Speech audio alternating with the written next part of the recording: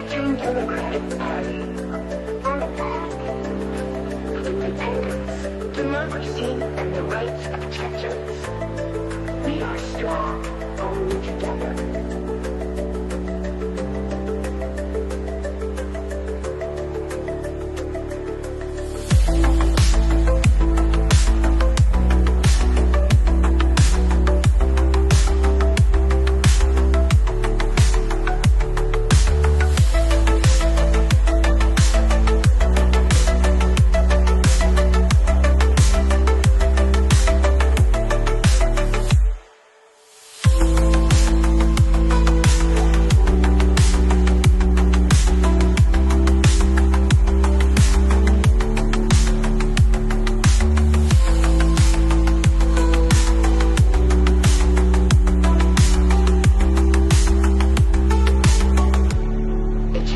Democratic Party on the path to independence, democracy, and the rights of Chechens.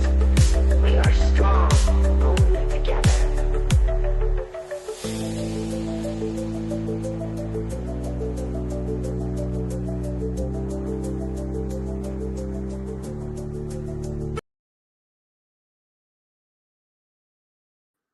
Среди маршал дома Серга. Ожидаем несколько минут. Зайдут побольше участников. Будем тогда начинать эфир. Ибрahim Ашвол, Масу Машалову, Freedom, демократия Машвол, пособник сионистских преступников. Ох, ничего себе. Aber trotzdem, добро пожаловать.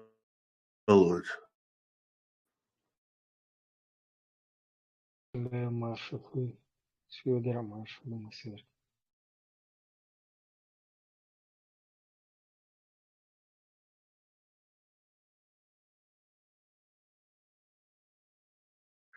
Маршал Ибрahim.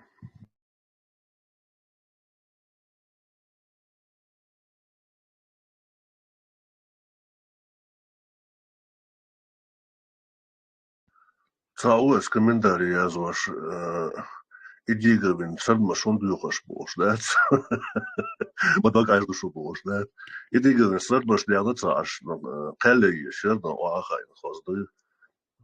Qiyatça o şaqat. Да, сәрдмешлиях, үйештет. Сәрдмешлиях. Сонағол қирдет. Но где это, под какой публикацией происходит? Вот что интересно. Хотелось бы зачитать это, ознакомить наших зрителей, на основе чего эти проклятия.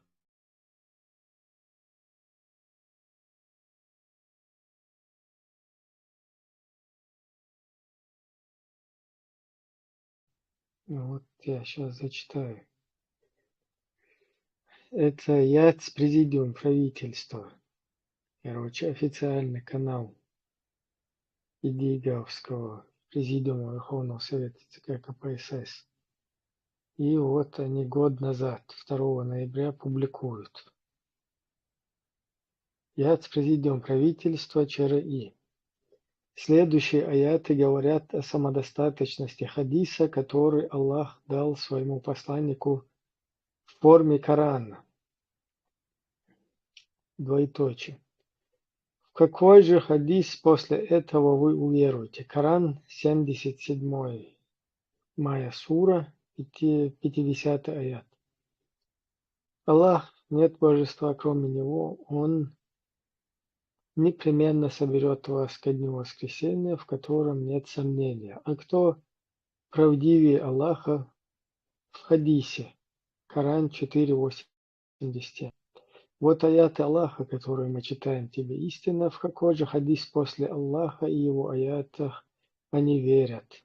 Горе всякому лживому грешнику, он выслушивает аяты Аллаха, которые читаются ему, а затем надменно упорствует, словно он вовсе не слышал их. Обрадуй же его вестью о мучительных страданиях. Коран, 44 сура, с 6 по 9 аят. Убедительная просьба читателей. Коран или слушать. Читайте. Убедительная Убедительная просьба.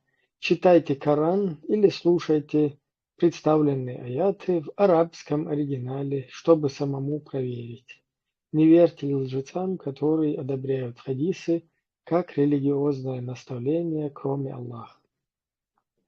То есть вот это вот публикация Президиума Верховного Совета ЦК КПСС и Дигел, который возглавляет аят, сейчас почему-то Аслан присоединился к шариату Идигова. Ну, То есть это уже как в исламском государстве все идет виртуально, хотя, но уже вот так вот, да, Ибраим, официально, на официальном уровне, у ЦК КПСС. да, ну там интересен, знаешь, какой момент? Вот это подлог вот этот 4 статье Чеченской Конституции, когда изъяли 2 пункта. Заметьте, это основополагающие статьи нашей Конституции, которые никто не имеет права менять без референдума. Первые вот эти статьи, они входят именно в главу, которая называется, сейчас я, если не ошибаюсь, лучше я все-таки процитирую эту главу. Один момент.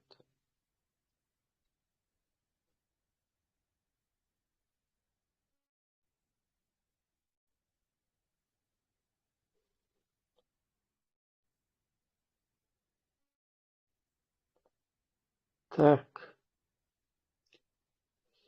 раздел 1. Основы конституционного строя. То есть вот эти первые статьи, которые в этот раздел входят, они являются основами конституционного строя, которые никто не имеет права менять без референдума. Это основа вообще государства. Никто не имеет права туда влезать. И они заканчиваются статьей 16. Это просто для напоминания. А статья, которую подтасовали, изъяв из нее 2 пункта, один пункт, это который называют, это 4 статья, 2 пункт. Никакая идеология не может устанавливаться в качестве официальной идеологии. И следующий пункт 6. Религиозные объединения отделены от государства, самостоятельно управляют своими делами и действуют независимо от его органов. Государство поддерживает общественно полезную деятельность религиозных объединений. То есть, изъяв вот эти 2 пункта, вот эти вот подтасовщики во главе с Идиговым, Яндавиевым, они вводят вот такой вот пункт. В Чеченской республике государственная религия является ислам. В республике каждому гарантируется уважение его взглядов и верования, а также свободное управление религиозных культов. Вот оказывается, как мы сейчас понимаем, Идигов и Яндербиев, они даже не знали, какую версию ислама они вводили тогда в качестве государственной религии, в качестве идеологии государства. Вот, а теперь, судя по вот этим вот прошлогодним публикациям ЯЦ Президиума правительства, мы делаем вывод, что введенное тогда вот это с помощью подлога, изъяв 2 пункта и введенное после этого новый пункт статьи 4, где государственная религия является ислам, этот ислам, оказывается, был коранитского толка. Потому что, вот цитирую, я Президиум правительства, который в прошлом году в ноябре публикует вот такие аяты. В какой же хадис после этого вы уверуете? Коран 77:50.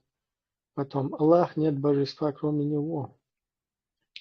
Он непременно соберет всех вас ко дню воскресения, в котором нет сомнения. А кто правдивее Аллаха в хадисе? Коран 4:84. Ну и так далее. То есть вот эта публикация наталкивает нас, ну или же говорит о том, что тогда сделанный вот этот подлог и тогда введенная в качестве идеологии религия ислам оказывается вот по мне, как публикует ЯЦ правительства, президиум правительства ЦК КПСС, оказывается коранитского толка, то есть они не принимают хадисы. То есть это Очень значит на обвинение в посягательство на государственный строй, на обвинение на преступные действия государственного уровня, они собираются приводить свои аргументы на основе какого-то религиозной книги и каких-то религиозных убеждений, да, как понятно становится? Да, на основе убеждений именно своего толка коранистского. То есть я с президиум правительства ЦК КПСС показывает, что со своими публикациями и своими действиями, что они имеют в виду как идеологию в государстве именно ислам коранитского толка. То есть прокурорам, адвокатам они будут отвечать аятами из Корана и из чего-то там еще, как это понятно становится. Ну да, плюс это как бы входит полностью в противоречие с идеологией салафитов, которые полностью вторая святая книга, для которых является Бухари, наравне с Кораном, хадисе Бухари. И также это входит в конфронтацию, в конфликт с хабашитами, которых представляет Закаев, тоже точно так же с их идеологией и всеми остальными политическими, исламскими, политисламскими вот этими течениями. То есть, чтобы разобрать их преступления, нам придется пригласить каких-то исламских ученых и провести чуть ли не шариатское расследование, чтобы разобраться в их преступлениях против государственности. То есть это уже исламское государство, хоть и виртуальное пока еще. Марш Ошин. Ибраим, это знаешь зато на кого похож? Когда вопрос задают государственному чиновнику, откуда деньги, он говорит от Аллаха. Вот на это похоже. Абсолютно верная аналогия. На что, я извиняюсь, у меня тут лагануло. Я говорю, похоже на то, когда госчиновника спрашивают, откуда у вас средства, откуда деньги, он отвечает от Аллаха. Вот на это похоже. А ты докажи, что не от Аллаха.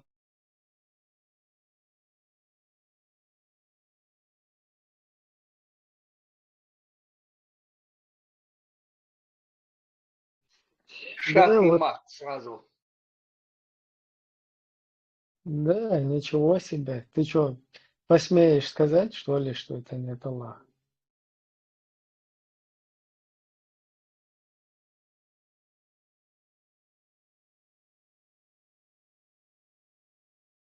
Вот такие вот дела. Вот такой вот у нас президиум Верховного Совета ЦК КПСС, ребята. Почему вы не хотите его признавать? Видимо, вы кефиры.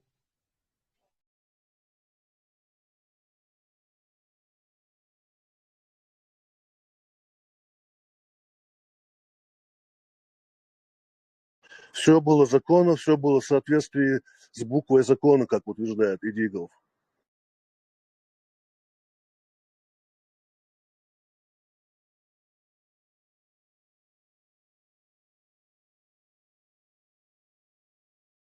Ну, если с этой стороны подходить, то да, если закон отныне становится в государстве религиозная идеология, то есть становится во главе закона, то одной из версий или по одной из версий вот этих идеологий, то это что-то законное в его вот этих вот комментариях, там, в его высказываниях есть.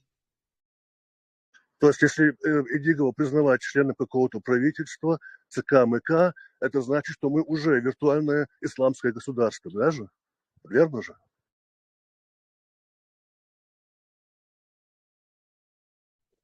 Ну, Идигов все это время как будто бы находился где-то, ну, я не знаю, в таком в спячке.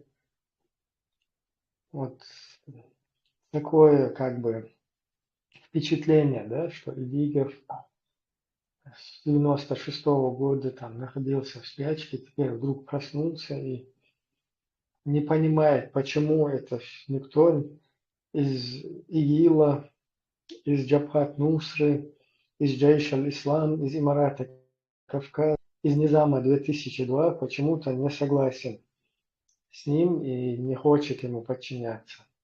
Вот такое недоумение у него. Что это с вами происходит? У нас,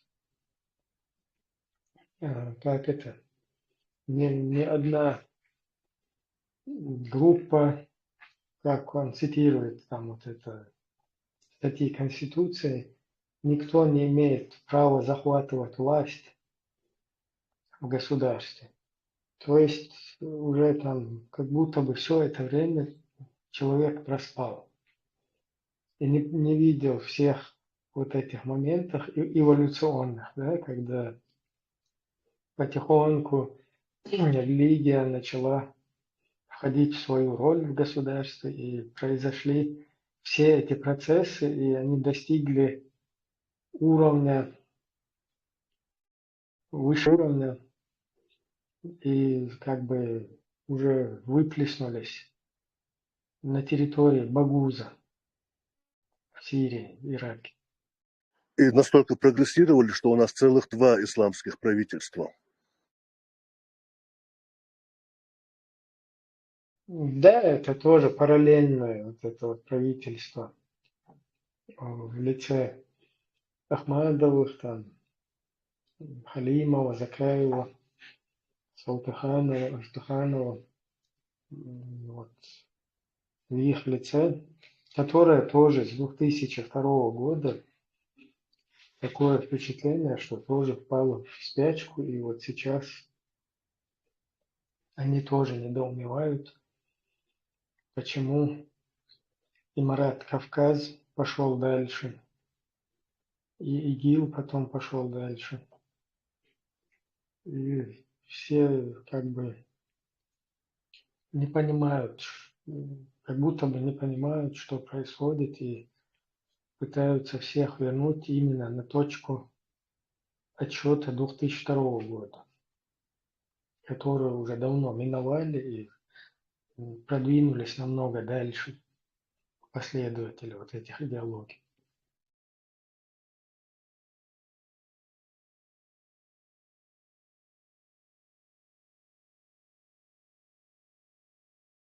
Вот как-то так. Где у нас наш этот тоже пользователь под ником Альберт?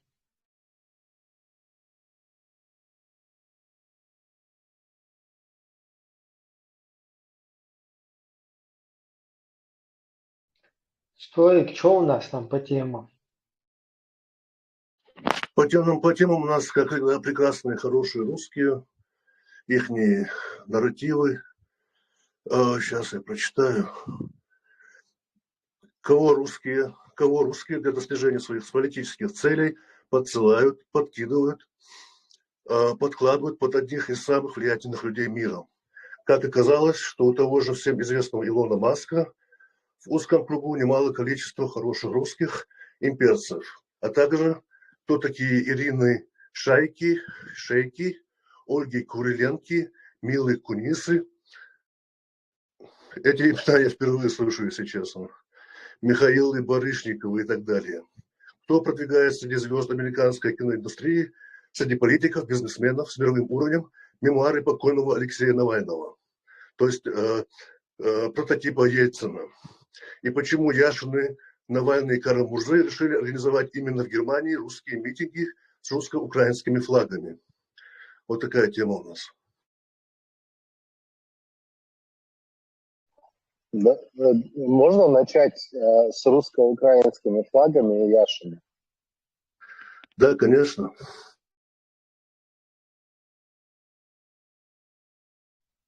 Ибрahim, как ты думаешь, по-твоему, вообще, для чего эта игра сейчас затеялась? Ну, по-моему, Яшкин там давно в это играет. Он пытается вот эту всю ответственность русни, которая терроризирует весь мир, ее разделить с чеченцами. Не то, что даже разделить, а поставить туда еще чеченцев, как будто бы мы инициаторы. То есть чеченский во главу народ. угла, да, Ибрahim, что можно сказать, во главу угла ставить проблемы. Да, как бы обвинить во всех вот этих невзгодах, бедах Кадырова, своего пехотинца, который чуть что сразу в кусты. Но почему-то Яшин делает из него какую-то личность, которая приструнила там всех военных, всех генералов, генералитет российский, Путин даже там его боится. И все, соответственно, выпады России, Русни, России-Русни, вот этого террористического бандформирования, банд вот этого, ну, скажем так, объединения или банд страны такой, или пародии на страну. Все вот эти вот беды, которые они, вся агрессия, которую они вершат во всем мире, ее потихоньку, аккуратно, вот такие вот Яшкины, они адресуют, пытаются адресовать и все это авторство перекинуть Кадырке, а Кадырку, как говорил Муратов, как говорят Яшкины, это выбрали чеченцы как бы. Ну и раз выбрали, так и выбрали. То есть мы вот чеченцы, наш Кадырка, и мы вот терроризируем бедных русских, оказывается, все это время их везде заставляем проводить агрессию во всем мире. Такое вот продолжение. И ничего нового. Ибрагим, можно я скажу немножко? Машло, добро пожаловать, пожалуйста. Ну, смотри, я не новый, я родился в Розном, я сунжинский казак из Асиновской, но я родился в Розном, у меня там мама из Асиновской. Сейчас я живу в Киеве, в центре Киева живу, здесь уже 10 лет. Тут по поводу этих Яшкиных, Машкиных, тут все, то, что ты сказал, все вот эти украинские, как бы, ну, как бы тут сообщество, она с тобой, мы с тобой солидарны, как бы, в Украине. По поводу твоих вот этих, ну, как бы, выводов по поводу того, что там шариатовцы и там еще какие-то продвинулись далеко, они продвинулись далеко, потому что они хотят, они как бы объединяются на какой-то общинной основе, которая, как бы, вот они там шариатовцы вокруг там законов шариата, как мусульмане, как исламисты, как бы законов шариата, потому что, да, тенденция идет там, это то, что было в Чечне, это там Запад дал добро, все это долго рассказывать, все это мы понимаем. И потом опять-то может на чеченцев повесить, там на Кавказе сделать еще войну, там не только в Чечне, Азербайджан, Армения, там сокращение населения как общая тенденция, потому что чем меньше людей, тем больше прибыль. Вот, и как бы если чеченцы, вот я так тоже думаю, мы как казаки, мы там общинный народ были, вот, общинный народ, у нас тоже там религия не стояла на первом месте, мы там священников у нас были, как бы из своей среды назначали, там половина была выходцы, больше половины с Кубани, с Ужинской линии, остальные с Дона. У меня дед был с Дона, он старообрядец. Бабушка Фоменко, выходцы с Кубани. как бы для нас было, как бы община вот между собой превалировала над религией. Мы там попов никаких с Москвы не признавали. Поэтому они сейчас в тренде, потому что они вот у них такая вот идеология объединения там не на основе там каких-то тэпы, мэпы, там кто там урод сильнее, там Кадыров, своих родственников, а то, что они вот в исламе, то есть законы шариата для всех одинаковые, независимо кто какой там тэп, крутой, кто не крутой. Вот. А там кто стоят за Яшкиным, Машкиным, вот почему там на Западе, та же Америка, там они все говорят, мы не хотим развала Российской Федерации, мы не хотим, правильно, потому что они, для них это дойная корова, до сих пор в российских компаниях, там, которые там нефть, газ и так далее, там акционеры, люди, которые сидят на Западе, паспорта Америки, Израиля и так дальше. Для них невыгодно развал Российской Федерации. Поэтому потом на чеченцев, там еще на кого-то повесят все эти, типа, ну, чтобы пар выпускали, понимаешь? Или я не прав? Ну, сейчас говорить, прав или не прав, я мысль Ну, конкретно. смотри, я основную мысль сейчас, Потому я что сейчас основную мысль, несколько тем было. я сейчас основную мысль скажу. Вот, если чеченцы, ну, как бы, ну, наконец-таки не объединятся, как бы, ну, не станут общинным народом в плане, чтобы какие-то общинные интересы, там, вот, национальные, общинные интересы были выше, чем там ну, там, семейные или там родоплеменные. У меня в этом большие сомнения, что, значит, будет беда, опять будут их убивать. Опять на них там найдут поводы там любые, понимаете, будут они опять как, ну, Понятно. в кавычках, как козлы отпущены, ну, как бы так, грубо говоря, ну, в этом плане. Это уже ну, понятно, да, мысль. Поэтому шариатовцы, например, они в тренде, потому что они отметают вот эти типа, националистические там или какие-то там родоплеменные, что вот законы шариата одинаковые для всех. Если не против, я отвечу на ваш тезис об родоплеменных объединений и о религиозных объединениях. Можно я сначала прокомментирую, что просто вот то, что мне непонятно, откуда наш гость Дон Арчи взял, что у нас среди чеченцев сейчас существуют какие-то родоплеменные какие-то там, ну, либо понятия, либо родоплеменные какие-то законы.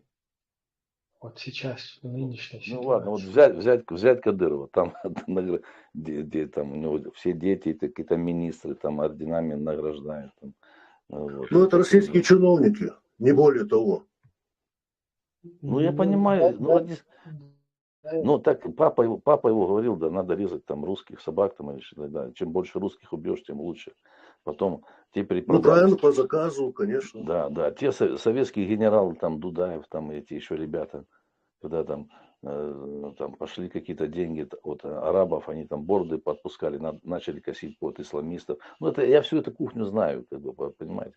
Я знаю больше, чем вы думаете. Смотрите, Дон Арчи, я понимаю, что вы там в курсе чего-то, но вот это вот все-таки то, что вы озвучили, оно не соответствует действительности, потому что там нету ничего чеченско-родоплеменного, потому что по чеченско-родоплеменному я сейчас не говорю, что оно должно быть что-то чеченское родоплеменное. Это второй вопрос, да? В государстве должны быть государственные законы. Но если говорить о нынешней ситуации, что там происходит что-то, все по сценарию каких-то родоплеменных вот этих, как каким-то родоплеменным законам там или, я не знаю, обычаям, то это не соответствует действительности, потому что по родоплеменным русня, которая пришла туда уничтожать чеченцев, стать их пехотинцем и мочить свой народ на их стороне, и потом подтягивать там по их приказам полностью по их вот этой вот программе, которую они там осуществляют, по их политике, по вот этой системе идти нога в ногу, да, там, полностью выполняя все приказы, это вообще не соответствует чеченскому какому-то родоплеменному, даже если родоплеменное брать. Это абсолютная пародия на чеченское родоплеменное и абсолютная противоположность чеченскому родоплеменному. Вот что я хочу сказать. Я это все понимаю. Ситуация какая? Это же не первый раз в истории, как бы, ну, Чечни, скажем так. Да, начиная там с этого, как его, Ермолова там, и там, и прихода большевиков к власти. Мало примеров, что ли, там, те, ну, как бы среди, ну, новчи, которые продавались там вот этим там ермоловцам, там, советской власти поддерживали. Понимаете? Я про что говорю. Это же не Ну, первый раз. смотрите, если мы говорим о чеченском родоплеменном, то оно вообще заканчивается там где-то во времена прихода Русни, да, там, вот во время вот этой большой русско-чеченской войны, которую русские называют Кавказской. Вот где-то на этот период там чеченцы, которые после нашествия монголо-татар и остальных там кочевников всяких, вот, выживали в условиях родоплеменной вот этой системы, да, которая с Смотрите, приходом вот этой... я вас понял. Это мы далеко углубились. Далеко углубились. Надо хотя бы вот, как бы, мы в новейшей истории живем, когда мы были свидетелями, очевидцами. Вот мой там дед родился в Асиновской в 1905 году. Там еще там его отец, он может сказать, как оно было, как там жили, как они рядом с Новчи, там, как это финансы. У меня там, например, по бабушке, ну, дед был в личной охране Николая этого царя. Видео там есть в интернете, он рядом с ним ходит постоянно там. А по линии деда он был урядником там. Ну, имел деньги. То Ну, есть как вы бы, из потомков оккупантов Кавказа, правильно я понимаю? ну, можете называть как угодно, смотрите. Потом, когда убили брата, и вот эти бамутовские ночи, они нашу семью прятали от большевиков, потому что уважали, что он не крысой был, он никогда не воровал ничего там. Как хотите нас называть. Мы в начале 90-х уехали, это для чеченского народа, ну, для потери нас там, это было выстрел не то, что в ногу, в голову. Потому что у меня половина родни были высококвалифицированные люди, которые в нефтепереработке работали. Канада их забрала всех, понимаете? Все было разрушено. То есть, если бы мы там как бы не вынуждены были уезжать, мы там давали, ну, как мы золотые специалисты были, понимаете? Да, я Оккупанты, просто какие там оккупанты, господи, про что вы хотел бы говорите? чуть-чуть пока не забыл, да, вот буквально коротко отойти от Просто, темы. понимаете, если Вот как бы, это. Сейчас если вернемся. повешать, как бы я понимаю, что неудобно вот этот период 90-94 и начинают как бы, ну так, чтобы сгладить, как бы, вот я был в форме с шариатовцами, никто, они так, ну там то, ну так резко никто не говорит, там, это я оккупант, поэтому правильно, что у вас там 90-х, да, стреляйте себе в голову, в ногу. На нас, понимаешь, мы для Чечни мы были золотой потенциал. Кто там наши предки были, оккупанты, не оккупанты, но это Для независимой ну, Чеченской Республики вы имеете в виду потенциал. понимаешь,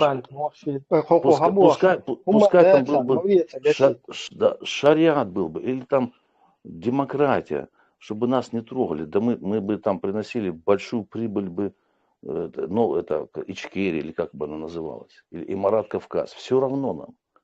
Нас только не убивайте, не терроризируйте. Дон, смотрите, мы сейчас чуть-чуть, вы сами там тему вот эту сменили, но я вообще-то, как вы вот здесь вначале выступили и разъяснили, кто вы, у меня сразу вот вопрос в голове так возник, да, просто у вас, как у свидетеля вот этих каких-то событий 90-х, я как понял, вы тоже живой свидетель вот этих вот этой ситуации, которая там происходила. Вы знаете там геноцид русских? О геноциде русских вы что-нибудь знаете там? Значит, смотрите, у нас в соседней квартире убили семью. Наших соседей убили. И сколько вот таких случаев вы знаете? В станице тоже знаю людей, близких, у которых убили. То есть, смотрите, это как бы, ну, если вещи называть своими именами, это геноцид. То есть по международному праву это геноцид. У меня еще есть родственники, знакомые, которые получили, и спецслужбы в Европе знают, там сразу, у чеченцев могут быть проблемы в Европе. Нам по этой статье сразу дают убежище. Любая страна. В Европе, Америка, Канада. У меня половина уехала Канада, которые в нефтехимии работали. Есть родственники, которые сразу по этой статье сразу все получают, все, статус, без вопросов. Они там все знают прекрасно, что было на самом деле. Геноцид А вы... чеченцев признаете? Геноцид чеченцев? Подожди. Смотрите, подождите. Значит, дайте я скажу. Значит, для меня те чеченцы, ногчи, которые в этом не участвовали, ни прямо, ни косвенно, они для меня как бы как ближе любого народа. Меня тут везде, я в армии служил, меня везде, у меня в армии была кличка Чечен, меня тут все, ага, Чечни. Я для всех их, за пределами Чечни, для всех наций, я для них чечен, понимаете? А вы там меня хотите... Формулировку геноцида. Формулировка геноцида, вот просто коротко А вы там знаете ее? почитайте в Гугле. Расскажите Да, мне. знаю. Ну, Нет, я не буду. хорошо. Ну, Я зачитайте. не буду Можете в читать, я Гугле знаю, зачитать. что такое геноцид. Геноцид – это преследование какого-либо этноса на государственном уровне, когда издаются законы, его преследование, как это делал Гитлер, например. В Чечне Дудаев, когда пришел к власти, даже по телевизору выступая, он сказал, наша страна, наша республика для всех национальностей. У него жена была не чеченка. Никаких документов, регламентирующих каким-либо образом или каких-то законов, изданных преследований русских или не чеченцев, не было в Чечне. Поэтому, пожалуйста, я вас вот не только здесь, вот всегда прошу, не путайте геноцид с криминалитетом. У меня соседку, чеченку, убили в своей квартире, голову ей отрезали и положили на стол. И мы даже не знаем, кто это сделал. Ее голову просто положили на стол. И когда пришли, она не вышла на связь несколько дней к ней в квартиру, дверь открывают, и прямо ее голова на столе напротив двери. Нас убивали точно так же. Не надо путать криминалитет с геноцидом. Еще раз вас прошу. Просто раздражает это уже, вот эта ваша игра слов, в которой вы все время туда-сюда этими словами крутите. Я признаю то, что геноцид чеченского народа был со стороны московского режима, я это тоже признаю. Я не знаю, кто убил эту чеченку. Это могли быть чеченцы, это могли быть русские, в то время солдаты были в Грозном. Я не знаю. Я хочу сказать, что мою троюродную тетку чуть не убили русские солдаты. Чуть не убили русские солдаты. Она, потому что такая темненькая, похоже, они зашли в дом на этой старой Сунже, улица Сунжинская. Она говорит, вы хоть еду не забирайте. Говорит, мы сейчас тебя грохнем. Говорит, я вообще, говорит, я типа, мне фамилия украинская, Мартыненко. Она типа, я же ваша, типа, но они, а так бы и убили ее. Она говорит, я не чеченка, тут сообразила тут. Но те ее как не стали убивать. Все забрали, всю еду забрали, всю запас. Они там сидели, когда началась уже первая чеченская так званая. Сунжинская, по-моему, 122 дом. Точно, или 124 там. Назвать, хоть один закон назвать, призывал преследовать не чеченцев у нас в республике. Смотрите, вообще, погромы начались. Селяют весь народ в Казахстан, в степи, когда всех до единого. Вот это геноцид. Когда преследуют евреев, сжигают я это признаю в доме. А почему Запад? Хоть один закон или указ, вот прошу вас на стол. Смотрите, почему Запад до сих пор не признал вот это выселение чеченцев? Я за то, чтобы признать геноцидом. Почему Запад не признал? Вот недавно там Эстония признала выселение крымских татар геноцидом. Я это приветствую. Почему до сих пор та же Эстония, или там, где там Дудаев, тот советский генерал, скотина, был, почему они не признали геноцид чеченцев, выселения? Вы об этом не задумывались? Потому А что я, в ООН сидит Российская Федерация, налаживает квоту и так далее. Как что она там налаживает, я не знаю. Вот именно поэтому. потому что они все в сговоре против нас были и против вас. Потому что мы, это необольшевики, которые там пришли к власти, необольшевики в начале 90-х. Там, Можно дерибанить мне территорию. ответить на это? Мы Мне им, ответить на вопрос? не угодны. И вы, как чеченцы, такой вот, как народ, вы сами по себе, вы не угодны, потому что вы ни на Нет, кого не будете нет, работать. исламисты не угодны. Дона, пошли, подождите, дайте разобраться. Мы все кучу смешиваем. И вот эти самые Балтийские республики, и Польша, и Европа, многие признали бы геноцид 44-го. Кстати, в Европе с этим кто это был? Глюксман это был? Или кто? Какой-то итальянский депутат. Когда геноцид признавали 44-го года в Европарламенте. Итальянский политик, это который Да, забыл я его название. инициировал признание Да. Европарламента. У меня Да, жена уже меня ругает, говорит, что ты там в этих подождите. чатах тусуешься. У меня душа болит не только за мое племя. Дайте мне ответить. Да. Дайте мне закончить. То есть вот эти самые балтийские страны, остальные не признали его, потому что мы между вот этой первой и второй войной превратились в исламистов. Исламистскую парию, которая пугает весь мир. Поэтому вот этот процесс признания просто не мог быть проведен. Просто не мог быть. Кого? Исламистов, что ли? Геноцид исламистов признавать?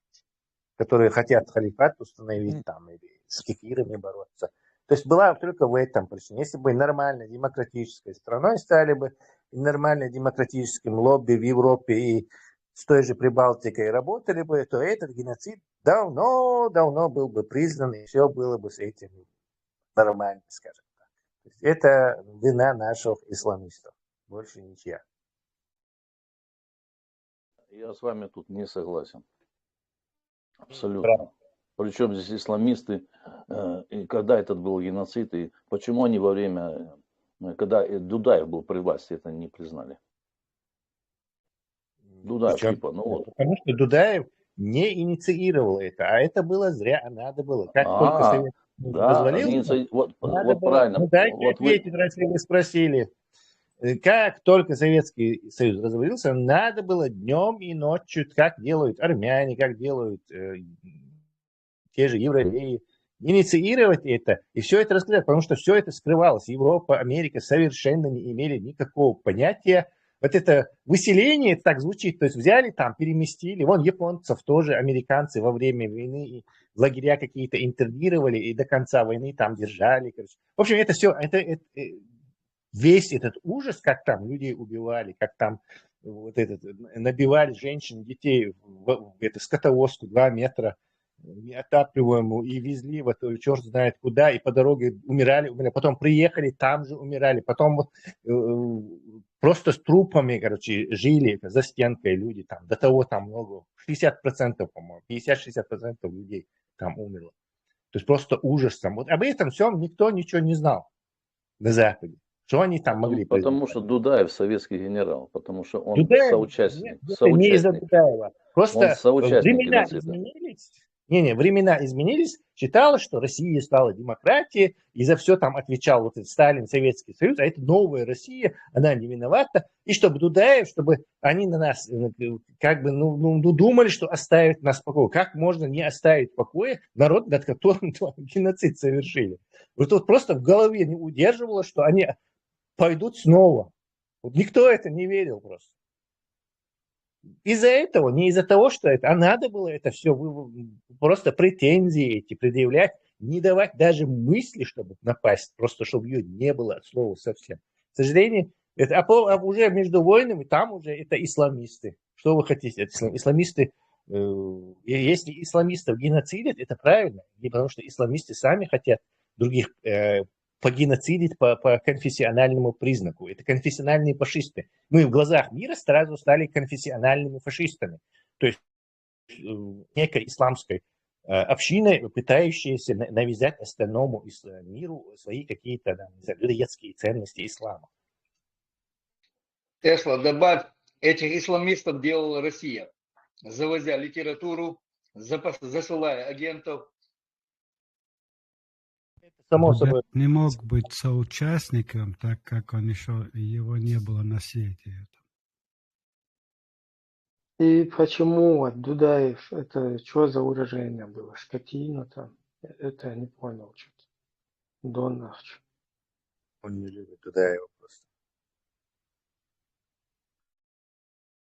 Персонально. Смотрите, я сейчас извиняюсь перед тем, кого это может оскорбил, обидел вот этим выражением. Вот.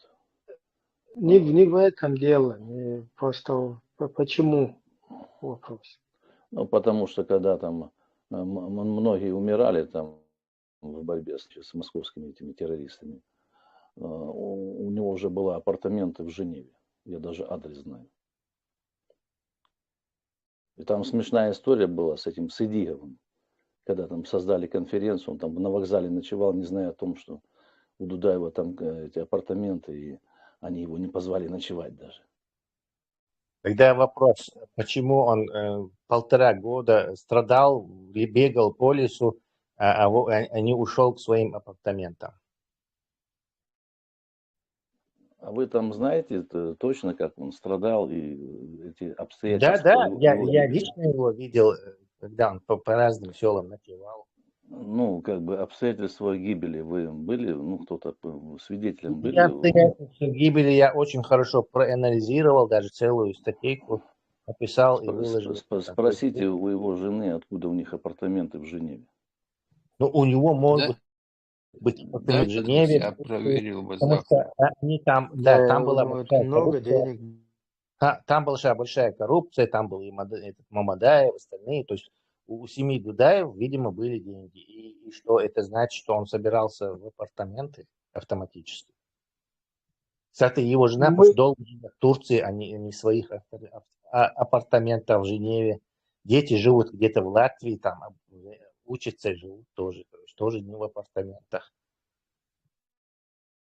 Ну, мы вообще-то сейчас темы на темы вот так вот перепрыгивая ушли, да, потому что там был момент изначально.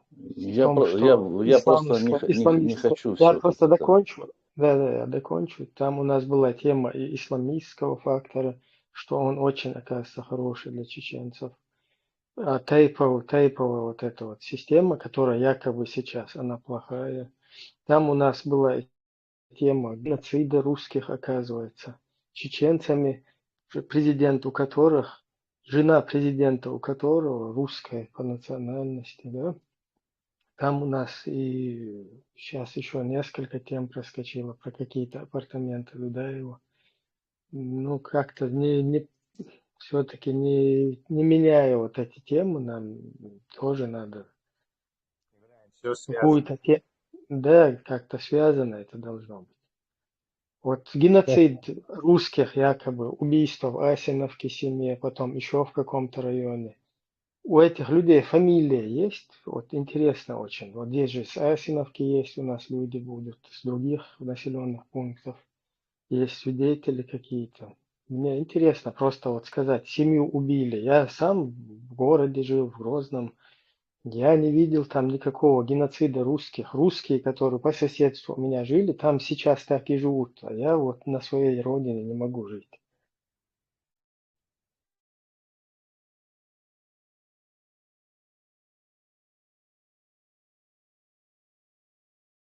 Я вообще не понимаю, почему какие-то, ну, как связывают Дудаева и правильность выбора народа или неправильность выбора народа. Смотрите, можно я не могу тут все говорить, это очень много времени, и как бы, ну, я по разным причинам не могу озвучивать некоторые фамилии, имена и так далее. Единственное, что я хочу, вот, как бы, ну, сказать. Не, вы уж можете озвучить в данный момент. Можно вот я это скажу? русские Можно я скажу один момент такой? Можно я скажу один момент такой?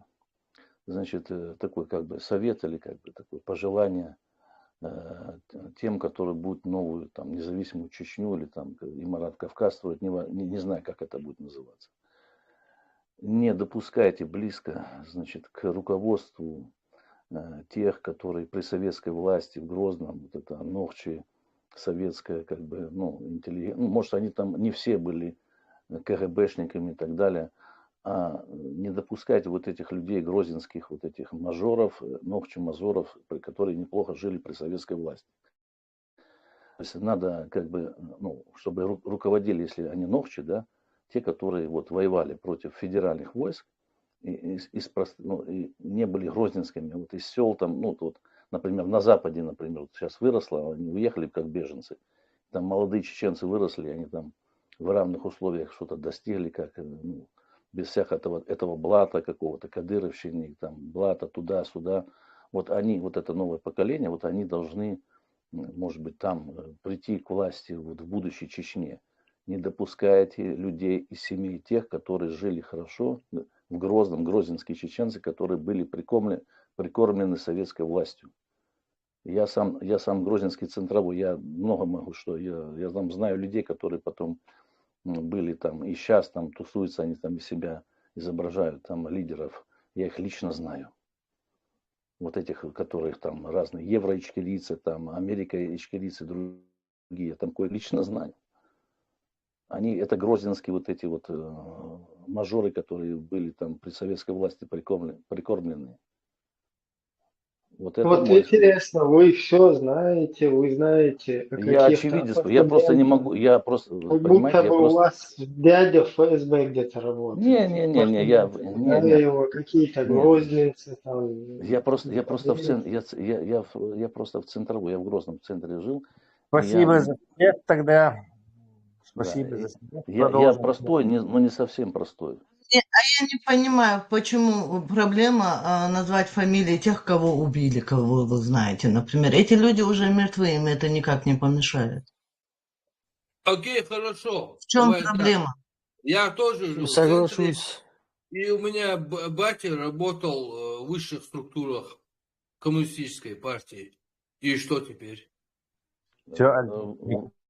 Мое мнение против твоего мнения. Мое мнение против твоего мнения, получается, да, Дональд? Подождите, вы же на демократию ссылаетесь. Значит, в демократических странах, значит, если ваш отец был в таких структурах, значит, там 3 поколения не допускать к органам власти. Вы можете там бизнесом заниматься, но вы не должны быть, ну, как бы к органам, ну, вот, к в чиновникам быть и так далее.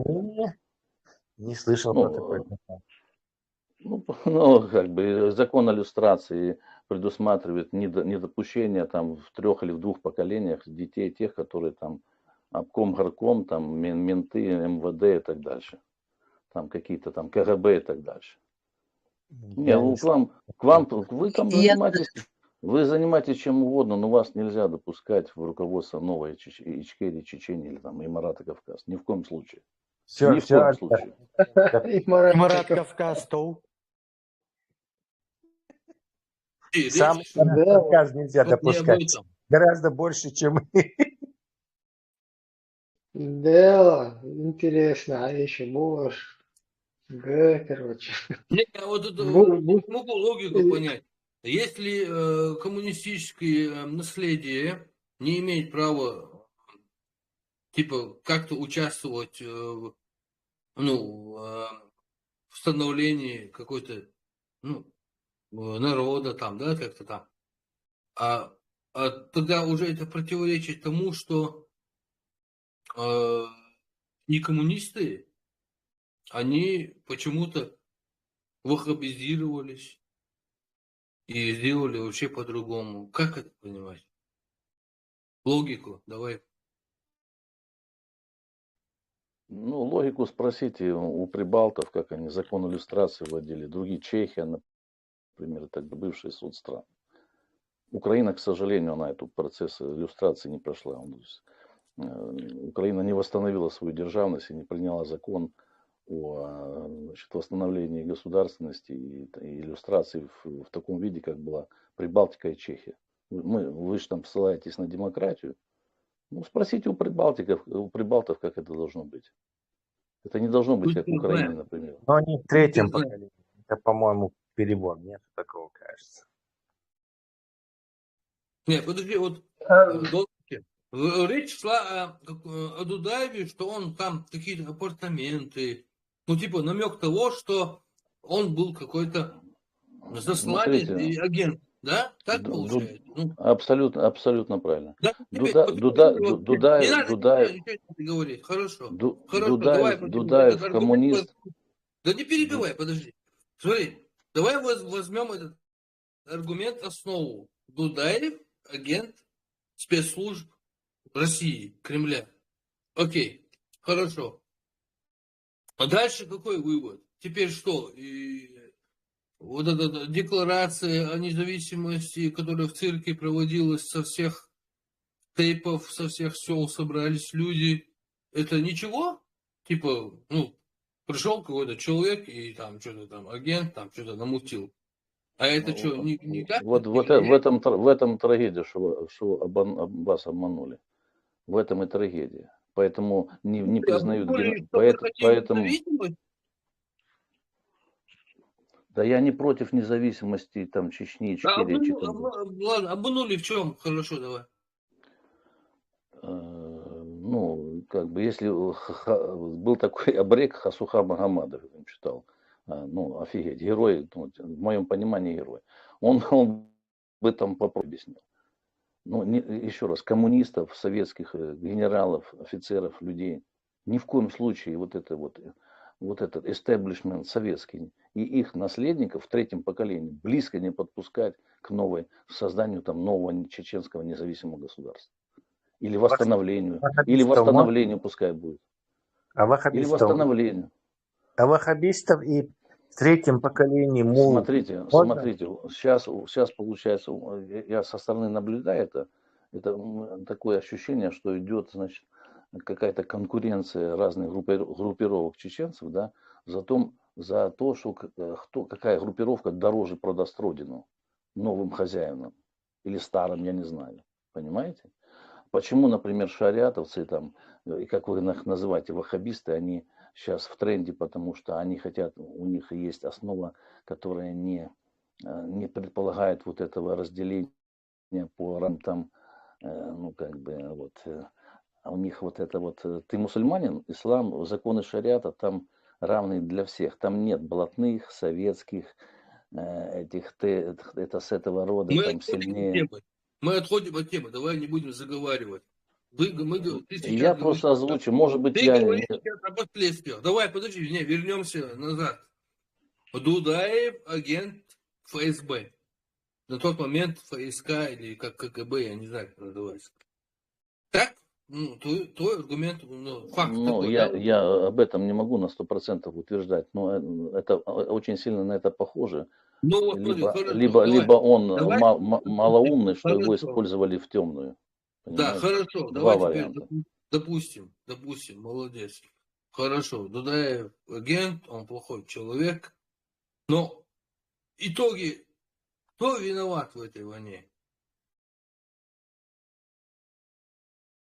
В этой войне жертва это чеченский народ. Не, виноват кто? Я не жертва, виноват кто? Виноваты те, кто, ну, тот же Дудаев виноват, и кто вместе с ними стоял за ним. Подожди, не мути.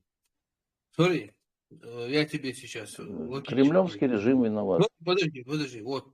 Если Дудаев или кто-либо другой агент ФСБ или каких-то спецслужб, который провоцировал войну, вызвал эту войну, да, вот. И если он агент Москвы, то получается, это был план Москвы. Так? Ну, логика.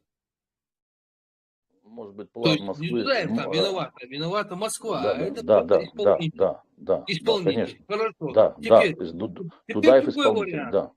Теперь другой вариант логический. Дудаев никакой не агент спецслужб. Окей? Кто виноват в геноциде чеченского народа? Московский режим. Вот в обоих случаях виноват кто? Московский режим в первую очередь. Вот. А теперь зачем мы говорим о каком-то Дудаеве? Можно о нем не говорить. Вот, Все, исключаем из этого понятия, вообще его исключаем, и все, и говорим только о московском вторжении, и все. Да, смотрите, Через вот Дудаева, смотрите, через Дудаева, через кого угодно, как угодно, каким угодно способом, это вторжение Российской Федерации на независимую Чеченскую Республику Ичкерия. Все, там согласен, других согласен. логик нету. И говорить там каких-то там Дудаев, там где-то в Швейцарии, где-то чего-то, жена у него какая-то была, и что, это вообще никакого значения не имеет. Тут надо четко, короче, разделить. В этом случае Москва виновата, и в другом случае Москва виновата. И других вариантов там нету. И на это надо поставить восклицательный знак.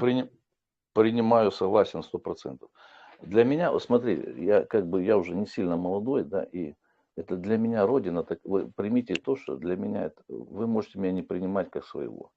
Это, знаете, как чужой среди своих, свой среди чужих и так далее. Там в Москве я учился в институте с дагестанцами, конкурс был, я первое место занял по лезгинке. Вот, хотя я... Вы также понимаете, что мы не можем знать, что вы действительно тот, кто... И здесь никто не может ни за кого отвечать. То есть это ваше заявление, что вы оттуда верит вам или нет, это уже... Не, вы можете не... Смотрите, вы можете не верить. И это все отметаем. Мне вот чисто вот как говорится, спортивный интерес. Интересно, как, кто планирует, вот, допустим, ладно, сейчас Америка там не хочет развала Российской Федерации. Америка, там некоторые в Европе, для них это дойная корова. И они поэтому будут и вас щемить, потому что как бы вы же хотите независимости, а там Запад, там, establishment, например, тот же Демпартия, там, деякие там глобальные структуры, они не хотят развала Российской Федерации, потому что это дойная корова. Я лично хочу, чтобы, потому что для меня этот режим, это Российская Федерация, она для меня вражеское государство, чтобы она развалилась. И все в Украине тут хотят. Я этнический украинец. Мы там Сужинская линия, мы хохлы вы нас называли, мы этнические украинцы, мы выходцы из Кубани. Там. Мы пели украинские песни. У нас Павло, Петро, Василий, у нас такие имена, мы так и с детства так и говорили. Там. И у меня в родне были Петро, Павло, Василий. Мы хохлы. Так, если грубо говоря. Для меня это московская, это Российская Федерация, для нас враги. Я хочу, чтобы они развалились. А Запад не хочет этого. И вот мне интересно, как вы будете, вы как будете строить новое чеченское государство, на каких принципах? Или так будете друг на друга кричать, эти исламисты, эти ваххабиты, эти шариаты? Вы как собираетесь, на какой основе объединяться? Вы не создадите государство, если вы не станете общинным народом, как мы. Понимаешь? Как вы будете объединяться? На какой основе? На тейповой? На родоплеменной? Или вы станете общинным народом, там, община там, на основе там, ислама или демократии, там, чего угодно, любой идеологии. Пока вы общиной не станете, у вас не будет государства. Объясним, почему нельзя на основе шариата общину создать чеченскую. Он это не понимает, походу. Да я не за шариат, но на другой основе создать общину. Вы же не общинный народ.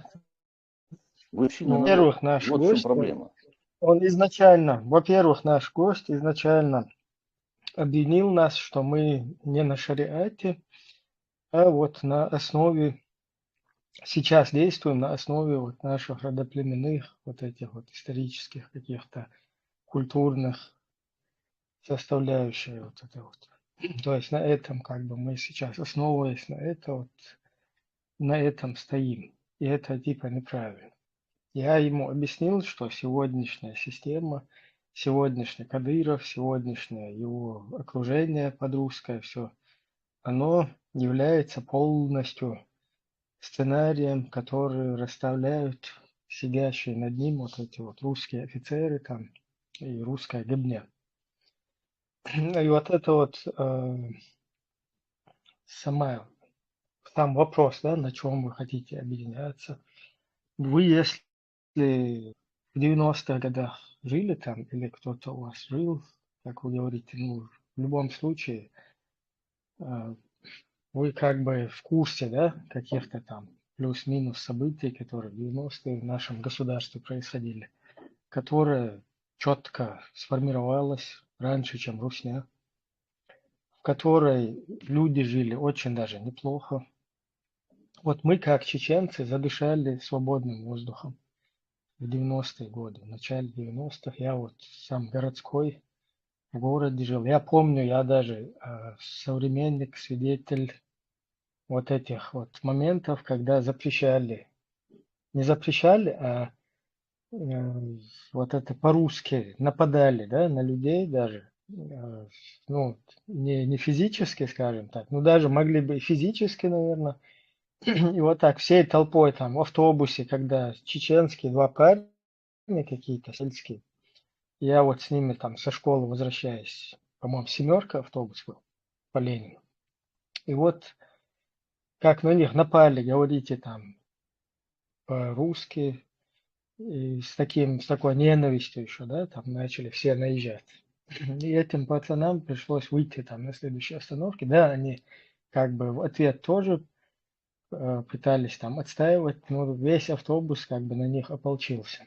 И я свидетель вот этого всего. И потом мы более-менее вот начали уже у нас появляться какие-то права после развала Советского Союза, как у русских. И вот эти русские, которые жили там у нас во втором, третьем, я не знаю, примерно поколении, люди, потомки тех, кого заселили в наши дома, когда нас выслали, и мы все равно очень толерантно уживались с ними. И никакого геноцида русских там абсолютно не было. Я повторяюсь еще раз. Если какие-то криминальные вот эти вот составляющие там элементы там происходили, да, это адрес любого могло происходить. И в Сколько людей частности... осталось? Смотри, я вас перебью, извините. Вы сейчас говорите немножко, ну, Не, я сначала докончу, я сначала все-таки докончу. Я вот вообще-то это несколько тем затронул, это тоже неправильно. Но я шел к тому, чтобы сказать, что вот в эти 90-е годы мы определились, мы очень прекрасную конституцию, наш народ, наш парламент ее полностью основал, потом наш народ это все принял, и у нас есть очень неплохая конституция, закон нашего государства от 92 года. То есть и мы пытаемся, и вообще мы в дальнейшем объединяться вокруг чего мы хотим, это объединяться вокруг нашего чеченского национального интереса, чеченского национального самосознания и на основе нашей конституции, всенародно принятой до того, на которую менять или сходить с которой мы не имеем права до того момента, пока чеченский народ снова будучи свободным, не вздумает вот поменять там что-то или же поменять ее полностью, если хочет, проведя референдум и так далее. То есть до этого момента никто не имеет права на нее посягать. И вот примерно вот такой вот ответ, да, на чем чеченский народ должен стоять и на чем он будет дальше двигаться. И какие-то родоплеменные, если вы хотите нам приклеить, то, что мы как бы стоим на позициях какого-то вот этого вот исторического нашего наследия, там, на родоплеменных каких-то вот этих ценностях, тут вы уже лукавите, наверное. Если... Потому что ничего подобного. Да, во время Советского Союза, во время войн, русско-кавказской войны 19 века, когда надо людям выживать, конечно, там будут какие-то институты, как вот это черец, жалости, кровная месть, какие-то институты, которые будут общество там как-то регулировать, пытаясь выжить во время войн, пытаясь выжить во время совка, да, люди как-то вот этим вот все-таки как бы основывались на вот эти моменты. Но потом мы шли до уровня на нации, провозгласили намного раньше Русни свое государство и жили лучше, как бы экономически мы жили намного лучше уже на вот этот период, пока на нас Россия не напала. И вот на этих позициях мы, как бы на позициях нации своей чеченской, на позициях государственности нашей, вот на этих позициях мы и думаем двигаться дальше. Вот такое вот Смотрите, это. я вас понял. Вот ваш сейчас спич, он адресован тем, которые, другим людям, которые, там не жили. Это им адресован, и я же знаю все немножко, мы между нами чечен, у меня в армии была кличка чечен. Вы ногче, а я чечен. Я представитель чеченского народа, я уже так разделяйте. Мы там, кто все жили, мы представители чеченского народа. Я там приезжал куда-то, ты представитель Чечен-Ингушетии. Я говорю, да, ты чечен, я говорю, да, а вы ногче. Значит, смотрите, я понимаю ваш спич, потому что вы находитесь в группе так называемых сторонников Конституции 92, там потом изменения кто-то, так. Это ваш спич на то, что вы сейчас говорили, вам могут поверить те, которые, там не жили, не знают. Экономика была развалена, люди убежали. До начала Первой Чеченской, сколько там осталось у нас людей в Васиновской, в Розном, специалистов и тех, кто жили там, не чеченской национальности. Мы это знаем прекрасно. Вот. Мы знаем правду. И вы знаете, и я знаю правду. Я дам вам полукавить дальше, просто не перебиваю. Не, это понятно. Да. Смотрите, тех, кто нас сейчас слушает, тут некоторые люди со стороны, какие-то спецслужбы слушают, которые спецслужбы там западные, они все прекрасно знают. И я об этом, я в курсе, у меня там есть знакомые, которые, которые там знают, что знают западные спецслужбы. А те, которые не знают, что такое в Чечне происходит, там в Украине, они могут там меня слушать, вам поверить, мне поверить. Они вообще ничего не понимают, что происходит. Они вообще не понимают, они никогда это не поймут. А мы-то с вами знаем. Поэтому мы знаете, вы сейчас отвечали не мне, понимаете, вы не мне отвечали, вы на внешнюю аудиторию. Вы работали на внешнюю аудиторию. Да, вы тоже сейчас пропагандируете на внешнюю аудиторию, на аудиторию тех, кто вообще не в курсе событий. Поэтому да, хорошо. Да, тут нужно все-таки с доводами как-то вот это приводить. Да, то, о чем вы говорите, да, там. Смотрите, что я говорю. Что якобы там все развалилось, не развалилось, это вообще не соответствует действительности. Весь Советский Союз развалился, да, такое было.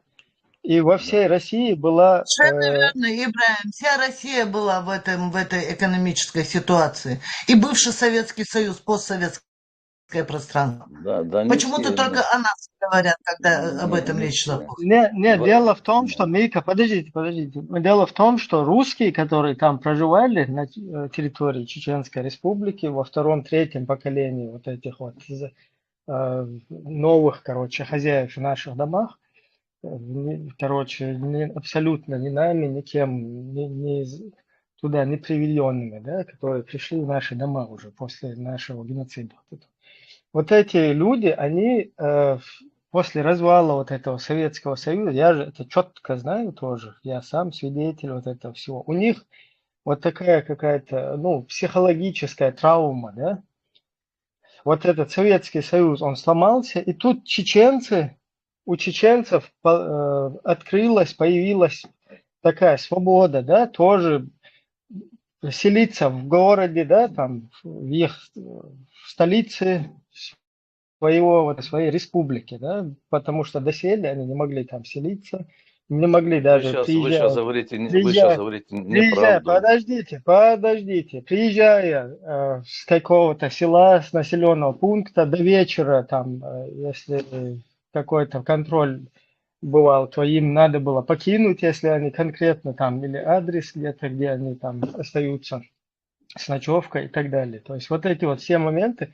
После того, как Советский Союз, он развалился, чеченцы начали иметь возможность и селиться и в городе, и иметь там, и как русские, дачу, возможность, да, и чуть-чуть начали иметь возможность жить нормально, как и вообще люди живут в мире, да, на тот период.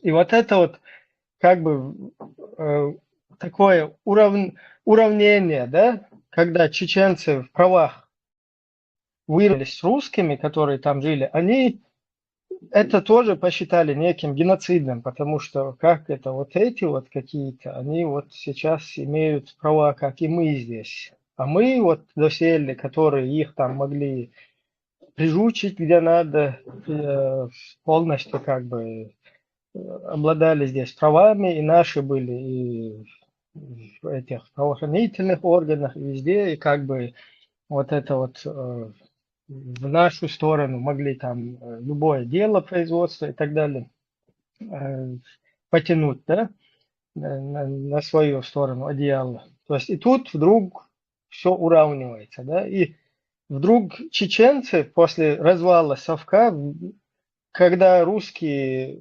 созданная вот эта русскими система, она не смогла их уже как бы обеспечивать, да, во всей вот этой бывшем постсоветском пространстве, то чеченцы сразу же овладели вот этим вот предпринимательскими делами, то есть уже будучи немного такими натренированными, вот такой вот ситуации, да, когда надо уметь выживать и так далее. И чеченцы раз аккуратно начали на ноги становиться, начали ездить в Турцию за товарами, там, в другие какие-то регионы.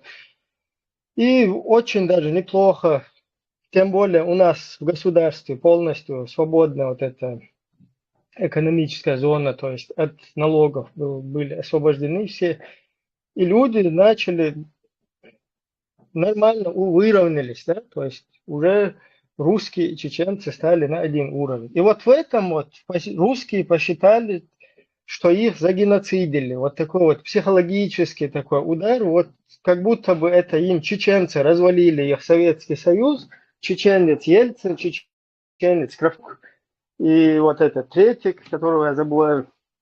Эти трое сели, бахнули там, подписали и отпустили вот этот Советский Союз, чтобы облапошить весь мир как бы в прошлое. То есть как будто бы это все сделали им чеченцы, да, и вот чеченцы в своем государстве стали во главе. Тут, понимаешь ли, у них сейчас по ходу будет начинаться вот такая как бы система, да, когда все школы будут переводиться на их государственный язык, будут все предприятия, все переводиться тоже. И вот такой вот психологический вот этот перелом, он, да, он был. Это надо отдать должное, да, такое было. Но извините уж, вот так вот мы тоже имеем право на своей С какого года территории. жили в Грозном? Вы лично с какого года Я жили в Грозном? лично... У меня вопрос. Там Заза говорит, она в центральной школе училась. В первой или во второй вы учились в центральной Я школе? в первой учился, я в 22-й А я во второй учился. Я во второй Да. учился. Там был Лопатин директор, потом стал Гучигов, которого я там Ну, вы чуть не очень ехал. интересно с Асиновки ездили Значит, до смотрите, Грозного учиться во вторую школу. для тех, Очень кто, интересно. да, смотрите, для тех, кто не жил в Чечне, смотрите, значит, где-то с начала 80-х все, значит, там торговля, милиция и в обкомах, там в КГБ было, значит, в милиции я имел приводы, ну, я такой, имел приводы в Ленинский райотдел, в Старопромысловский. Там я ни одного русского не видел в милиции. В торговле все были чеченцы, ну, что были. Вот, поэтому тут на заводах, да, там, где надо работать по 8 часов. Ну, вот там, это вот лукавство, да, ни одного ни одного русского не видели. Вообще жесть, Ибраим, что происходит. Такие русские, да, там они я везде. имел В приводы в Советском Союзе чеченцы Старопромысловский еще не РОВД давали и в работать. Ленинский РОВД. У меня один очень, пожалуйста, 1 минуту, я не буду Смотрите, эмоционально поэтому говорить. я прошу вот этих, мой совет, не допускайте грозненских ногчей, которые были прикормлены советской властью. Мы, например, хохлы, Я мы абсолютно хохлы согласна. были в худшей Я ситуации, казаки, а Ага. Вот, ночи Арчи, у меня прикормили. к вам вопрос. Советские, не допускайте грозненских ночей блатных, прикормленных советской власти, к руководству будущей Ичкерии прекрасной. Ни в коем случае их не допускайте. Хорошо. Шариатская, У меня да, к вам один шариатская вопрос есть. будущее. Да, у меня один вопрос к Дон Арчи. Вот пока мы от этой темы не отошли, и вот кто здесь хорошо знает, просто поправьте меня, если я ошибаюсь с датами, где-то до 70-го года, 1970 года, чеченцев даже не прописывали в Грозном. Те, которые работали на заводах и прочее, им там выделялись какие-то хибары в Старопромысловском районе, какие-то там вообще там были временные какие-то строительства, вот там они получали какие-то комнаты типа общежитий. Но чеченцев не прописывали. Была какая-то каста, которая проживала в Чечне. Я так думаю, это те, которые, когда нас сослали, какая-то часть чеченцев осталась. Вот их семьи, там, родственники, наверное, они. А вообще, в общем, чеченцев до 70-го года не прописывали в Грозном. Потом еще, поправьте меня в дате, может быть, чуть раньше отменили этот закон, или закона, может, не было, негласно это все было. Потом Ибраим затронул эту тему о том, что не разрешали говорить в школах, в классе, в общественном транспорте, нигде на русском языке. И сейчас вот у меня вот такая вот ассоциация идет. Я сейчас закончу. Да. Тесла, я сейчас закончу.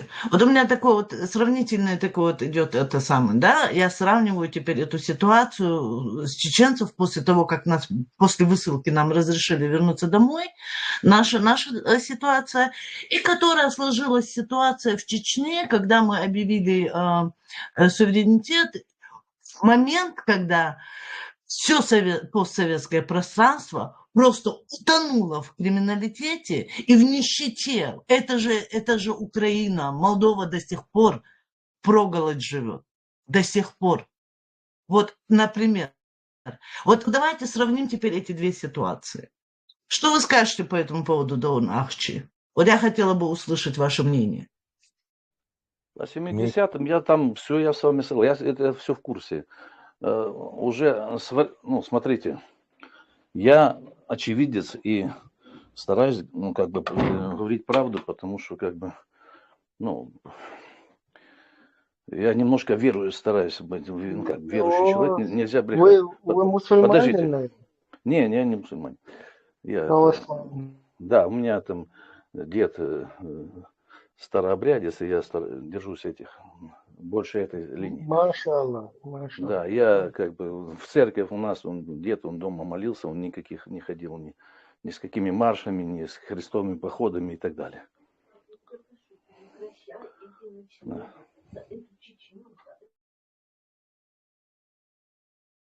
Там можете передать там телефон. Рядом с нами жили чеченцы в станице. Это отдельная тема.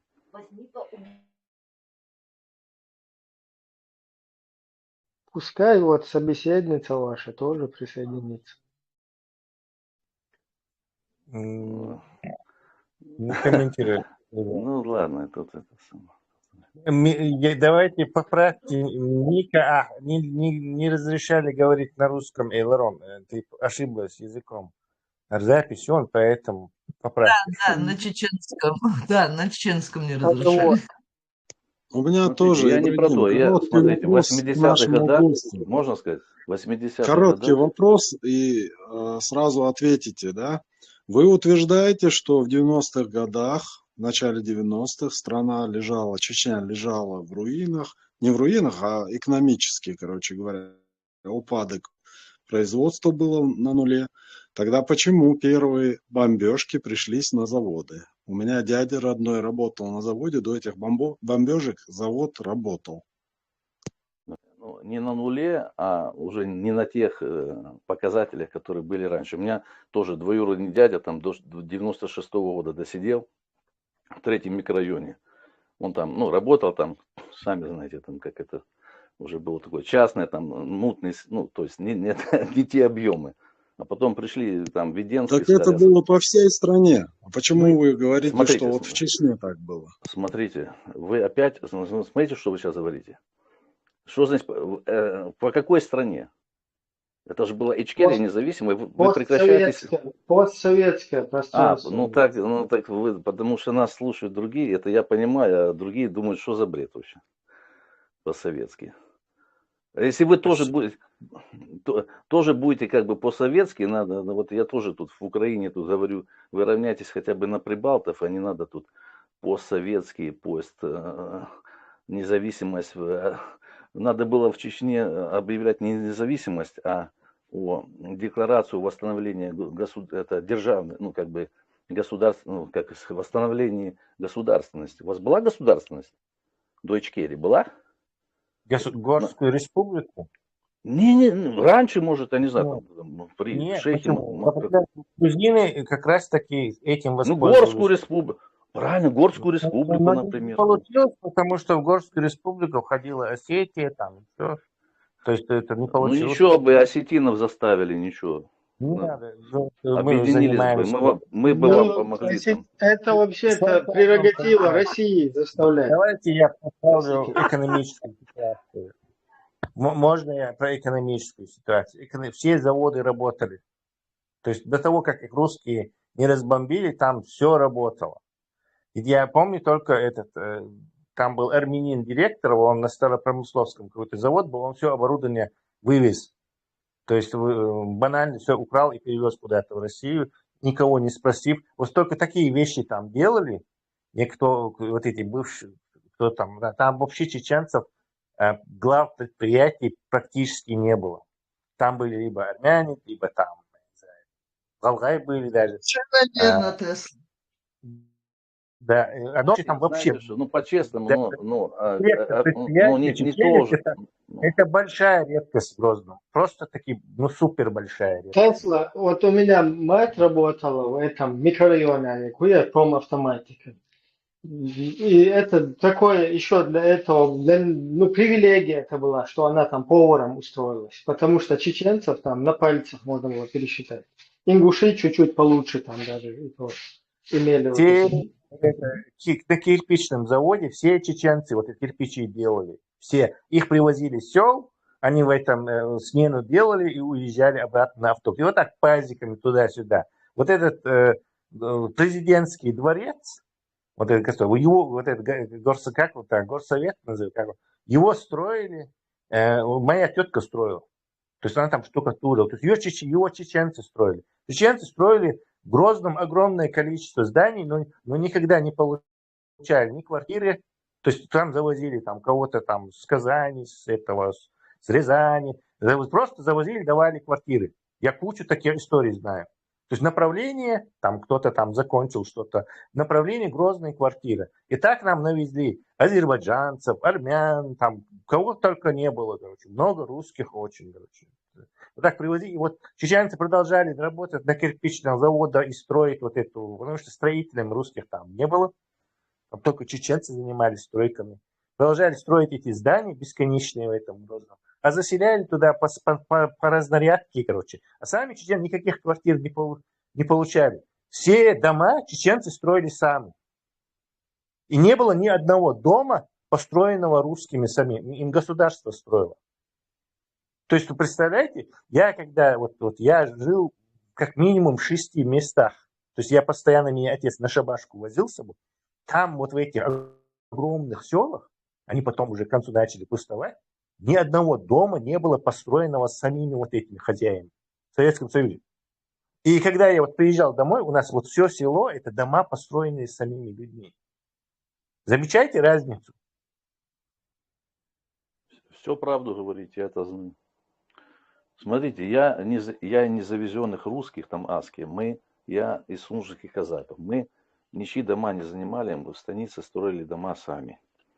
В Грозном у нас там квартира была, мы ничьи квартиры не занимали. Это, мама там много лет работала, получила квартиру. Вот, то есть мы ничего... Все то, что вы говорите, все правильно, так это соответствует действительности. Может, кто-то там, говорят, кто-то чьи-то дома, какие-то русские когда-то там занимали чьи-то, да. Я знаю, там, когда выселяли в Русмартан, Хоймартан, потом они вроде оттуда уехали. Почти все заняли. Я, Я вам мы, расскажу, я- как мои предки дом свой Моя назад получили. бабушка, Мой моя дядя, бабушка например. несколько месяцев в палатке напротив своего дома жила, чтобы украинцы оттуда выехали. Там жили украинцы. Несколько месяцев она с детьми в палатке жила. такую историю. Я такую же почему, историю. почему вы решили, что там жили украинцы? Ну, Ну, потому что потому много что она украинцев знает, получили. кто там жил.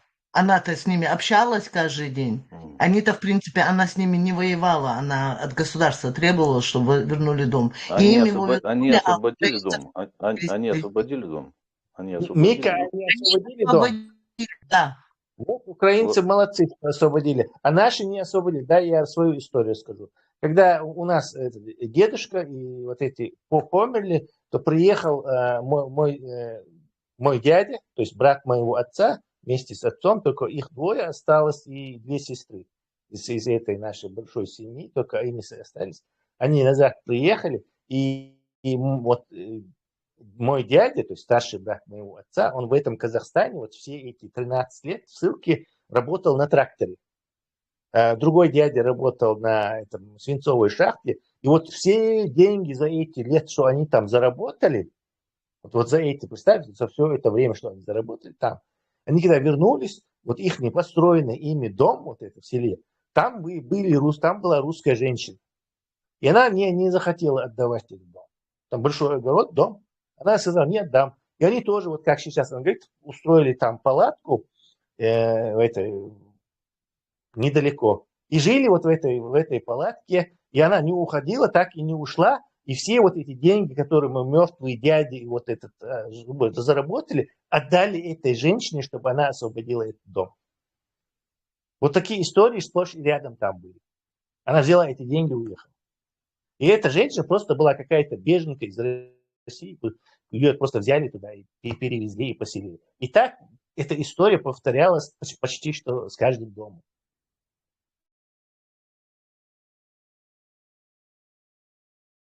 Для меня И такого- эти про факты тех подтверждают то, тех что русских, геноцида не было, потому что даже в такой крайней ситуации люди не прибегали к насильственным действиям.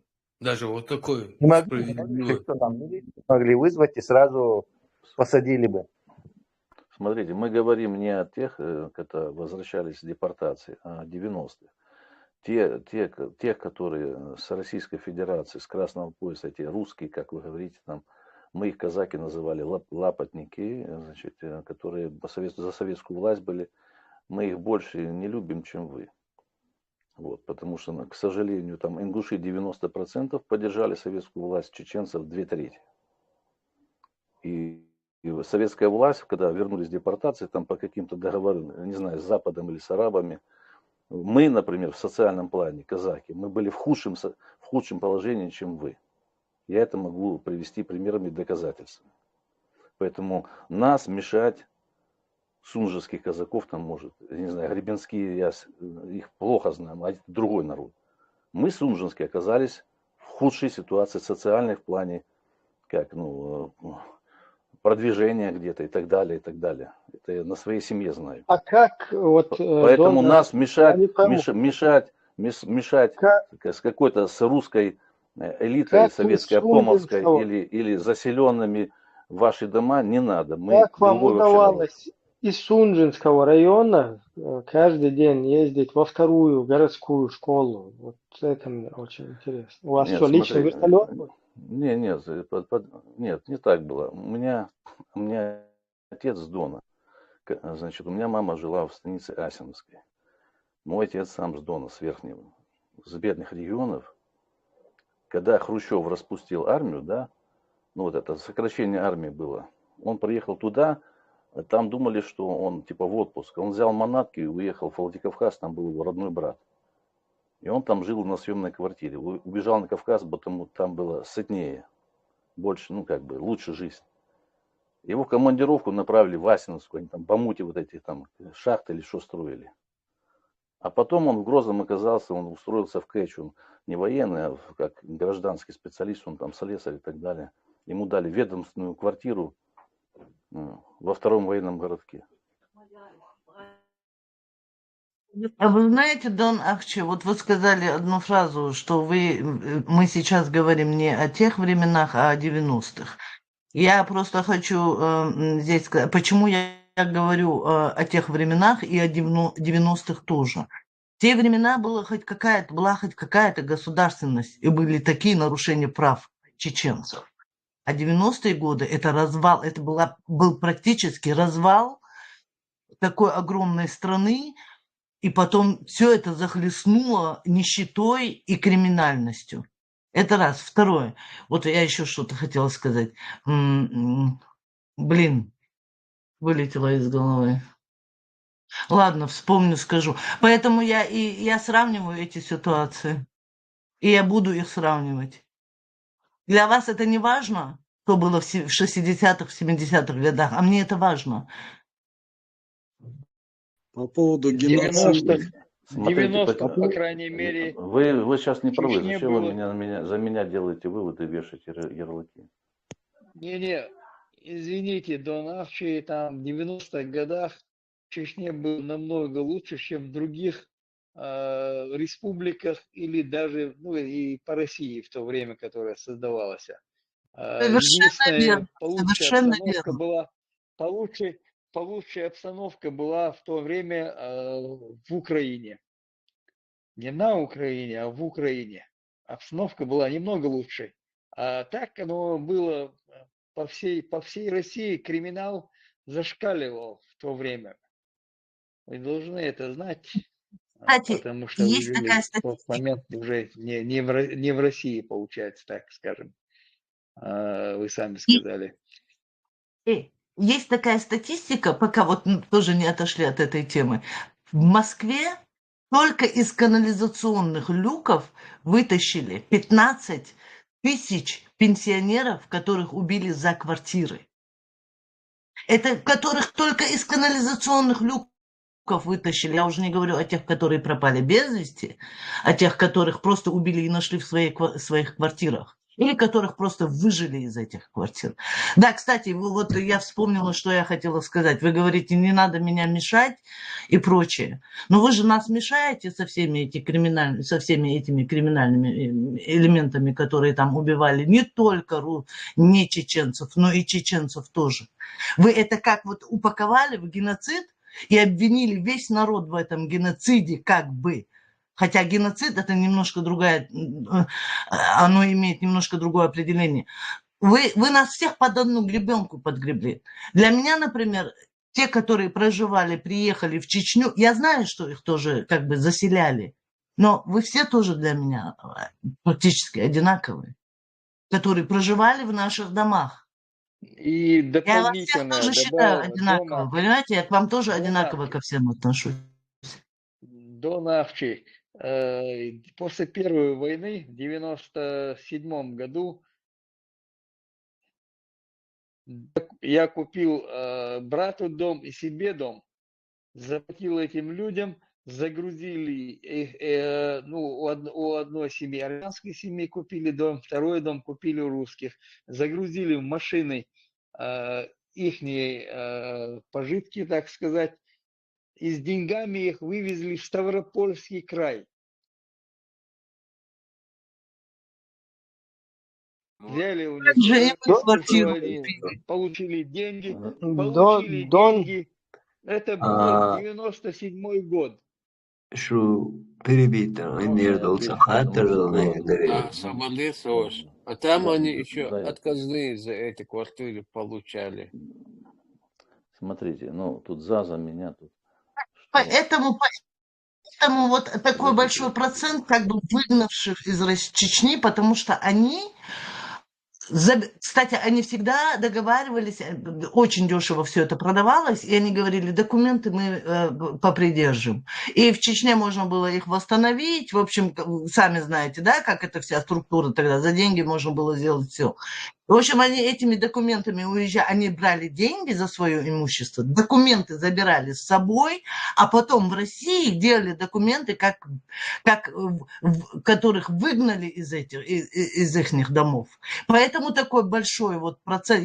Я могу допустить, что кто-то бросил свое жилье и уехал, но в основном они забирали с собой документы и там получали компенсацию на свое имущество. Поэтому, наверное, и получилось так, что их всех бедолаг выгнали. Я, например, ни одного случая такого не знаю, чтобы их без денег отправили, просто выгнав из квартир. Лично я, мое окружение, никто такого не сделал. Можно я отвечу? Вы же сказали, что я всех там обвиняю. Я же не всех обвинял. Я режим Дудаева, московский режим. Я же вас лично не обвинял или лох я тут. Иногда реплики когда вы говорите о геноциде в Чечне, вы обвиняете нас в этом. Свободела. Режим, подождите. Режим Дудаева боролся с этой преступностью. Вот когда были такие налеты, да, на вот эти поезда, Баку-Ростов, например, да, Баку-Ростов или Москва? Да, Баку-Москва через Ростов. Вот, например, такие поезда, да, которые проходили через Чеченскую республику, вот там были вот эти вот вылазки вот этих преступников. Один из этих преступников, который возглавлял банду, это вот был Ямаев, да, герой Российской Федерации. Да. Потом были другие банды, да, в виде банды Лобазанова, который полковник ФСК, на секундочку, да. И вот такие моменты там, да, много было таких моментов, таких ситуаций. Но вот вы сейчас говорите о геноциде, даже если говорить о геноциде, и вы назвали, что какую-то семью Асиновской убили, всю семью, за принадлежность к русской национальности. Да, вот это вот русская семья, ее фамилия, улица, смотрите. где они проживали, это важно очень, понимаете, вот такое обвинение. Вот сегодня в Чеченской Республике действует полностью русская власть, то есть русская террористическая власть, которая имеет полностью возможность расследовать все вот эти акты геноцида, если они присутствовали, да, они бы это уже 100 раз сделали бы, если бы там такое было бы, раскопки какие-то, да, там захоронения и так далее, привлечение к ответственности преступников, кто это совершал. Почему это не происходит там, вот, как это так? Потому что эта власть, она была соучастником этого геноцида.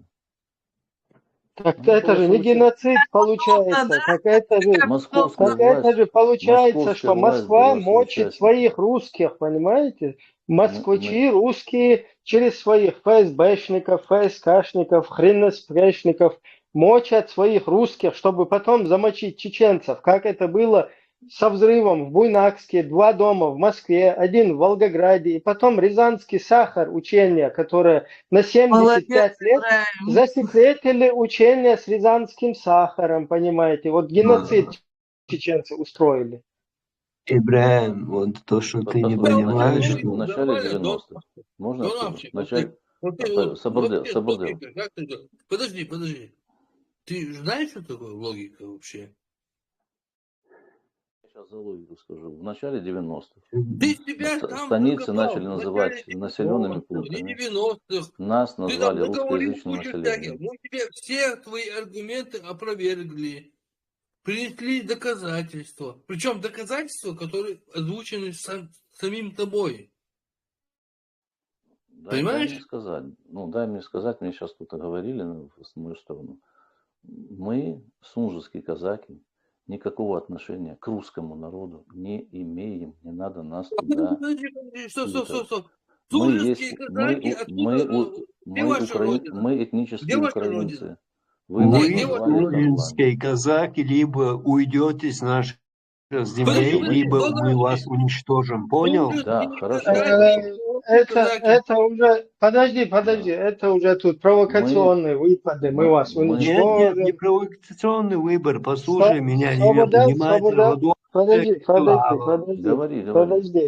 Подожди, тут не надо нам, тут это в личку можете себе переписываться. Знаем мы эти, здесь всякие приемчики вот эти ваши, да?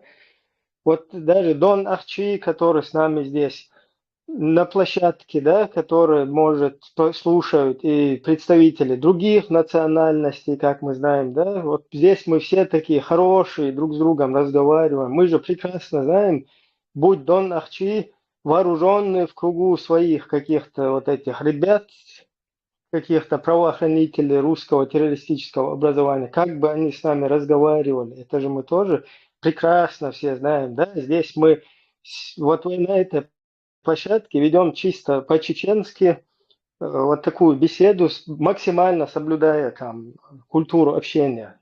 Но в другой ситуации такого я очень же прекрасно не в мы Москве понимаем. нахожусь, я же уехал в Украину, я в Так Киеве. это без разницы. И в Киеве, и здесь, Потому что я здесь этнический по всей украинец. Европе, здесь по всей Европе напичкана хорошими русскими имперцами. Вся вот эта Европа, она Потому уже что мы застратая. этнические украинцы. Вы нас Ну, хохлами называли. Мы я этнические не знаю, украинцы. Мы пели песни на украинском языке. У нас имена Павло, Петро, Василь в станицах Сунжской линии. Мы пели украинские песни. Мы болели за Динамо Киев футбол. Мы никакого отношения к лапотникам, к русским россиянам в Москве не имеем. Это наши враги. Это наши враги 17-го года, кровные я враги. не знаю, кто для вас враг, кто для вас друг. Ингуши Но судя по вашей 90% риторике, вместе судя по против нас вашей воевали. И риторике, 2/3 чеченцев. Ваш враг вас Этнические привел на украинцы. Кавказские земли и заселил Это в армии другой наши вопрос. Кавказские земли. Но это ваш Это враг. другой вопрос. Это ваш враг. Просто чтобы вы не путали нас с русскими. Мы мы этнические украинцы. вообще-то Не надо нас казаков, путать с русскими. Леху, Вестон. Дон Ахчи, вот смотрите, когда был Голодомор, вот в Донецке, Луганске, куда завезли потом вот этих лапотников, как вы называете, эти лапотники проходили через Кубань, проходили через Ставропольский край, доходили до Чечни, в Чечне их принимали, их кормили. Правда, было так, что это в правда, советском, подожди, послушайте, их кормили так, как могли потом приехать НКВДшники в то время, получается. Днем они прятались в лесопосадках, их просили, чтобы могли этих выслать и тех выслать, поубивать там местных, кто их принял. Ночью они ночевали в наших домах. Когда они уже уходили, получается, небезопасно было, когда они уходили, оставляли своих детей в этих семьях, где их принимали. Почему-то в Ставропольском крае их не приняли. Там же тоже были также хохлы и лапотники были. В Краснодарском крае их тоже что-то не оставляли, боялись. Потому что, хотя там находились большинство, жило тех же украинцев. Там, я не буду их хохлами называть, те же украинцы были. Они сами себя потом называть начали хохлами. Вот это было. Как может быть так, что мы кого-то там геноцидили? У нас нету этого привычки. У нас нету той привычки там бегать по аэропортам и заглядывать в самолеты, в двигателя самолетов, искать евреев. У нас этого нету. У нас, если есть кровник и выходишь, ищет своего обидчика, ищет. У нас нету, что толпой все бегают и бьют морду, как по России. Там где-то что-то там сделал, получается, это как его, из Средней Азии, там, таджик. И там все России поднимаются, бегают, бьют морду, и у нас такого нету. Да у нас, вы прекрасно это знаете. Если у нас жили... я вас иногда слушаю, вот реплики ваши, вот в моем понимании вы как бы самый адекватный, вот, даже по акценту, наверное, я так, скорее всего, такой чеченец Грозненский давно тут, даже по акценту. Я 100% правильно говорите. Я же не обвиняю весь чеченский народ. Я там определенные личности и режимы. Когда Дон Ахчи, вы говорите геноцид, это не соответствует действительности. В 91 год, посмотрите статистику, получается. Самый спокойный район, самая спокойная республика была Чечена-Ингушетия на тот момент. Там не было преступности вообще, можно сказать, по сравнению по всей России, даже Москву взять, уже Питер взять. Там намного криминальной, даже и в Украине было намного криминальная была обстановка, чем в Грозном, в Чечне. Может быть, это там просто ситуация... накидывать. Просто берете статистику, берете, смотрите те года, какая была До статистика. нас. Они сами об этом заявляют, сами говорят, До что не было этого, что там где-то кого-то там криминальное было, получается. Но криминальное вам объяснили, кто они были, получается. Лобазановы были, банда Лобазанов, которых вооружила на тот момент Россия, дала деньги, дала оружие новейшее, и они на джипах ездили в те времена. Да, и с ними Дудаев боролся, с ними воевал, Басаев воевал с ними. И их выкинули из Грозного, они там значит, убежали и плохо сделали боролись, оппозицию. понимаете? Да, Не, для западных стран те же спецслужбы. Оппозицию содержала Россия. Оппозицию содержал Авторханова. С Германией трудно бороться. Да. Деньги раздавала, приезжал даже Руслан Хазбулатов приезжал, раздавал деньги этой оппозиции. Мы это все знаем же, получается. Ну, нужно хотя бы для объективнее быть для себя, не просто голословно бросать слова, что там геноцидили. Не геноцидили, не было. Были криминальные какие-то элементы, это было, мы не отрицали. По всей России все это было намного сильнее было, 10-20 раз сильнее было. Здесь тоже эти элементы были. Дудаев создал специальные группы реагирования. Если где-то что-то случалось, позвонили, вот когда вот что-то такое получалось, он наоборот больше внимания оказывал тем русским, которые там жили, получается. Что вы потом не называли, что не говорили, что геноцидили. Вообще-то по национальному признаку преследовали как раз-таки чеченцев, там, в Ставрополе, вот в этих приграничных регионах, где наши чеченцы проживали, да, там кто-то скотоводством, где занимался, там, земледелием, как раз-таки именно вот этих вот людей. Сжигали их дома под руководством милиции и выкидывали их оттуда, это было. Я знаю это, я же это не отрицаю. Я знаю это все. Появился, я хотел тебе вопрос задавать. А где твоя родина, Донахчи? Ну, если я в Грозном родился, где моя родина? Не родился, а вот родина, где твоя? Вот ты себя обозначиваешь казаком, где родина казаков? Слушай, смотри, вот как бы юридически, например. Давай так, вот мы на тот момент жили в Чечено-Ингушетии, да, она стала республикой Ичкерии. Мы для внешнего мира, например, я там родился в Грозном, но я не Нохчи. Как меня называть? Как меня должны называть? Подожди, ты сейчас путаешь. Я вот конкретно знаю, что я чеченец Нохчи, потому что это моя земля, у меня есть тейп, род, фамилия, у меня есть генеалогическое древо и так далее. У меня есть культурная составляющая, национальная составляющая, социальная составляющая и другие.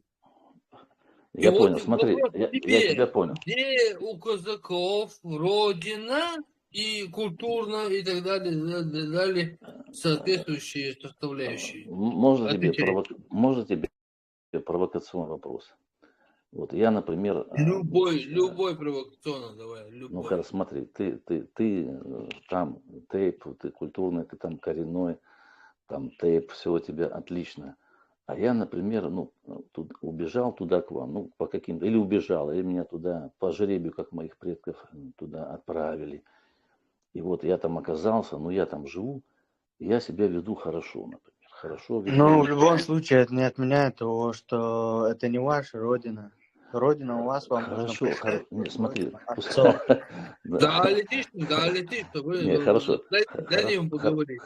Да, хорошо, это не моя родина, там сколько поколений там мы пожили.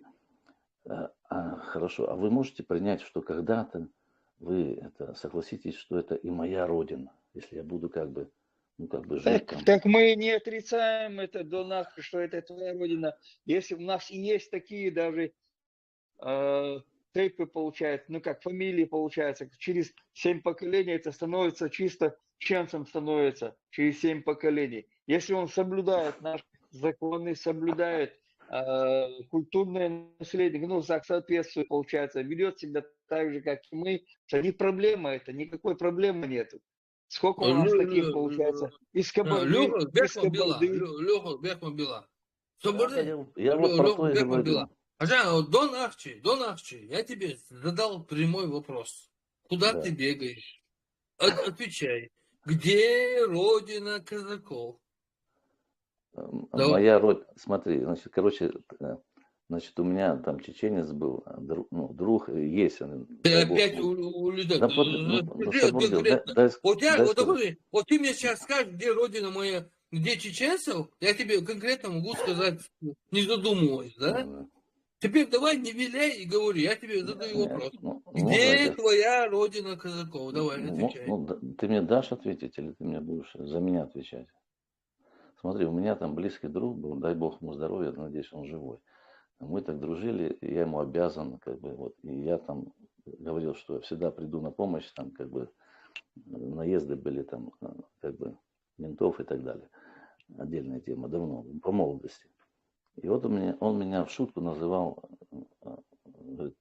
он мне придумал новую национальность, чехол, чеченский хохол. Ну, я себя, давай так, я чеченский казак. Вы ногчи, а я чеченский казак. Вот я так себя, значит, идентифицирую. Как бы ты ни... У меня в армии эти русские, там, Рязань, Воронеж, у меня кличка была Чечен. Приехали грузины, говорят, кто-то с Кавказа есть, он, да там он, Вася в первой роте, чечен. Ну, они ко мне пошли, я с ними на дембель ехал. Они меня все воспринимают, что я чечен. А ты меня хочешь куда-то отправить. Я там, куда мне, на Луну лететь? Ну, давай я на Луну улечу. Вот правильно, Лох Ях сказал, тут он много, я вот слушаю, он часто, я с ним вообще там 99% согласен. Он здравые мысли говорит. Он правильно сказал, если я там живу, соблюдаю, все, не нарушаю, то я еще знаю, я не буду хвалиться, я еще в своем роде тут хороший специалист, я прибыл бы, приносил бы это государству там, понимаете. Вот, я, не выходя из дома, деньги неплохие зарабатываю, потому что я в своей сфере очень хороший специалист, там, хожу там, один из лучших в Украине, в сотню по миру хожу. Не хочу тут эту тему развивать. В чем проблема? Тебя волнует... Ты так и не ответил. Да я тебе отвечаю, я чеченский казак. Где твоя родина, я тебя спрашиваю? Моя родина Грозный. Как твоя родина Грозный может быть? Ты о чем говоришь вообще? Ну давай так, моя родина Ачхой-Мартановский район. Ачхой-Мартановский район — это родина чеченцев, а ты тут при чем вообще? А вот что ты говоришь? Нет, это родина Ногчи, а я чечен. Это вы Ногчи, а я чечен. Подожди, ты сначала должен определиться, Ногчи будет, ты чеченец или нет? Если ты чеченец, да, мы согласимся, что твоя родина Чеченская республика. Но если ты говоришь, что казак, подожди, если ты говоришь, что ты казак, подожди, перебивай. Если ты говоришь, что ты казак, получается, что казачество это родина, короче, в смысле, то получается, что у чеченцев нет родины. Получается, что у казаков есть родина чеченская республика, а у чеченцев нет. Давай логически. Не увиливай, давай, работай головой, давай, я уверен в тебе. Дай мне сказать, подожди, головой там. Он тоже чечен, если он считает себя чеченцем, он чеченец. Нет, он считает себя чеченцем, мы его он родился. Если он родился в Чечне, вырос в Чечне, значит, Чечня Нет, его ну подожди, родина. В подожди, чем, он знаешь, что говорит? Он говорит, что он казак, и что у казаков родина Чечня, Ачхой Мартан. Не знаю. А что здесь такого? Что, он не может быть казаком и родиться в Чечне, что ли? Не, он Что родиться проблема? может, но родина она не что может быть. Ачхой Мартан родина Ну, мы казаков. вот Он чеченцы, это у его. нас много чеченцев родилось в Казахстане. У меня отец, Нет, мать подожди, но родились в родина это Казахстане. не родина же. Почему Соображаешь, это, где ты родился, родина, понимаешь, Мудрец, там, где ты мудрец, он родился? не об этом говорит. Йоу, Он не слабоди, а это. что ты, тормозите. Слушай, Если он считает, что Чечня это его родина, пускай это Да. будет его родина, нормально это все там. Мы можем, это не надо отталкивать, это родина его. Не, Он вот имеет также именно право и жить среди нас. там, Но не нужно говорить, смотри, что геноцидили, не нужно говорить, накидывать на свою родину, не нужно накидывать. Альберт Не имеет в было виду, такого. что он говорит, что если он говорит, что его родина это Чеченская Республика, это Да, нормально, да, как я понял. да. Но это не родина казаков, как бы. Нет, нет, Ты это имеешь в виду, Альберт? нет, конечно, я Да, за себя да, отвечаю. это не родина казаков, извините меня. Смотрите, ну, я за себя отвечаю просто. Это не историческая родина. Ну так я же это не оспариваю. Ва алейкум ассалам ва рахматуллахи та'аля. Вот, смотрите, Дон Ахчо, как раз у нас наш гость, уважаемый Бамба, он очень хороший знаток ислама. Вот с ним можно тоже вопросы ему задавать по теме ислама. Послушай, Если вы хотите принять ислам, Дон Ахчо, Смотрите, ты сейчас давай, можно я Ибраим, скажу? ты перестанешь ерничать или нет, я не пойму. Смотрите, можно Вы я скажу? социологические вещи, буквально которые недавно произошли, да, о них говорили, да, и при этом вы свели разговор на то, что начали вот пререкаться с этим человеком, да, ну, который тоже не может на некоторые вопросы там с точки зрения социологии ответить, да, там обширно или конкретно. Вот вы извели на вот эти межсобойчики, а вот у меня там лично, а вот общую картину вы могли показать, да, чтобы он понял, о чем речь. Вы просто перевели там, знаешь, вот ты не чеченец, все, ты плохой, короче. Ты же... Подожди. Альберт, подожди. Ничего подобного здесь нету. Ты не чеченец, ты не такой. Тут нормально говорили по темам, максимально соблюдают здесь культуру общения, несмотря что вот наш гость, который проживает в Украине, и в Украине, которая несколько улиц, там, каких-то проспектов назвала именем Джохара Дудаева, вот он там называет Джохара, я не знаю, ну, нехорошо, я сейчас не помню именно цитировать, да? Несмотря на это, там, несмотря на другие какие-то вбросы непонятные, там, например, такие как, что мы по какому-то родоплеменному сейчас движению, этому своему наследию там в Чеченской Республике как бы практикуем это дело. То есть, несмотря на вот такое, очень максимально нормально здесь общаются. И люди разных мнений, заметьте. Абсолютно разные люди. Я понял, послушай. Ну, все королевские и аристократические семьи живут по родоплеменному принципу, чтобы он знал, а не территориальному. В общем-то, просто, которое не народ, а население, да, по социологии, вот, это население живет по территориальному признаку. А вот тот, кто себя считает народом, нацией, да, и нации, скажем так, свободные, они живут по родоплеменному принципу, да, идентифицируют себя, чистоту крови, чистоту происхождения, вот по этим признакам, да, здесь ничего такого нету, если он сказал, но дело в том, что в Советском Союзе, ты же понимаешь, в Советском Союзе закладывали, что это низшая форма развития человека. Ты просто не в курсе, я тебя сразу перебью, потому что... Я немного слушал, чтобы подчеркнуть, что у нас в данный момент во временно оккупированной русскими Чеченской республике Ичкерия никакие родоплеменные какие-то вот эти наши по наследию культурные какие-то ценности никто не практикует. Все вот эти вот там происходящие процессы, они именно проводятся русскими, но приписываются, вот сажать человека на бутылку, смотри.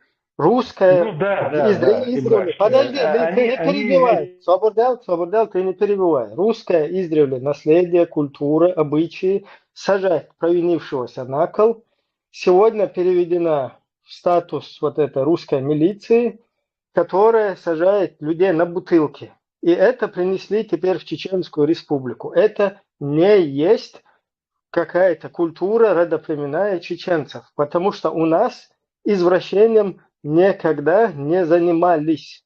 Это вообще противоречит полностью всему чеченскому. В какой-то приезжает в Европу русский Тузик Абдурахманов, замдиректора электросвязи, чтобы его здесь устроить в Европе, чтобы ему дали здесь позитив, чтобы он мог здесь пропагандировать молодежи идеологию исламского государства, ему из Чечни, временно оккупированной Чеченской республики Ичкерия, звонит русский чиновник чеченского происхождения и говорит, что он ему провозглашает кровную месть. Это не чеченские традиции, обычаи, вообще от слова вообще совсем. Это чисто русские традиции, которые могут убивать за то, что против чиновника ты пошел, там можно объявлять и кровную месть, и какую-то межполитические разборки какие-то, местечковые и так далее. У чеченцев кровная месть, когда убивают, и то эта кровная месть, она только на период, где нету другого закона, вот там применяется. То есть вот эти, там 1000 моментов сейчас можно дальше приводить по списку, да? То есть все, что русскими проводится во время оккупированной Чеченской республики Ичкерия, не есть абсолютно полная противоположность чеченскому какому-то родоплеменному наследию и так далее. И вот это родоплеменное наследие, мы не собираемся его практиковать в своем государстве, а его применяют лишь в условиях, в которых люди выживают. То есть, когда Советский Союз приходит, он свою гнилую систему приносит, там надо как-то выживать. Когда какие-то войны идут, во время войн людям надо как-то выживать, они какую-то систему вот эти вот устанавливают. Вот так вот она практиковалась. А в чеченском государстве, в Чеченской республике Ичкерия, есть государственные законы, которым следует все государство.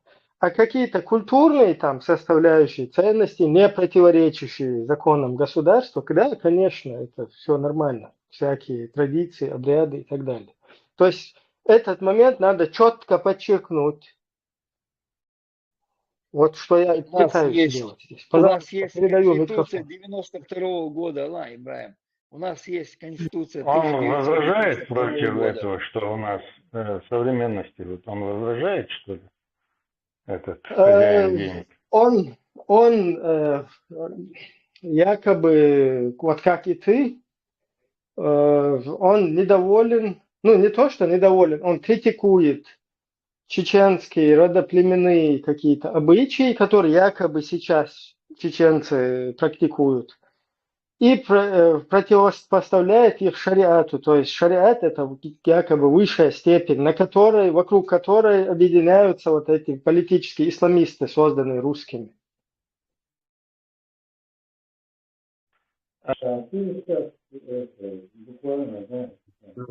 Баба, тебя плохо слышно. Сделай анализ.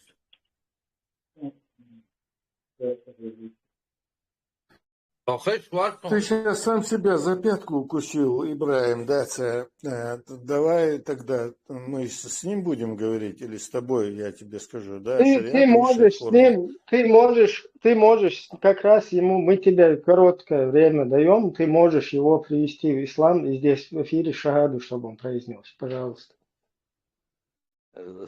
Смотри, в ислам, мне те исламисты, которые за шариат, они мне объясняли права меня как другой национальности и другого вероисповедания, вот эти права в шариатском государстве нас полностью устраивают. Вот если бы они были введены сразу в 1991 году, ну, у нас как бы из станицы бы, может быть, 20% бы уехало, большинство бы остались бы и с удовольствием при таких законах При жили. шариате? При шариате? Да, да. Ты вообще ничего не понимаешь в шариате, получается. Мы этот Я... шариат... Он, если бы не понимал бы, наверное, не говорил бы об этом. Подождите, если он не понимал бы, не говорил бы. У него есть общее представление, и он говорит об этом. Да, По летишь, 99 Сергей, год. освобождаешь, да, летишь.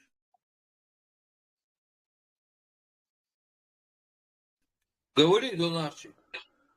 Ну, как вы начали меня перебивать, понимаете, я слушал, как бы, и был на форумах, и слышал, и слушал, и немножко сам задал вопросы, изучал, как бы, моменты эти. Ну, как бы,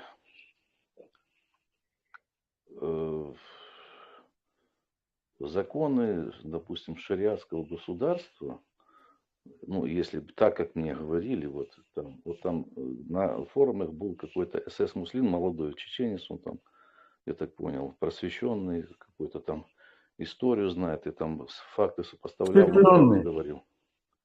Ну, подождите, ну, и как я слышал, у нас было бы больше прав и спокойствия, чем при любом там советском государстве, и, ну, я там про период там 90-94 промолчу вообще. Если бы это было сразу введено, и нас бы тупо, вот, ну, как бы, ну, не было криминала, как говорят. Я не буду больше слова геноцид употреблять, хотя в западных странах наших людей принимают именно по этой статье. Это тогда уже предъявляйте претензии к западным спецслужбам. У нас в западных странах, нам зеленый свет всех принимают. Спецслужбы вообще не относятся к этому. Да, ну, вообще, я говорю, ну, предъявляйте к миграционным службам Германии. Украинцев принимают за геноцид в Чечне, да? Ну, да. Ну, вот, да. Имеется в виду украинцев, проживавших в Чечне, принимают... Так, а теперь для справки, стоп. Как я научилась тут от некоторых этих. Смотрите, чеченцам, которым дали... Я больше не хочу это слово употреблять. Давайте я же скажу. Чеченцам, которым дали статус беженца во время войны в Чечне, единицы. Только потому, что Россия делала такую показуху, что они принимают беженцев. И нам всегда говорили, уезжайте в Россию, Россия большая. Интересно вот теперь, этнические украинцы. Каким образом, где этот закон в Европе, по которому вас принимают, имея историческую родину Украину? Вот мне интересен этот момент. Это негласное там распоряжение, это между нами говорю. Вот прекратите, пожалуйста. Вот негласное. Одну секунду. Он вам, я не знаю, он вам информацию дает, Милка Соборди. Одну я секунду. вам даю информацию. Он вам информацию дает, вы ее не слышите. Соборди, вы ее не слышите, эту информацию, да, что он вам говорит. Вы начинаете спорить, да, вы расширяете свое сознание, да, он вам рассказывает, как что, по поводу исторической родины, да, он говорит, казах Сунжинский, он привезенный, да. Да, я же это не оспариваю. Но это Сунжинское воеводство, да, ты должен понимать, что это не историческое. Да, я же не оспариваю, да, но я же это не оспариваю. Историческая родина, вы сформировались, да, как казаки. Да, я же знаю. Сформировались на современной Новороссии, скажем, или Малороссии. Да какая Новороссия, господи, какая Новороссия? Ну, они назвали, скажем так, вот этот период, да, там часть, даже у вас... Да, это было связано с Грузией, чтобы там укрепить. Не только черкесов, но и татар, да, вот как бы смесь эту. Потом уже Екатерина вас там разбила, переселила на Дон, дальше ниже. Стоп, подождите, я вас поправлю. Один момент важный, потому что многие путают. Смотрите, у меня отец с Дона, например, значит, Екатерина немка, и она, для Дона это было благо, что она пришла к власти, потому что мы есть Остготы. Нас немцы признали как арийский народ, Остготен. Гитлер нас уравнял в правах с Германией. Мы не украинцы. Донские казаки это другой народ. Озготен. Нет, Доновчий, послушай, вообще расовая теория обосновывалась намного позже, во время Кавказской войны, в середине 19 века, да. Вас немного раньше на Дон переселили, это Екатерины, да, при ее правлении. Не, Сабурдел, мы были там. Арийская у вас нация, там такого нету понятия. Арийская нация, да, тогда еще не возникла. Подожди. Мы Москву резали, донские казаки Москву резали. Резали, и донские казаки, да, на Дону, с Дона выдачи нет, эта территория была современная. По Дону она была такая, без, скажем так... Да, это до Катерины было, с Дона выдачи не было. Катерина пришла, свободные общины. Перестала с нами воевать, Свободные общины. Но вы стали царскими халуями, где 1917 года. Да, согласен, потому что к власти, к России пришли немцы. Катерина, Николай, это они немцы. Они наши как бы по крови, единокровники. Озготен, давай не сочиняйте. Единокровные немцы к вам никакого отношения не имели. В это же время немцы эту Малороссию заселяли аздейскими немцами. Да? Вот. И поэтому я тебе хочу сказать, до 1917 года вы уже, в общем-то, из, возможно, народа будущего, да, вы еще народом тогда не были, да, какими-то бродячими, грубо говоря, да, общинами были по Дону, да, вы могли превратиться в, скажем, какой-то славянский народ, не русские, не украинцы, а какой-то отдельный, как в Новгороде, да. Но вы не превратились, вас превратили, так сказать, один из классов Российской империи, казаки, как класс вас назвали, да. Вы, в общем-то, внутренними войсками в основном были. Дон Арча, вам надо получше как бы знать вот это вот свою, скажем так, я не знаю, историю или легенду. Смотрите, а то вам не приходится вместо вас. До Екатерины донские казаки воевали с Московией. Это вообще казаками назывались. Они не воевали с Москвой. Они были то на этой стороне, где больше заплатили. Нам известно, в 1612 году, да? В 1612 году, да, там Москву, от поляков освобождали. Сначала захватывали ее с поляками. Почему, Бамба, у Ивана Грозного на шлеме написано «Шахада»? Да. Это не Ивана Грозного, то они путают, то говорят это у этого Александра Невского, потом говорят уИвана Грозного, да. Это ты имеешь в виду шапку, что это Мамаем была? Это, не знаю, Мамаем. Шлем. Но не было у них производства оружия тогда, понимаешь ты? На севере такого хорошего производства оружия, защитного шлема не было. Они тогда все таскали из Средней Азии, расцветущей Бухары, Самарканда, понимаешь ты, где производство вот этих дорогих вещей, очень дорогих вещей по тем временам. А ты это самое не допускаешь, что Иван Грозный был нашим братом? Вашим братом я не знаю, говоря. Ваши братья демократы современные. Я имею в виду вообще в истории считается, он там около 50 лет он правил, да, вообще считается, что некоторые историки полагают, что не было одного Ивана Грозного, а там были 4 разные личности в этот период. Просто российская историография, в общем-то, немного манипулировала, да, этими вещами, решила создать из 4 личностей одну личность Ивана Грозного. Считают, что было 4 царя тогда, то есть по 10, по 8 лет, там где-то чуть больше, чуть меньше правили, вот как бы, да, это очень темная история. Сегодня официальная историография это не будет поднимать, да, и вы вряд ли найдете какие-то источники в интернете, да. Раньше еще, вот если вы поинтересуетесь у Хасана Бакаева, даже у того же Майрбека Чагаева, да, он вам про это тоже может рассказать. Да. Это в каком дурдоме так считается, можешь рассказать? Тебе надо, наверное, в дурдоме, говоря, в дурдом сходить, да? Так считается или не считается. В дурдом сходить, дайте Тойзану слово, вы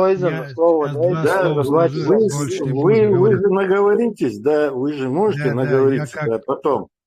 У вас же деревенская трибуна ему отпущена будет.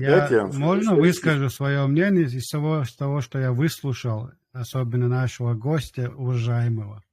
Я, как понимаю, готовы любую пургу нести, лишь бы чеченцы жили в шариате. Я вот одно вывод для себя сделал. Второй вопрос у меня к вам, гостю. Вас как величат, казак или козак чеченский? Смотрите, ну, точнее, раз мы хохлы, мы сунжская линия, большинство с Кубани, козак тогда. Мы не казак, мы хохлы все. Козаки мы,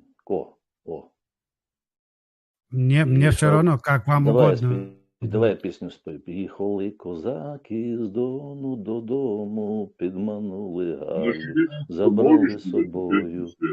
Ми українською мовою співали пісні. А вы хотели бы, чтобы в Украине украинцы в шариате жили? Между нами сказать? Конечно, я никому не передам. Исходя из того бардака, который есть, лучше шариат. Окей. У меня очень много друзей среди украинцев. Я посоветую им, так сказать, что их не земляк, так бы сказать, советуют им жить в шариате, говорят, что там такое равноправие, что уж рай на земле просто. Ну так, вы не забудьте подготовить джизу. Вы как не мусульманин, должны будете платить джизу там. Это налог, 10% или сколько? Ничего страшного. Ну, не знаю, это как и мир решит, понимаете? Да. Вы там не решаете, сколько вы будете платить то, что вам скажут. Зато мы не будем воевать. По закону. Как это? А как это? Без джихада? Нет, мы как бы по законам шариатского государства иноверцы в войне не участвуют. Мы будем экономически... как вы относитесь? Конечно, много сейчас вопросов закидываются. Но все-таки, как вы относитесь к войску Иисуса, алейхиссалям, который возглавляет вот этот вот русский пехотинец Аптия Алаудинов? Нет, понимаете, Аптия Алаудинов это медийный персонаж, он клоун. Как к нему относиться? Клоун. Как к клоуну относиться? Я смотрю, мне смешно. Он мне просто как клоун. Как я к нему? Я к нему отношусь как к клоуну. Так же, как к Кадырову, как к клоуну отношусь. Это клоун. Ну, а Путин же вот приезжал буквально месяц-полтора назад в Чеченскую республику с Кораном, рукописным Кораном. Путин тоже клоун. Они клоуны одного шапито. Ферштейн. А вы не задумывались, как бы не думали? Путин. Просто, знаете, все просто сходится к тому, что Путин как-то закулисно принял ислам. И сейчас хочет установить... перестаньте. Путин вообще непонятно, кто он такой. Это клоун просто. Он вообще никто, он ничего не решает. Он просто для телевизора клоун. А кто там? Ротшильды заправляет? Ну, это уже другая тема интересная. Да, все это хата, да, это по шариату. Пожалуйста. До ночи. Вы сказали или мне показалось, что вы живете в Украине?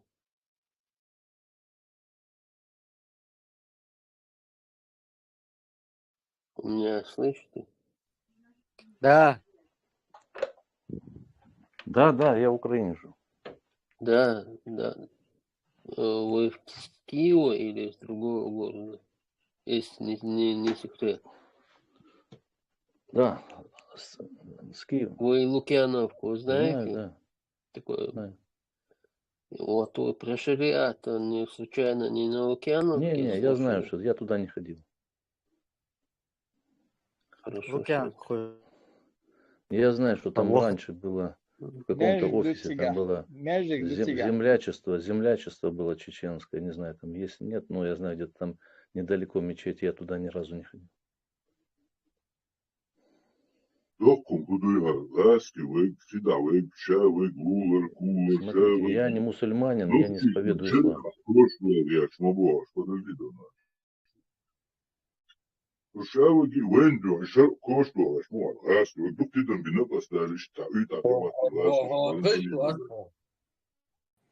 Непонятно. Непонятно, что он Hez, говорит. hez uprasim hez. Šajā vieglā šariāta košļo lošu bol.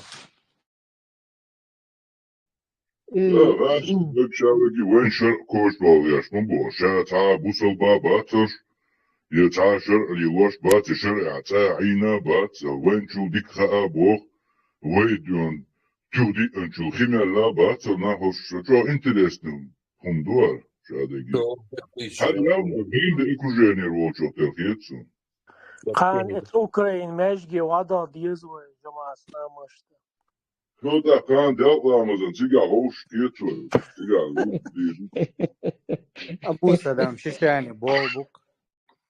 Судины дети.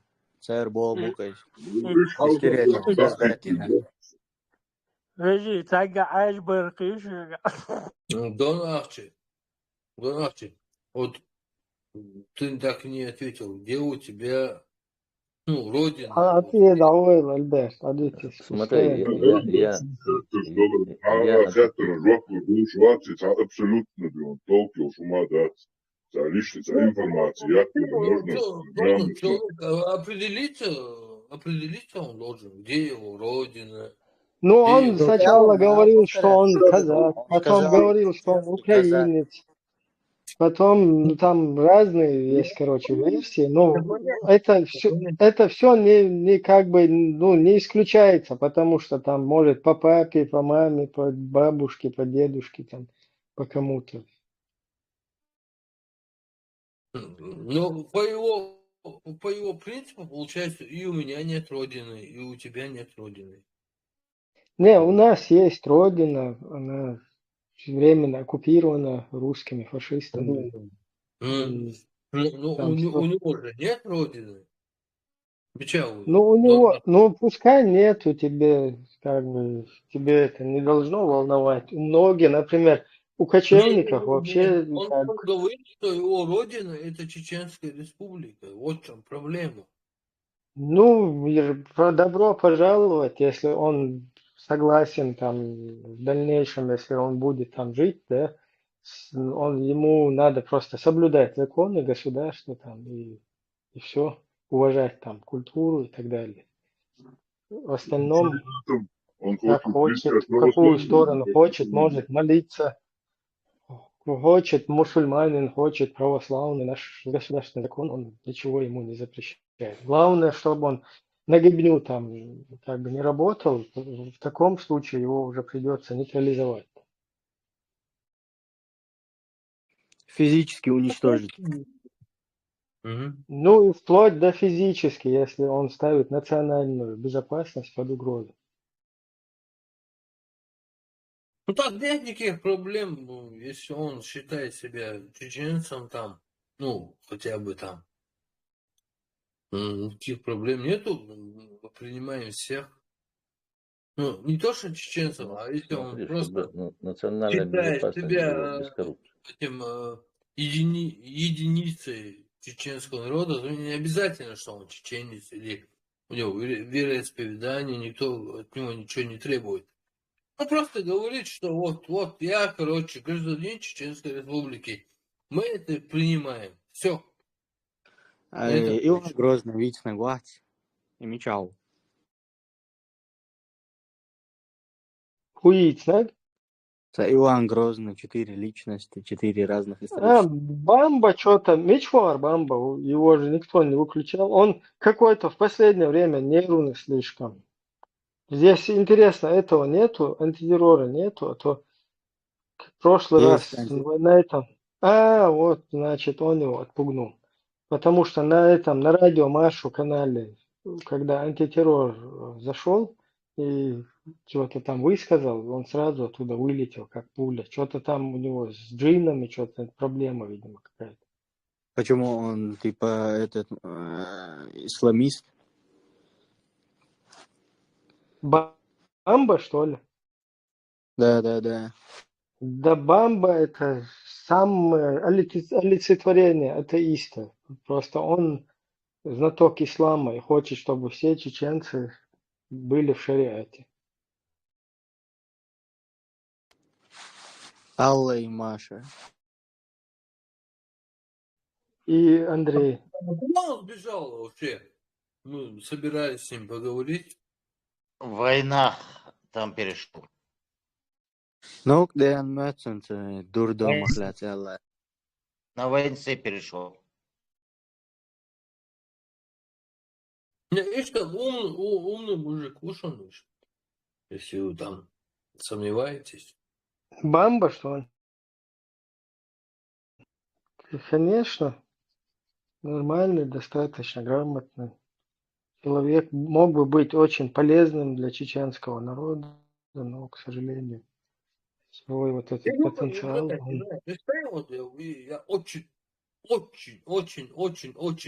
в миллионной степени людей знаю, которые, ну, прям вот очень сильно умные. Гораздо, миллион раз умнее меня, любого там Эйнштейна или чего-то.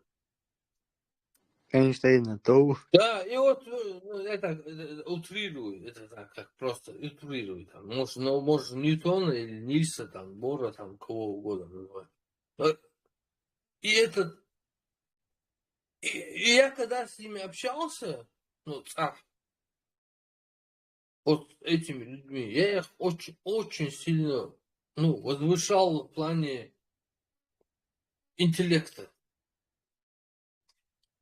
И я с ними общался, когда и мы что-то это начали обсуждать. Я удивлялся, насколько у них логика вообще какая-то, ну, на низком уровне. Вроде бы умные ребята, но логика вообще никакая, короче. И я вообще не мог понять их, короче. А может быть, у них логика пропадает на фоне вот этой русской оккупации? Там, короче, влияла русская оккупация и исламское влияние тоже, да.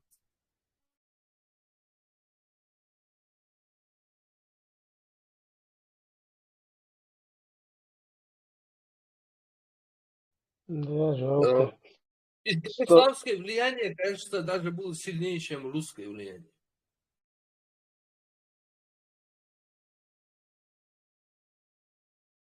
Стоик, что у нас еще по теме?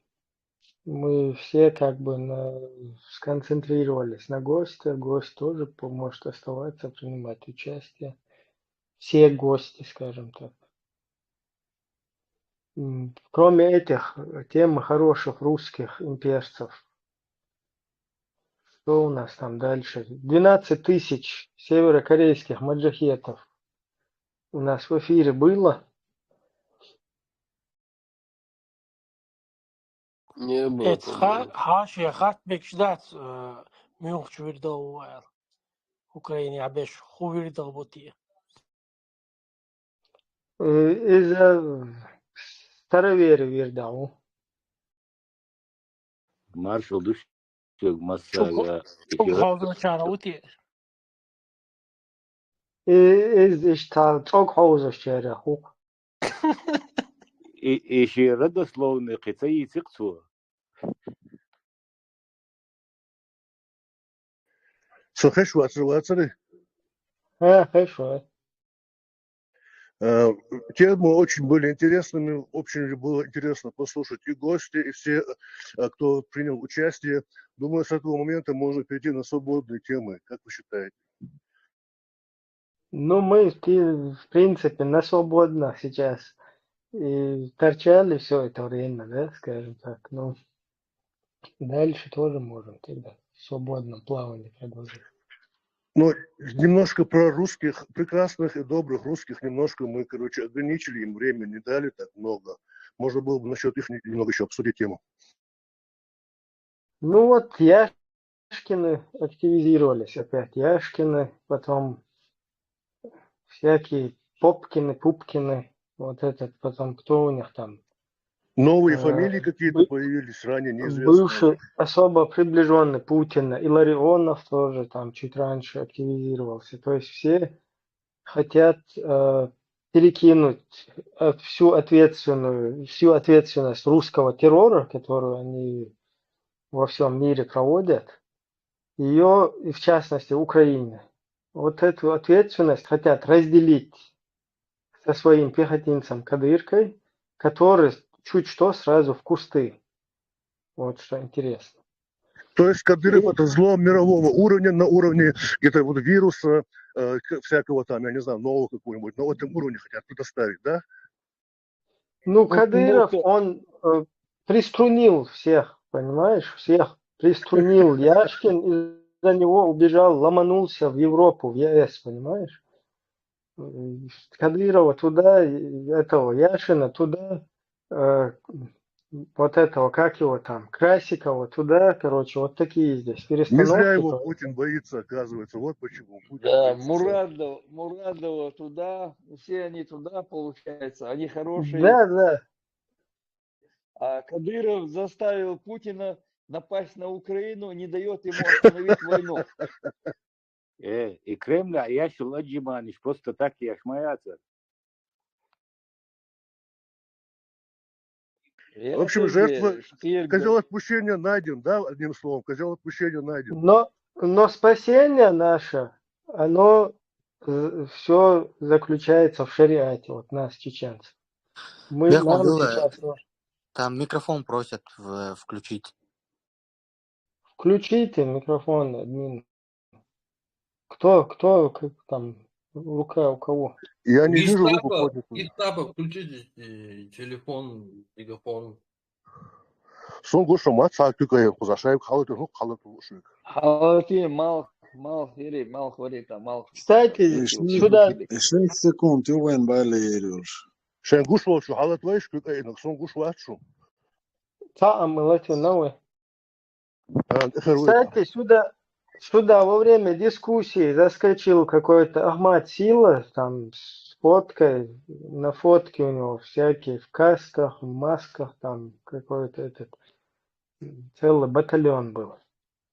И вот гостю там начал говорить, мы вас оттуда выберем всех, вы там не будете жить.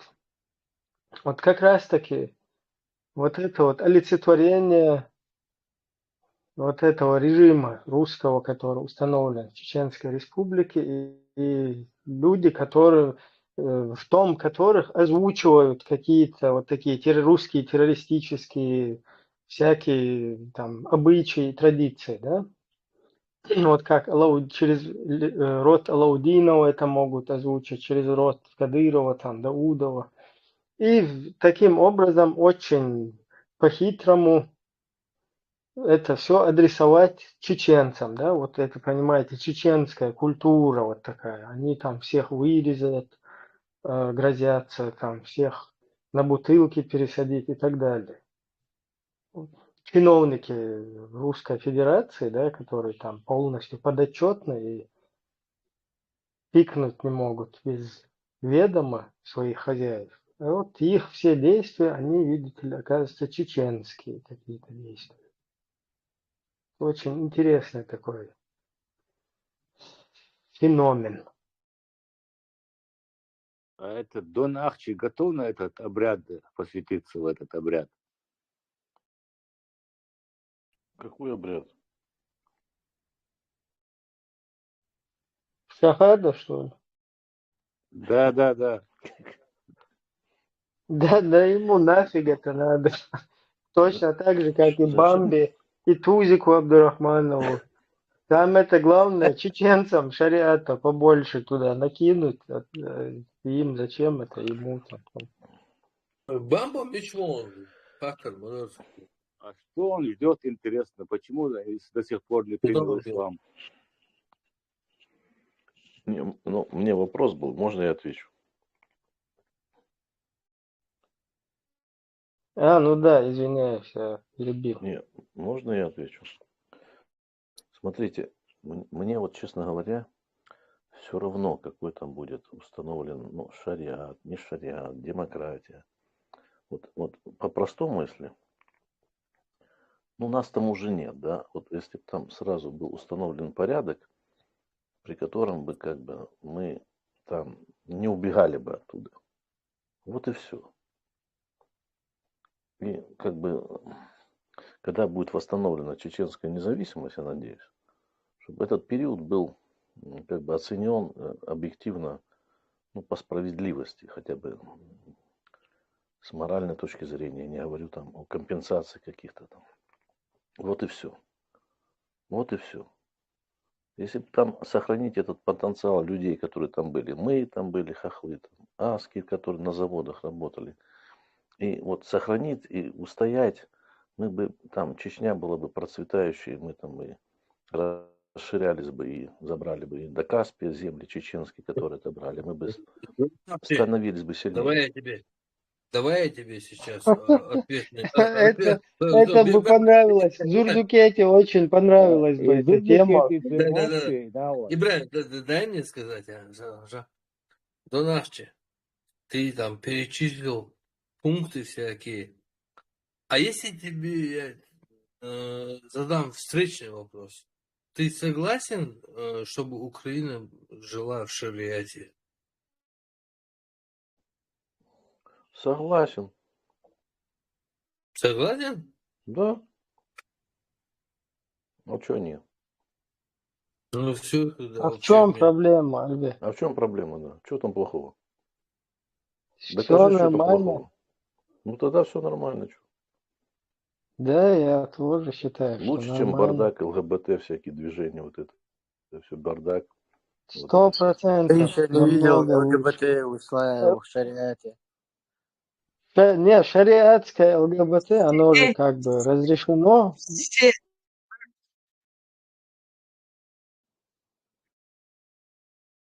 Брайан Вистхел. Да, я просто подчеркнул момент, что шариатское ЛГБТ, оно разрешено. Извиняюсь, цензурные вот эти. И еще один момент. Эти ЛГБТ с этих мусульманских республик все равно бегут в Европу.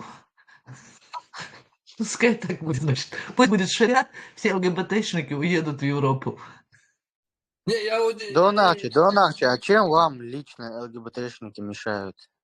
Я не понял, Донахчи, вот я тебя не понял. Ты христианин, но ты как бы, ну, считаешь, что шариат был бы неплохо, да, в твоей стране? Так, в России уже этот шариат наступил давно, Да Альберт. понятно, да, но от его мнения мне интересно, вот его логика мне интересна. Он вроде бы крещенный христианин, и тут же он говорит, что я бы хотел, чтобы в Украине был шариат. Альберт, знаешь такое слово «стёб»? Вот сейчас Дон Арчи делает это с нами.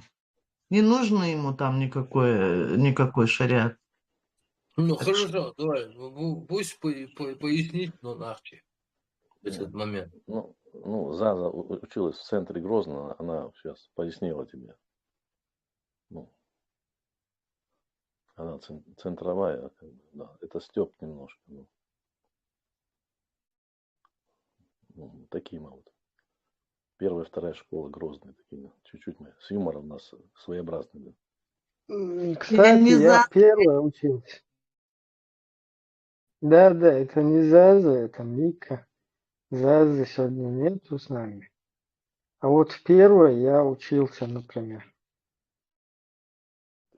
Ты был ближе к памятнику Ленину, чем мы. Вы ближе, первая, по-моему. Ну да, вы там во второй, если это Мы за трамвайной линию. линией, да. Ближе к нефтяному институту старому, да. Вы там почти на площади были.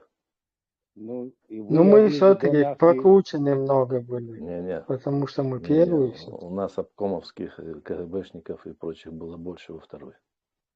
Не. В первой тоже немало было Дебнюковых. Даже вот этот Шамиль Бино, Дебнюк, которого с Иордании перекинули, даже он, вот его сын в нашем классе был. А много было ногче-мажоров? Именно, ну, ногчи мажоров. Не русских там, а ногчи мажоров. Ну, всех там, кто чем дышит, это тоже сложно узнать. Ну, русских мажоров у нас, наверное, каждый второй, во втором, третьем поколении это мажоры Не, я были. говорю про ногчи, Русских. национальные, вот именно ногчи по национальности. Ну, там были гибнюковые списки, Угу. которые, когда Угу. КГБ Ага. разоружили, вот тогда в списке они как бы попались в руки, но их все-таки не обнародовали. Это вот этот так званый этот чемодан при Дудаеве, который там, ну, известная история, да? Ты имеешь в виду этот момент, да? Нет, имеется в виду списки, когда здание КГБ, Да, бывшее да. Совковое, Ну, это при да, Дудаеве и уже после было. его, ну да, Да. его разоружили, это здание, то есть его разогнали, А скажем почему так, при потому что, Дудаеве это списки не были опубликованы? потому что посчитали, что Ага. ну, начнется, скажем так, самодеятельность. Серьезно? И да, и людей, которые как бы уже в этих списках находятся, потом будут шантажировать, чтобы вот такого вот избежать. Ага. Просто тогда не обнародовали вот эти списки. Ну, Так примерно вот, до этих... нашей, как твоих там родственников, может быть, там были, чтобы не были там резня, типа такого, Да. понимаешь? Смотри, моих там никого близко не было из наших людей. А вот там были те, которые сейчас во всяких группировках, которые сейчас изображают себя и демократов, и евроичкерийцев, они там есть. Я их Какие лично... демократы? Это как в чей İbrahim, огород İbrahim, камень? sabırlı, Не, İbrahim, sabırlı. Sen hatırladın diye şu. Донавчик, ты сейчас вот, ты не только сейчас, а вот продолжительно уже около 10 часов, кажется, идет тут стрим, ты прогоняешь ситуацию, что вот чеченцы сами виноваты в том, что случилось. Вот так это я понимаю. Ты нет, упоминаешь ты Дудаева, неправильно упоминаешь говоришь. Чем какие-то... сбивать Подожди, не спеши, подожди, не спеши. Я тебя уже полностью понял. Ситуация, знаешь, какая? Я еще раз хочу повторить. Даже если Дудаев ФСБшник, или ФСКшник, или КГБшник, там история сама рассудит, в каком он, короче, статусе там. Хорошо, мы согласны. Давай теперь иди сначала. Вот народ собрался в цирке со всех степов, со всех сел.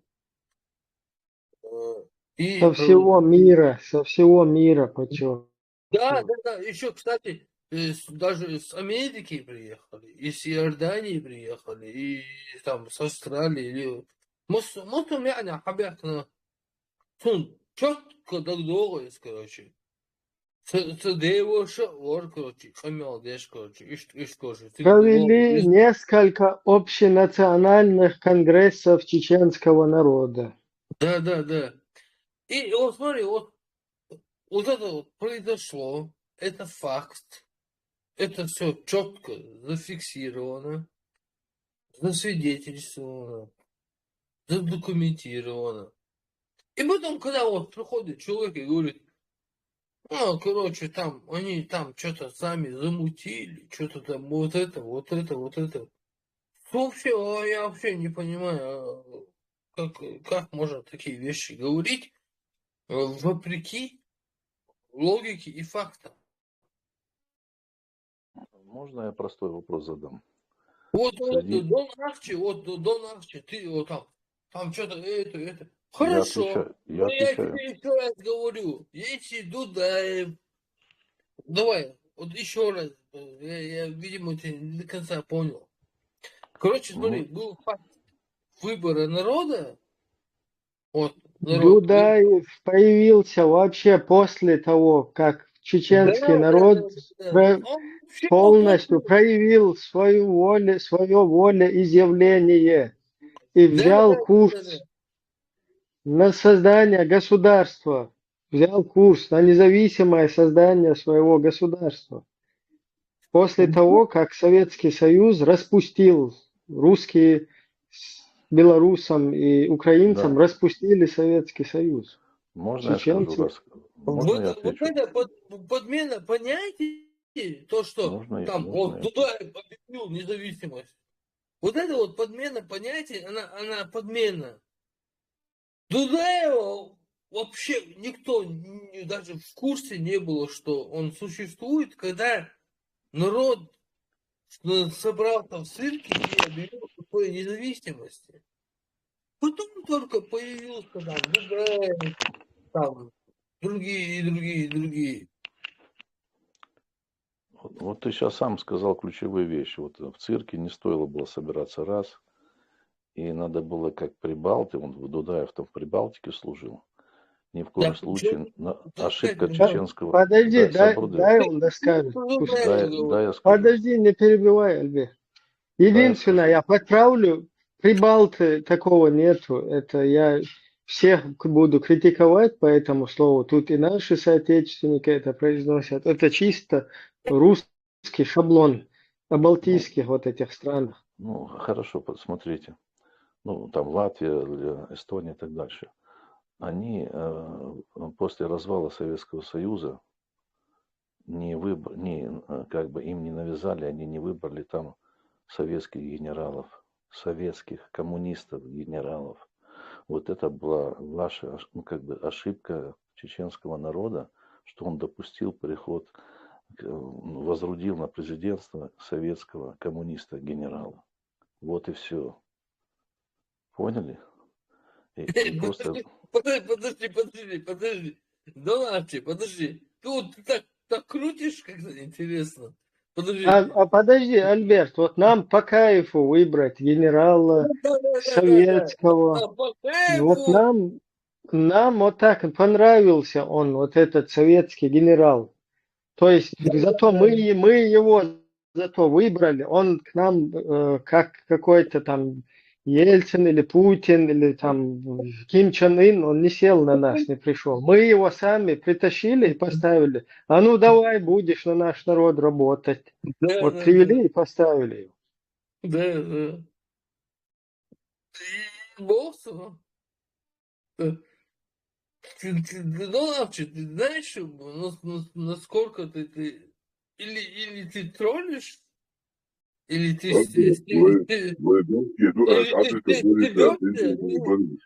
вообще не понимаешь, что происходит вообще. Давайте судить о результатах конечных результатах. Что происходит, ну, то, что было, я тебе тут сейчас сразу остановлю. Конечный результат не значит, что это правда.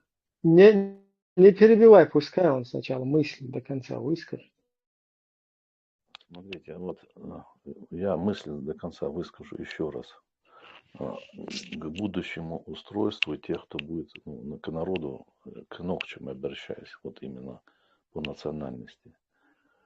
Не дайте, ни в коем случае не подпускайте к власти людей, которые были связаны там в 3 поколениях с чеченской мажорной элитой, которых пригрела советская власть, которые были коммунистами, КГБ, советскими офицерами, генералами, райком партии, обком партии, районные комитеты партии. Хасуха Магомадов это давно понял, он их убивал всех. В станицах мы от этих абриков не страдали.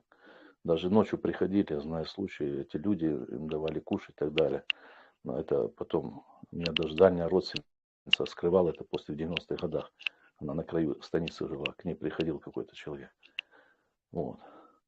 Вы Не, продвигаете, вы ну вот продвигаете это, тех людей, которые не были в Грозном мажорами, те, которые воевали против федеральных войск, которые никаким образом не были связаны с номенклатурой, с советскими федеральных офицерами. войск там не было, во-первых. Это вот важные моменты, которые надо Не, когда подчеркивать. я говорю, Там есть чтобы русские приходили, оккупационные войска, да. А то, что вы говорите, вот это иллюстрации, это, да, да, иллюстрация, это, да, это да. хорошее, как бы, как принято по-шариатски это говорить, хорошая насыха. То есть, да, это нормальное напоминание такое, оно неплохое. Конечно, это так и должно быть. То есть все вот эти связанные с русней элементы какие-то, они не должны допускаться каким-то властным или там каким-то там правящим должностям там и так далее. То есть это уже... Вот это у меня главный стержень моей как бы посыла. Вот все остальное это так, это ну, какие-то там, может быть, да, переживания, там утраты какие-то там есть свои. Но именно мое обращение к вам как титульной нации на той территории. Вот это главное. И если как бы опять туда залезут вот эти люди, или их дети, или даже внуки их, не допускайте в 5-м поколении их, никого.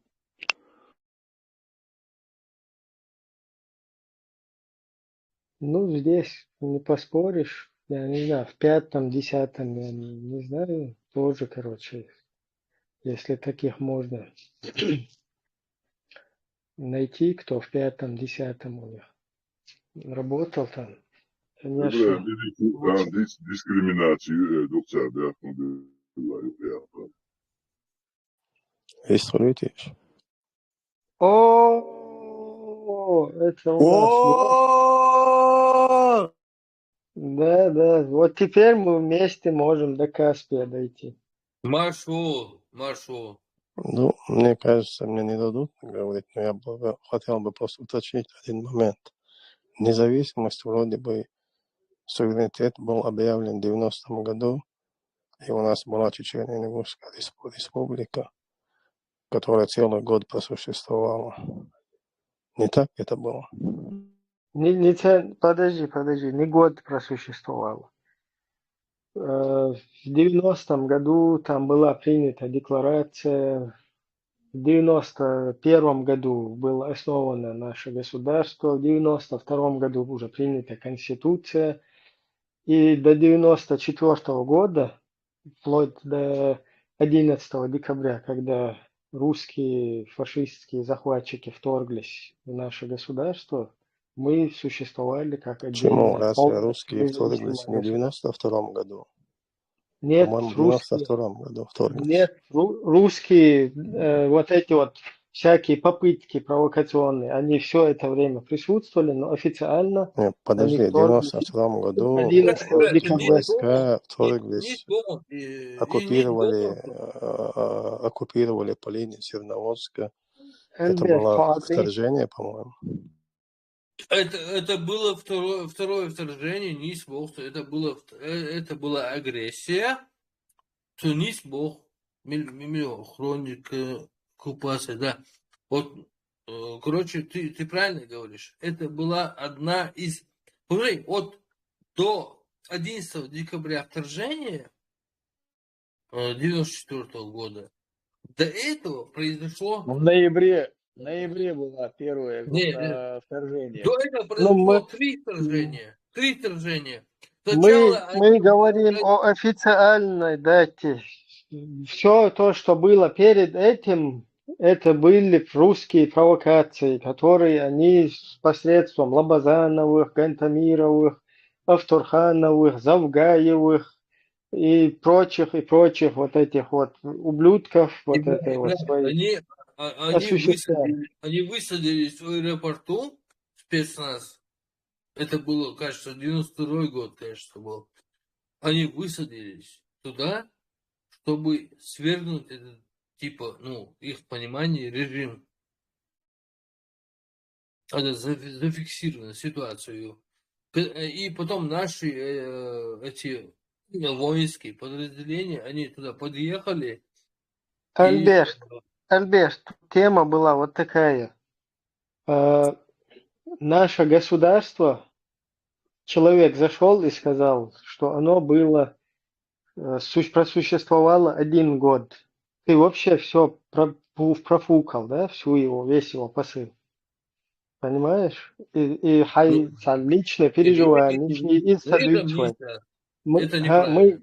Вот иду и вот, сундел, шутываемо ездил, мы в 90-м году уже приняли и декларацию, в 91-м уже создали, как бы, организовались как, да, организовались как государство, во 2-м уже приняли конституцию, на год раньше это все русни. И так жили до 94-го года, пока русские не напали на нас уже официально. До этого и в 90-м, и в 91-м, и в 2-м, 3-м, 4-м они все время проводили в наш адрес свои провокации, пытаясь как бы нас изнутри поломать и не дать нам вот так, как государство, что и сейчас продолжается, без остановки. Вообще там ни на секунду они не остановились, чтобы не дать нам... я пропустил этот момент. Тогда по-другому выглядит, да, все правильно. Висхалита, хроник оккупации Чечни, 92 год. Аргумент шана. Дон Ахче, вы хотели до Каспия земли освободить? Не, ну если там говорят раньше, там, по-моему, остров назывался какой-то Чеченский остров, значит, ну, с Дагестаном договориться, если они не хотят общее государство, значит, пускай до Каспия дадут коридор. Вот как раз хроника оккупации. Что вы на это скажете? Не, все, я с вами согласен. Меня интересует, знаете, я такой системный человек, меня интересует, если мы будем как бы триггерить на прошлом, нам тяжело спланировать что-то, как спроектировать будущее. Меня больше интересует будущее даже. Будущее. Прошлое определяет будущее. Ну, понятно, это понятно. Это понятно. Это мы не можем игнорировать. Если мы сейчас возьмем, хорошо, прошлое мы откинем. Я не призываю откинуть прошлое, просто... Там какие-то были ошибки. Один президент поехал и объявил исламское государство. Другой парламентарий внес в Конституцию религию ислам. Другой это сделал, третий это сделал, четвертый это. И что, мы не можем это говорить, что ли? И что, мы не можем... Мы должны конкретно говорить об этом, чтобы дальше мы не делали этого. И вот там, вот это, что... Ой,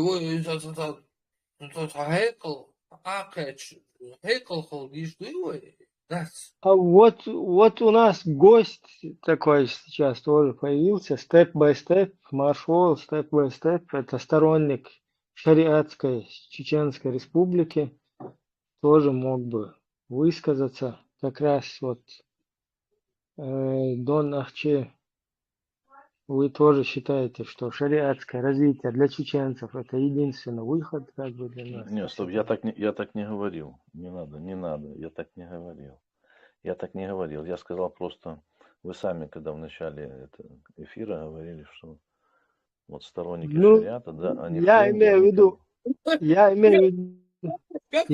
виду, это как бы... Подожди, это... Как он не говорил, если он сказал, что для Украины лучший вариант это шариат. Он все сказал. Так это для Украины. Да, это не для нас. Это для нас просто лучше, чем чеченские обычаи, вот это родоплеменные наследия, вот это для нас лучше, чем это грязь вот эта чеченская, для нас лучше это шариат. Вот так вот. Степ бай степ, вы поддержите это? Смотрите, я говорил, что как бы ну, что-нибудь, ну, чтобы как создать какой-то порядок. Ну, пускай это будет... Я же, смотрите, я не мусульманин, я не в исламе. У меня своя история, мы должны понимать мотивацию. Я хочу, чтобы был порядок был.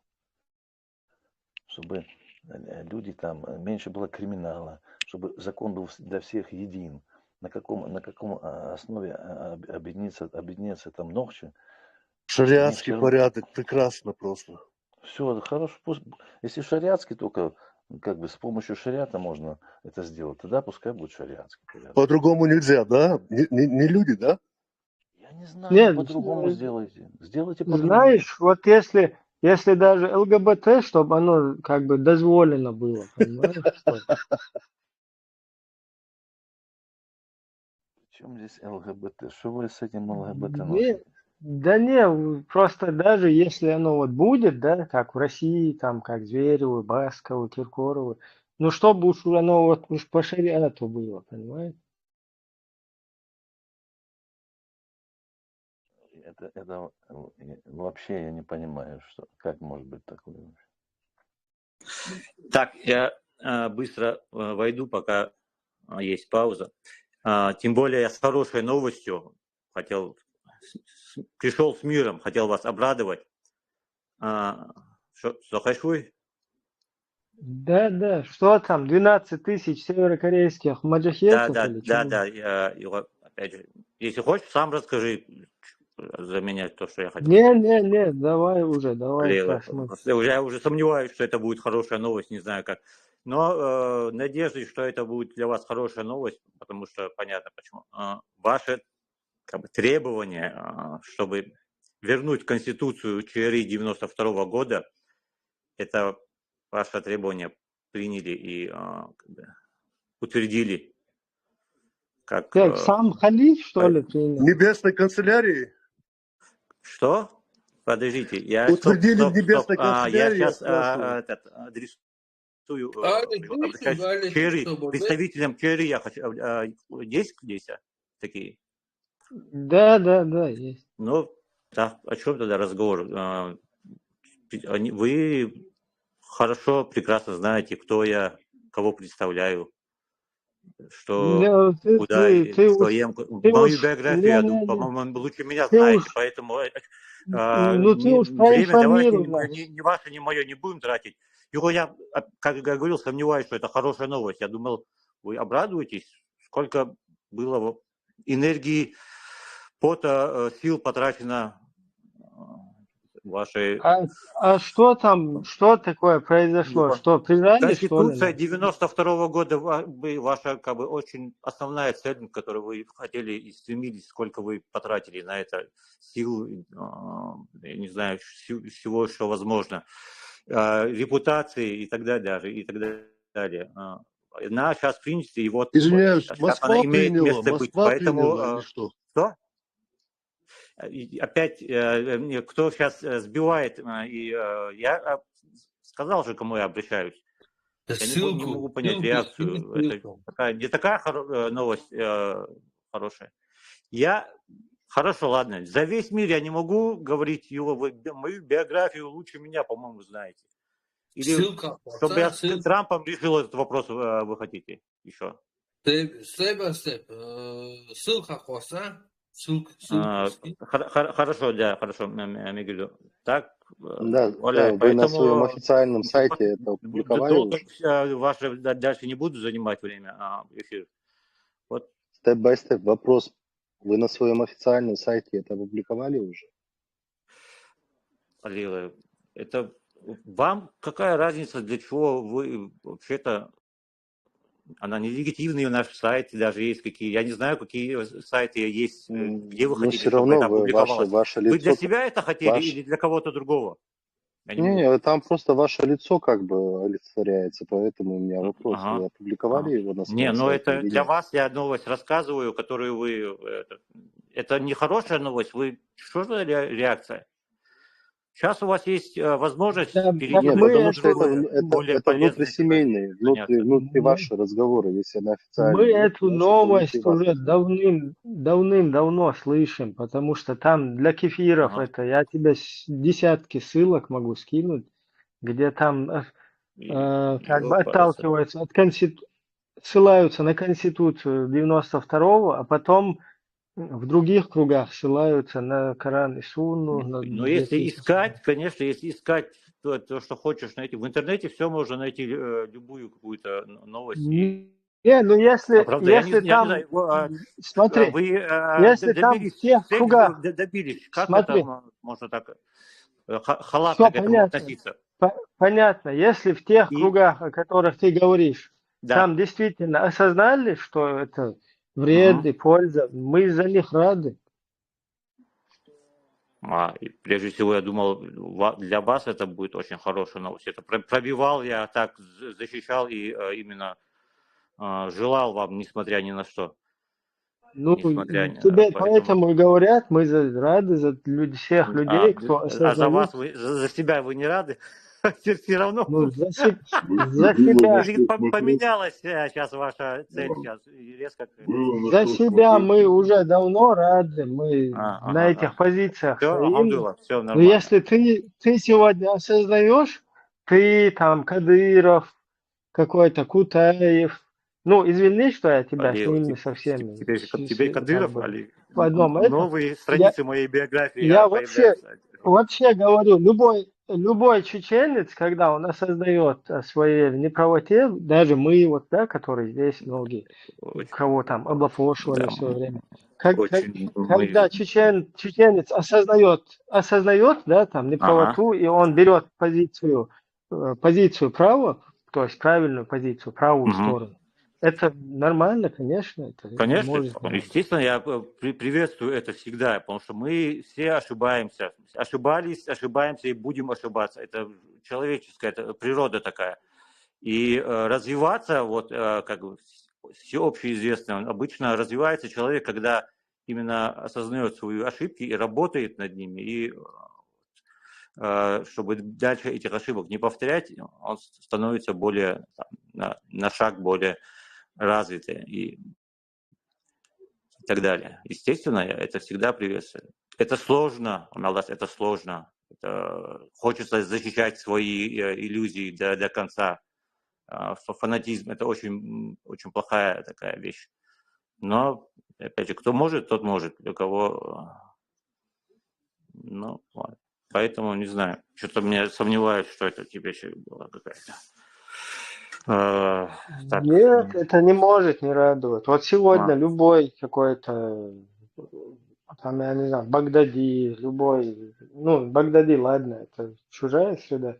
Любой человек в чеченской среде, если осознает свою ошибочную какую-то позицию и принимает правильную сторону, конечно, это не может не радовать. Это нормально, ну, дальше... Только дальше чем-то всего полезным хорошего. еще можно заняться. Конечно, только всего хорошего можно пожелать всем нормально. тем, кто... Нормально. Все так, больше тогда, наверное, занимать эфир. Я думаю, тем более еще у вас работы все-таки будет, есть дальше рассказать. А с этим, с Дон Ахче, ты не хочешь там тоже пообщаться? Вот наш гость, он как бы видит благо в шариате и считает, что, ну, как бы видит пагубность в чеченских родоплеменных вот это там наследие. Понятно, все понятно. Теперь сейчас, если у него я спрошу, переведи, если можешь, кто, о ком сейчас речь. Приветствую. Что на самом деле? Ага. Нету его. С кем? Да, здесь вот. Он, я перевел ему. Куда? Вот, ага. На Бангладеш. Еще раз приветствую, о ком сейчас говорилось. И, на самом деле, что ты представляешь, и что ты говоришь на самом деле, мне интересно. Не, ну я сам не чеченец, я не в исламе, я православный. Ага. Ну, уже два слова было достаточно, чтобы все описание уже было. Ну, я сам уроженец, я ваш земляк. С Чечни? Я уроженец Грозного. Ну, да, земляки. Как бы я придерживаюсь больше старообрядческих направлений. Step by step. Ты мог бы коротко его просветить в шариате? На место поставить? Передачи? Да, может, в конце передачи он уже произнесет шахаду. Не. Смотри, это... Опять же, не влезайте те, кто сейчас хочет ярлыки новые на этот. Потом сейчас мы уйдем, я уйду, потом, я думаю, эта работа вам еще будет, чтобы это рассказать, что на самом деле здесь сейчас происходило, о чем мы на самом деле говорили. Слушайте. Я свою позицию могу сказать? Да. Нет, смотри, тут так преподносится. Типа я за шариат. Понятно, старая. Смотри, я представитель общинного народа. Мы там казаки Сунжинской линии, это Асиновская, там хохлы. Кстати, я извиняюсь, step by step. Кутаеву передай, что вот его этот самый тоже может его... Я не знаю, кто это все. Да, я послушаю. Ладно. Я не знаю, кто это, поэтому сразу. Да, тебя перебили. Смотри, я в чем ставлю плюс вас, исламистов, шариатовцев, по отношению к другим нохче. Потому что вы стремитесь объединиться как община исламская, не как по каким-то там теповым, родовым, а вы хотите объединиться, чтобы у вас основа ислам, и вы все перед Аллахом равны, как община исламская. То есть вы не националисты и не нацисты, скажем так. Я прав? Это хороший вопрос, на самом деле. Это всегда нету такой ровной черты. Опять же, и стараемся, я думаю, как минимум желают адекватные люди, стараются и то, и то. Но традиции это очень важный момент, поэтому, но очень мало, что не так много, что противоречит, чтобы голову этому забивать, эти две позиции. Но, естественно, кто думает более за 2 шага вперед, он думает о жизни как о цели, поэтому и о смерти тоже думает, что за этим стоит. А бытовые вещи, это вот традиции, да, естественно, они такие вещи. Да. Я тебя понял. В дом никто не зайдет и не будет проверять, чем вы там занимаетесь. Валя. Смотри, вопрос такой. Просто те, кто против шариата, нохчи, они вам противоставляют, всякие вот эти вот нюансы, там, арабские и так далее, что вы там будете как арабы под арабами. Арабизация, да. Да, смотри, да. Я, кстати, тоже, я понимаю, что это, такое, вас за это дергают. А возможно ли вариант такой, чтобы исключить вот это дергание, чтобы объединить законы ислама и чеченские традиции, но так, чтобы основа была все-таки исламская, чтобы все, независимо от того, к какому тейпу и насколько там сильные люди или... Дергание в чем? В конвульсиях? Все были равны перед законом. Да. Для меня важно, чтобы все были равны перед законом. Мне все равно перед каким. Потому что в шариате это также, даже больше в шариате и в исламе это здесь гораздо четко описано на самом деле. Да, я про это и говорю. Валя, да. Но что, несмотря на, чтобы мы пережили там за последние 30 лет на все беды и ужасы, я такую позицию последний год, может быть, рассматриваю и стараюсь держаться, что все равно это очень огромный и полезный, не полезный, а богатый опыт. Этот опыт всего то, что мы пережили, это реально очень, очень весомый опыт, который мы не должны забывать и на котором мы должны строить чтобы не допускать ошибок, которые были допущены в прошлом. Поэтому здесь сейчас, что лучше там записать и что как бы первее то или то, это должно рассматриваться и более учеными людьми, если это там нужно кому-то законодательство, если какой-то там раз в 20 лет будет там какие-то противоречия реально, но на самом деле, как я говорю, в бытовой жизни в основном имеет, в первую очередь идет традиции и там, опять же, культура, а когда начинаешь человек более выходить за эти 4 стены, и это здесь уже другой уровень мышления и другие более-менее стараются. Поэтому, опять же, это такой вопрос, который нуждается в более конкретной и четкой и правильной разработке, анализу и так далее. Но противоречий, да. Я тебя немножко перебил. Главный вопрос, вот главный ключевой вопрос равенства всех перед законом и преступлений и наказаний. Чтобы не было такого, что вот этот на самом деле, очень в исламе прописано это, как нигде, ни в одной религии, я думаю, как нигде. В Афганистане все равны перед законом, вот как в Афганистане. Кто-то, когда провинился там в какой-то измене и так далее, его аккуратно камнями забрасывают. Хорошо, да. Вот я отвечаю, как я говорю, в исламе, как нигде нас, опять же, все религии так не изучал хорошо, но очень на самом деле именно разграничено. Но всегда бывает момент, это человеческий фактор. Валя, это жизнь, нужно именно ставить конкретные цели. Вот смотри, без разницы, халиф ты, да, эмир, простой рядовой житель, какой-то ты чиновник, там без разницы.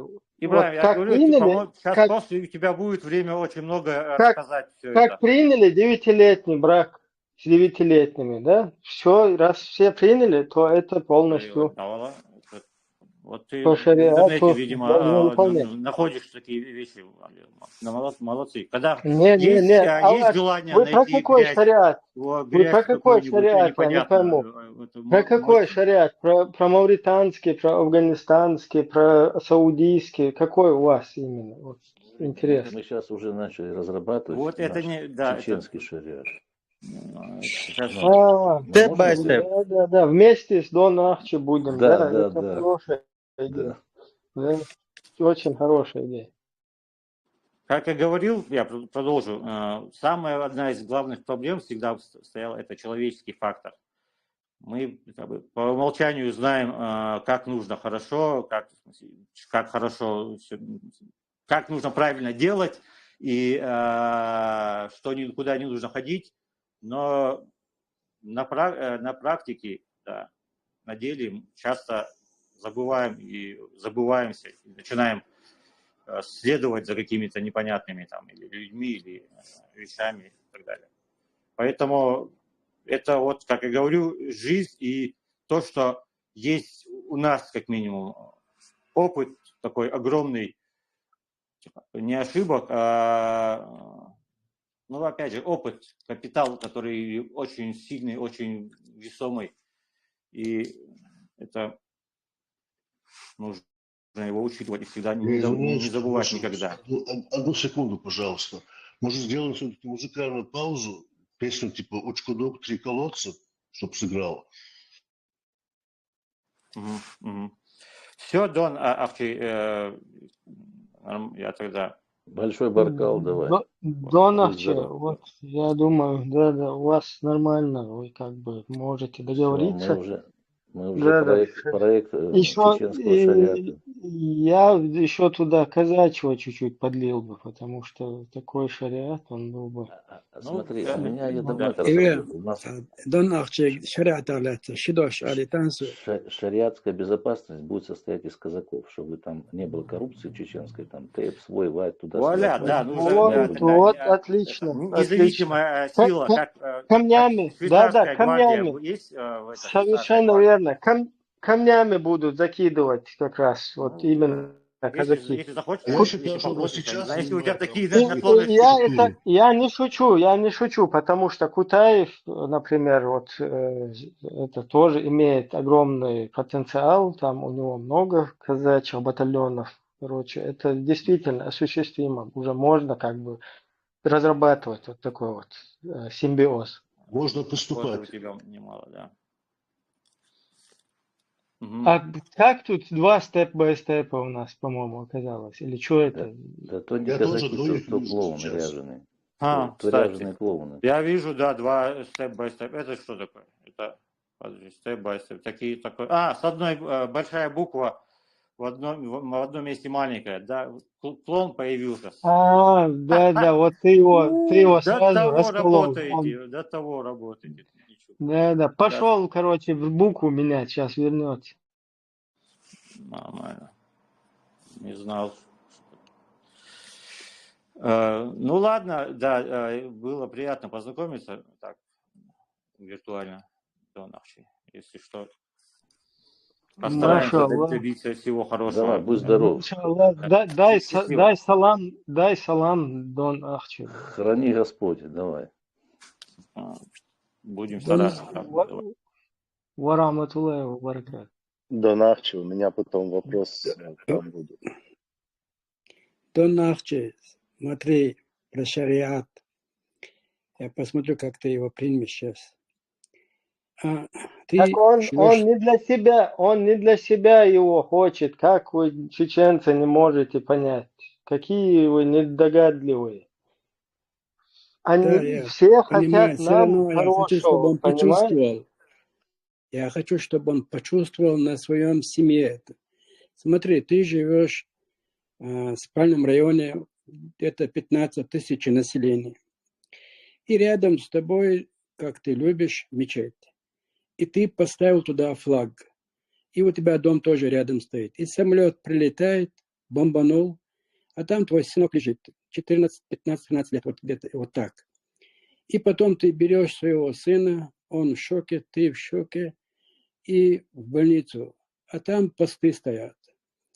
А когда посты стоят, это долго, надо их уговаривать, и неизвестно, пропустят или нет. Получается так, что тебя не пропустили, ты возвращаешься с трупом. И ты от злости снимаешь этот флаг. Я по-простому объясняю.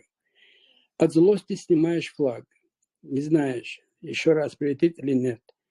Потом у нас обычно через 3 дня похороны, приходят шариатчики и говорят, мы тебя на шариат будем бить палкой. И так получается, кто-то заступает, они уходят. Приходят другие, более сильные, очень сильно вооруженные. И они его забирают. А потом там драка начинается. А люди, которые все это знают и живут там, они недовольны. Говорят, это неправильно. Что за шариат такой?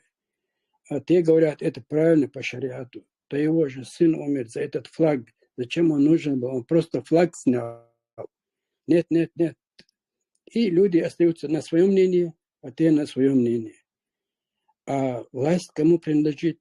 Народу же. Вот твой сын умирает. Тебе это шариат. Принимаешь ее? Очень хорошее предложение. Честно сказать, я не совсем понял, чей флаг и кто кого там, кто кого бомбил. Можно я так Флаг, например, ты чеченец, Чечне флаг. Чеченский флаг, допустим, вот так. Все, другого флага нету. Так. И самолет, и твой сын. Чей самолет? Самолет чей? Российский. Так. У нас их не было. Они спокойно летают на низком уровне, потому что у нас пистолеты, автоматы, все. Ну, я вообще против, я вообще этот российский, московский этот режим, который мой город, где, моего города, в котором я вырос, который я его знаю, вот, того Грозного нет уже. Они Какая разница, Грозный есть или нет? Я тебе говорю, ты же шариат хочешь. Я это все видел, это не мой сын. Мне это так сильно было больно. Человек потерял сына, и плюс его бьют палками по шариату. Почему ты не принимаешь ее? Ну, значит, те, кто бьют палками по шариату, значит, они московские агенты. Да, там неправильно просто был шариат. А вот Дон Ахчи может посоветовать. Дон Ахчи. И этот Можно тебе вопрос задать? Кутаев, они могут хороший шариат посоветовать. Ну, наверное, так. Дон Ахчи, вот ты говоришь, что вырос в Чечне, да? Я родился там, да. Ну, ты нас прекрасно знаешь, получается. Отлично да? знаю. Можно тебе задать один вопрос? Ты бы нас назвал бы праведником? Чем, например, ты назвал бы нас праведником? Новче? Да, праведником. Ну, вы Новче, да. Да, праведник, правильно? Ты нас уважаешь за то, кто мы есть, правильно, я так понимаю? Как я не могу уважать народ, где... Ну, смотри, не утрируй. Давай, не утрируй. Коротко, да или нет? Просто я сейчас быстро закончу. Еще раз вопрос, коротко. Смотри, я тебе говорю. Ты нас уважаешь за то, кто мы есть. Вот как за нашу правильность, за нашу вот это ногчу. Смотри дальше, какой момент получается. Праведник, если в русском языке, мы можем праведника назвать перфекционистом?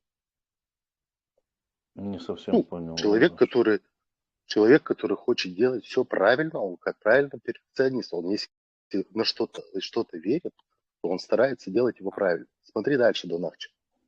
Если мы образно поставим шариатскую систему правления, как ты думаешь, чеченцы вот всей своей правильностью будут полностью исполнять его или нет? Нет. Это первое. Я вообще, ну, честно говоря, я не верю в установку ни шариата в Чечне, ни будь какой другой Нет, дай я докончу мысль, Донахчик. Потом ты сейчас, нет, ты видишь, ты уже начинаешь, уже понимаешь суть. Ну смотри, я тебе еще раз повторяю. Вот если ты нас любишь таких, какие мы есть, перестань нам предлагать шариат, потому что через лет 20 мы как нация исчезнем. Потому что ты чеченцев знаешь. Ты, он наверное, этого знаешь, и хочет бессознательно, он это и хочет, это спецоперация. Это уже другой вопрос, степ-бай-степ. Во-первых, степ-бай-степ. Хажа, у меня вопрос к тебе, да, будучи образно себя причисляя к политику, когда он тебя к исламистам причислил, ты никакой реакции не произвел. Это степ-бай-степ 2.0.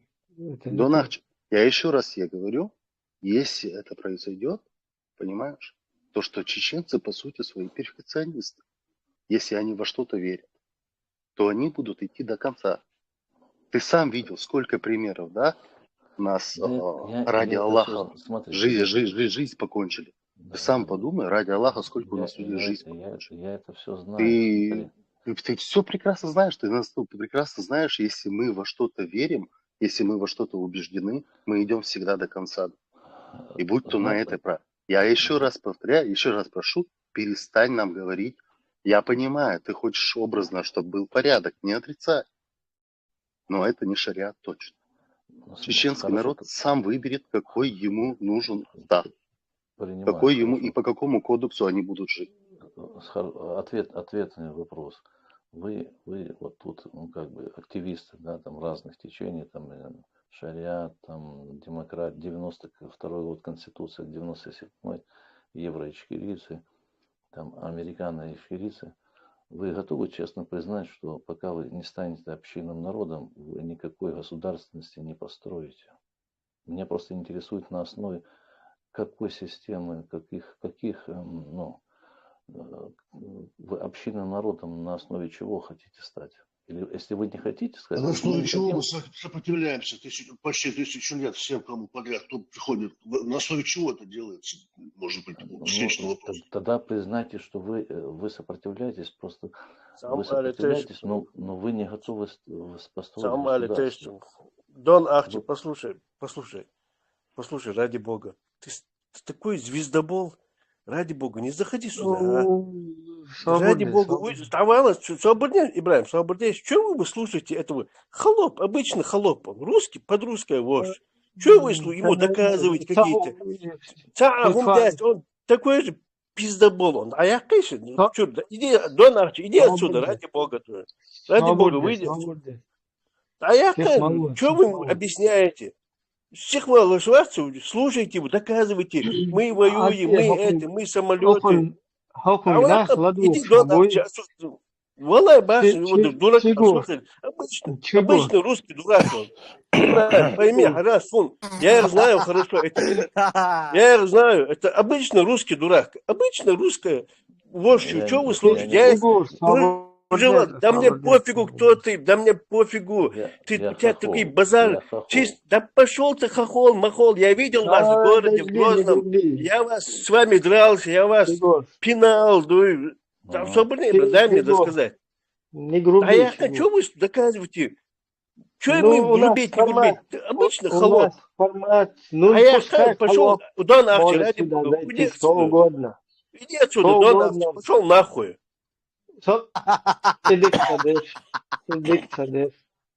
Это, короче, не приветствуется вообще этот мат на канале. Вот такие выпады у меня, уж извините.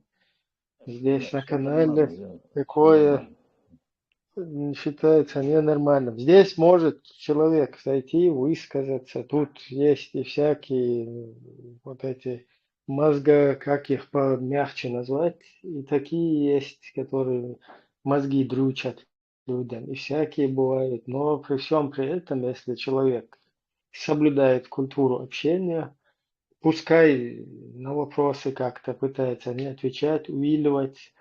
Кто не хочет, просто тогда не задавайте вопросы, на которые вам не ответят. Поэтому просьба соблюдать культуру общения.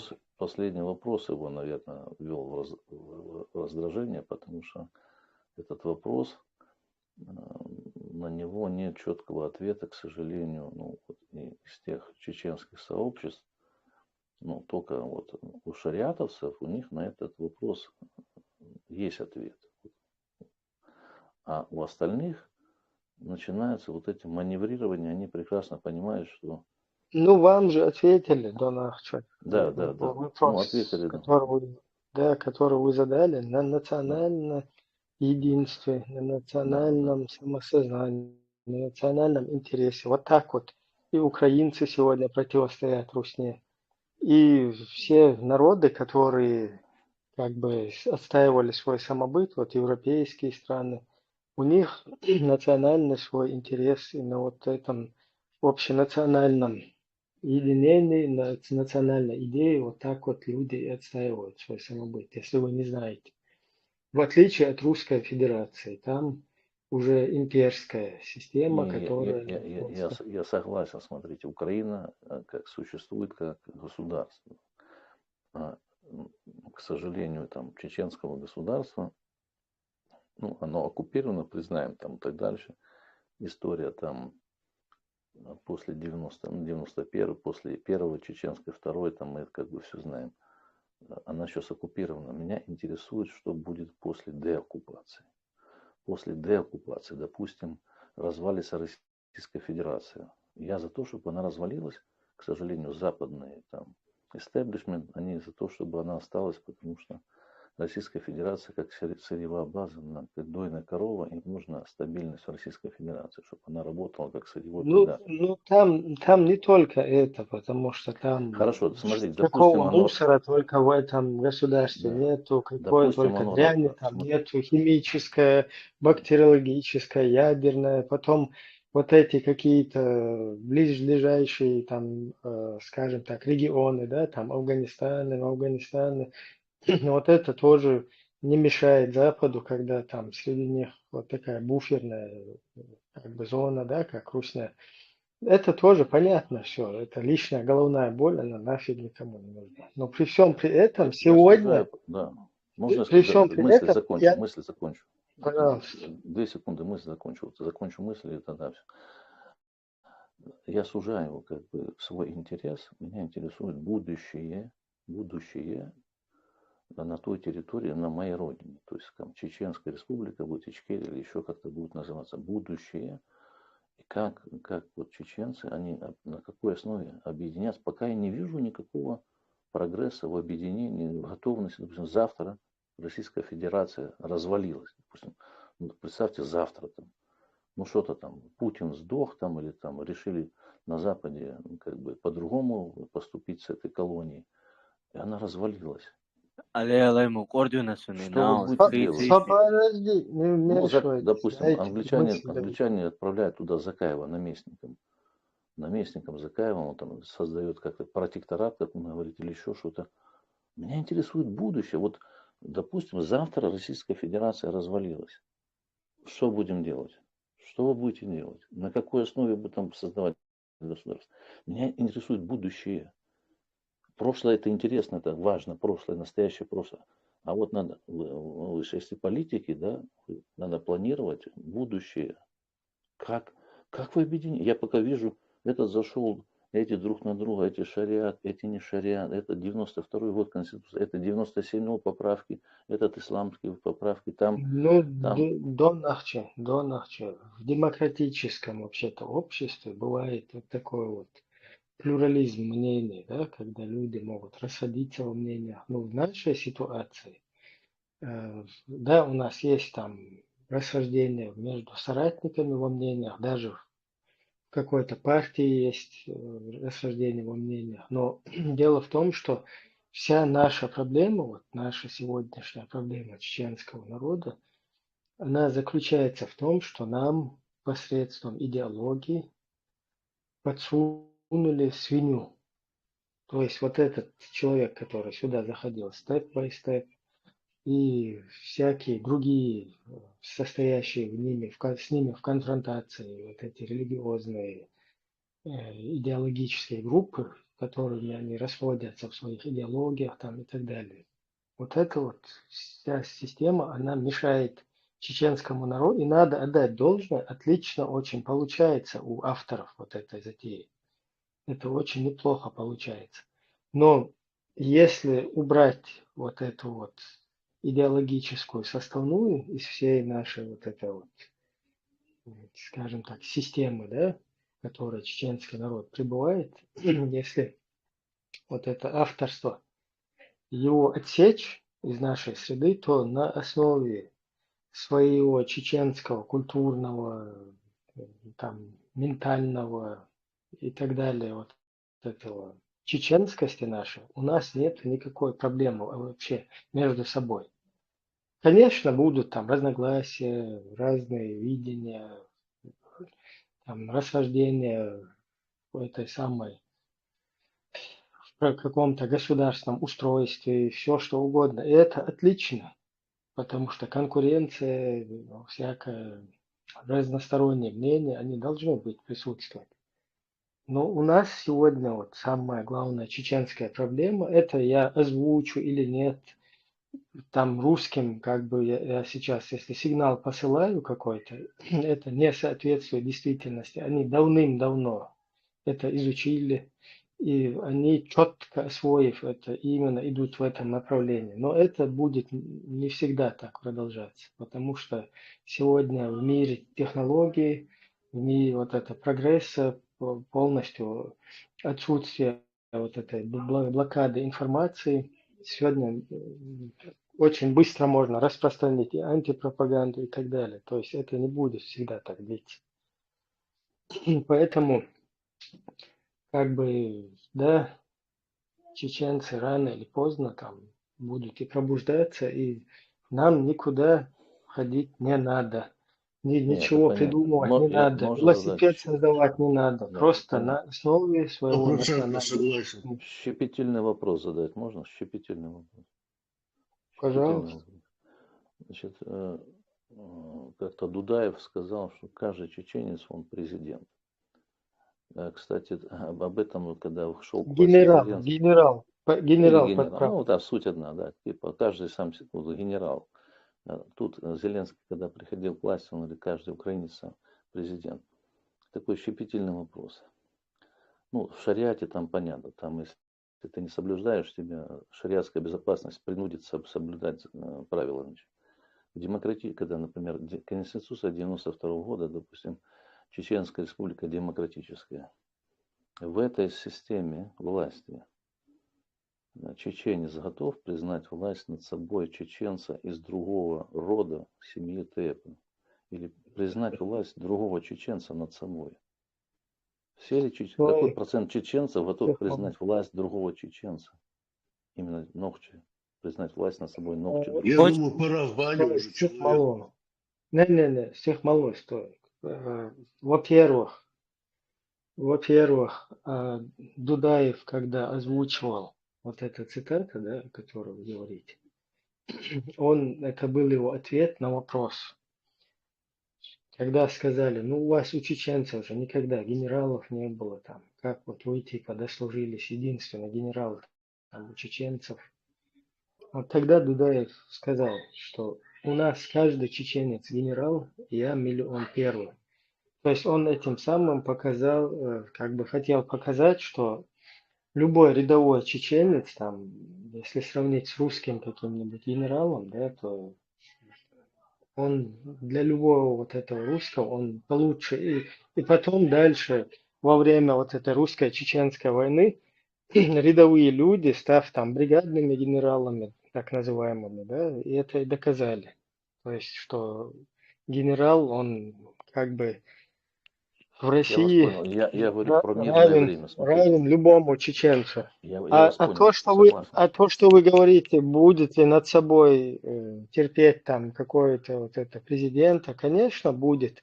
Не просто будет, а вот мы, чеченцы, все вышли, взяли вот этого Дудаева, а ну иди сюда, вот так его притащили, ты будешь у нас вот здесь полностью менеджером. Ты будешь все волеизъявления нашего народа доносить куда надо по всему миру 100%.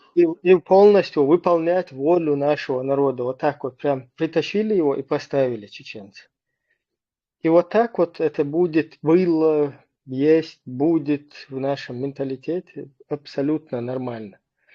Но при всем при этом вот эта вот президентская должность, именно президентская должность, вот наши соратники, которые здесь там, вот в этой там нашей партии, ну и не только, то есть люди, которые четко осознают вот это вот весь чеченский менталитет, его демократические вот эти вот как бы ну, культуру вот этой демократии в чеченском менталитете, многие из нас считают, что в будущем такая должность, как президент, она как бы менее подходит чеченскому народу и должна будет впоследствии быть упраздненной.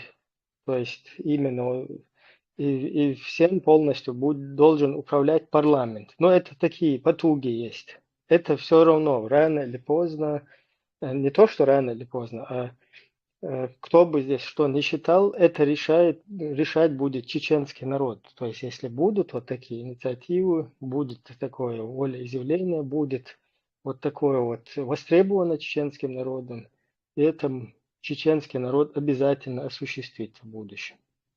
А вот опять-таки, возвращаясь к какому-то правлению, да, какого-то чиновника, то у чеченцев чиновник – это как и во всем мире, это слуга, который выполняет волеизъявления народа. И как и европейское государство, для нас чиновник – это вообще его как-то почитать или из него что-то такое делать. Наоборот, здесь любому, и вот как в европейских странах, могут и полицейскому в рожу что угодно, короче, высказать. Главное, в рамках, да, закона, чтобы это все было. И вот также это четко в культуре чеченцев у нас это всегда в нашем самобытии присутствовало. И вот это вот ваши такие опасения, да, я не знаю, вот насколько в вас укоренилась вот эта русскость, там, ассимиляция, там, и так далее, чтобы считать какого-то чиновника выше себя, да, человеком, перед который как бы барин для тебя является барином, да, а ты выполняешь его какие-то команды, то в нашей ситуации, ну, уж извините, у нас чуть-чуть другой менталитет. У нас чиновник – это слуга народа. Вот как-то так. Ибраим и Масун Шмавацис. Это просто, знаешь, вот... Из войн турдик маумика. И чего дик локтау? Зачем сравнивать наш чеченский менталитет и образ жизни, который мы вели когда-то, с современными реалиями? Мир так устроен. Президент необходим как глава государства, который нас представляет на мировой арене. Все, по-другому оно не будет работать. И поэтому сейчас говорить, а примете ли вы его, ну это вообще, ну как бы вопрос, который я бы вообще даже не ответила, Ибраим, на твоем месте на него. Но это, как мне кажется, как издевка какая-то. Он сидит и просто нас тут троллит, так сказать. Ну, я бы не сказал, Мика, я с тобой не соглашусь, Доновче. Вас здесь не понимают, потому что, ну, наверное, менталитетами и культурами мы не сходимся. То есть ваши вот такие вопросы, они... Потому что я не понимаю, потому что надо учитывать современную ситуацию в мире, да, вот как государства устроены. Это что, получается, что мы настолько отсталые, что даже сегодня мы не примем такую модель государства, что ли? Вот я считаю, это издевку. Да, я ему объясню. Просто дело в том, что он не это вообще. Дело в том, что вот наш гость, он не учитывает вот разность наших менталитетов, да, если там в России, на России, там и вообще в русской голове чиновник из себя представляет вот такого барина, да, который все за всех решает, то в нашей ситуации это вообще мы так не рассматриваем чиновника. Для нас чиновник – это слуга народа, который выполняет его волю. И когда вот такие вопросы начинают поступать, то как бы их принимают во штыки и думают, что как будто бы нас троллят. Вот Мика, другие, наверное, не понимают, что у русских именно вот так, как бы склад ума именно вот такой, что какой-то чиновник там, это барин, который может делать со своими рабами, как в России, все что угодно. Поэтому там надо, как это потом для чеченцев якобы будет, приемлемо или неприемлемо. Конечно, неприемлемо. То, что сегодня русские поставили падишаха своего, это вообще неприемлемо никоим образом. Я прекрасно знаю менталитет, поэтому вопрос этот ты задал. Я прекрасно знаю менталитет. Просто есть как бы тоталитарные государства, да, они там как бы, может быть, быстрее добиваются своих целей, эти государства. Плохие государства, там, тоталитарные. Другие методами добиваются целей своих. Понимаете? А я вижу проблему как бы создания чеченского государства, что вот не будет исполнения как бы чиновники чиновниками, а как бы в едином каком-то достижении цели какой-то. Потому что должно быть, как бы, должны быть те, которые ведут, ведомые, и как бы эти, как назвать их, силы, там, полиция, которая будет принуждать тех, кто не хочет идти этим путем, понимаете? Я вот этого я не вижу как, вот честно говоря, потому что исходя из опыта того, что было там, ну, и период Дудаева, и потом дальше Масхадова и так далее, ну, не было же единства какого-то. Оно откуда появится? То есть оно появится, я только за, если оно появится. Смотрите, полного какого-то единства, его не должно быть вообще в государстве. Наоборот, должны быть разные мнения людей. Элементарный вопрос, да. Ни в одном обществе нет единства и монолита, ни в чеченском, ни в каком, ни среди бушменов. Это глупый вопрос, глупая претензия. Только при шариате и коммунизме есть такое главное. Ну, опять мы вот приходим к тому, что наш собеседник, он опять как бы по-русски подходит ко всему, поэтому... Там вопрос еще окружения, допустим, если бы там, ну, будущая Чечня резко будет окружена там демократическими государствами, там Грузия, там прям демократия будет, там как вот типа Европа западная, вы так к этому ведете, там или Россия, или часть России, что там от нее останется, там, что там, кто с вами будет ограничить, вот, будут. А если там как бы Запад решит, что, например, вот вы не должны вообще существовать как государство независимое, потому что вы там будете... Плевать, что хочет Запад. Плевать. С чего ты взял, что мы подчиняемся его воле, считаемся с ней. Демократию мы придумали, принесли европейцам. Наши отцы. Я моделирую ситуацию. Я моделирую ситуацию. Как вы тогда будете противостоять без единства, например, такому сильному там западному миру, который будет не желать вашей независимости?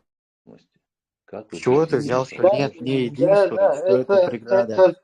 Это правильный тоже вопрос, это да, правильно говорится. С таким соседом, как Русня, совершенно верно, нам нужен очень хороший, мощный союзник, мощный партнер, мощный друг, который вот... Рамштайн, например. Да, которого Русня боится, я не знаю, как черт, как это говорилось, да, как черт. Ладно, да, вот так вот. Вот такой вот партнер нам обязательно нужен. Естественно, без такой какой-то поддержки, вот эти шариаты, вот эти похищения людей, вот эти вот расстрелы на площадях, вот эти вот как бы полностью завоз исламской вот этой радикальной литературы с Российской Федерации, городов российских, да, с Москвы, с Санкт-Петербурга, с Казани там, и ряда других городов, это никогда не прекратится. То есть вот это постоянный террор наш со стороны Русни, он будет продолжаться. Поэтому, естественно, там правильно, нам нужны нормальные партнеры, союзники, с которыми мы должны работать. Но для в этой ситуации, да, нам нужно единство какой-то части нашего общества. Спасибо, что нам подсказывает это вот наш собеседник. Ну вот, примерно полного какого-то единства. Это все равно никто никак не добивается, ни в каких странах такого нет. И оно и не должно быть. Вот. Основная, опять-таки, повторяюсь, наша проблема – это русский международный исламский терроризм, который нас терроризирует, посредством которого нас одурачивают, посредством которого нам не дают как бы идти и в западные институты и работать с Западом. И, как говорится, если вам Запад, вот здесь был вопрос, если Запад не даст вам, как бы не признает вас, вот именно это мы и должны, вот все ночи слушайте, как вот наш собеседник, он как раз таки это и говорит. Хотя я не знаю, с какой целью он он говорит, это что нам делает. нужно шариат принять и вводит нас какой, в шариатский уклад. С какой целью он это задает, я не знаю, но для нас это как бы наоборот, мы должны из этого пользу извлечь. И мы должны понять, что нам нужно именно быть во всех международных институтах. И через эти международные институты в правовом, как это и подобает, да, вот именно опираясь на международное право, опираясь на общепринятые ценности, полностью отстаивать нашу независимость, нашу государственность и стоять именно на вот таких вот позициях. На позициях, где используется интеллект человеческий. Можно я скажу, про меня было упоминание. С какой целью? Я гражданин Украины, то есть я этнический украинец. Да. Я оказался не в Москве, я живу в Киеве, понимаете? Да, вот у вас там в Украине есть гражданин Украины Невзоров такой вот. Да, хорошо, можно я скажу? Можно я мысль закончу? Невзоров, эти все клоуны. Смотрите, я за то, чтобы эта Российская Федерация развалилась на части. Я лично за это состою. А, к сожалению, наши так называемые западные партнеры, они в открытую уже говорят, что мы не заинтересованы в развале Российской Федерации. Это же не я говорю, это же Америка говорит. Яшкин и Машкин, кто за ними стоит? Эти Навальный, западный эстеблишмент. Ну, может быть, поменяется президент в Америке, может, по-другому будет. От Америки много зависит. Пока позиция Запада в том, чтобы сохранить независимость Ичкерии, она не предусмотрена. Опять же, наплевать на мнение Запада, в том числе, если он противоречит. Ну, так я же вам, это же не я придумал. Да плевать, вот я согласен с ним. Наша волеизъявление